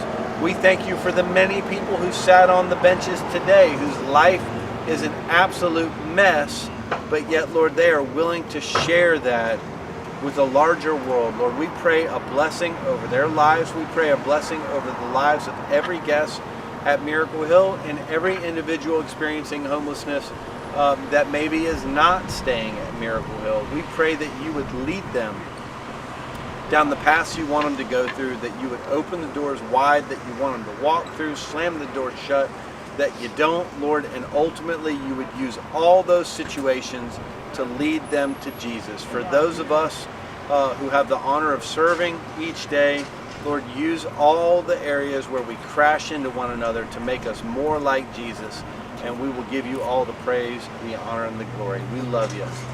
In Jesus' name, amen. Hey, real quick, don't cut it off. We need to do a couple shout outs. Guys, Methodical Coffee has provided coffee Powered for by us. Methodical. Has provided coffee for us the whole time. And Argus Security has been with us, hanging out with us. Thank you, brother. We appreciate you. Guys, have a great day. God bless you, friends.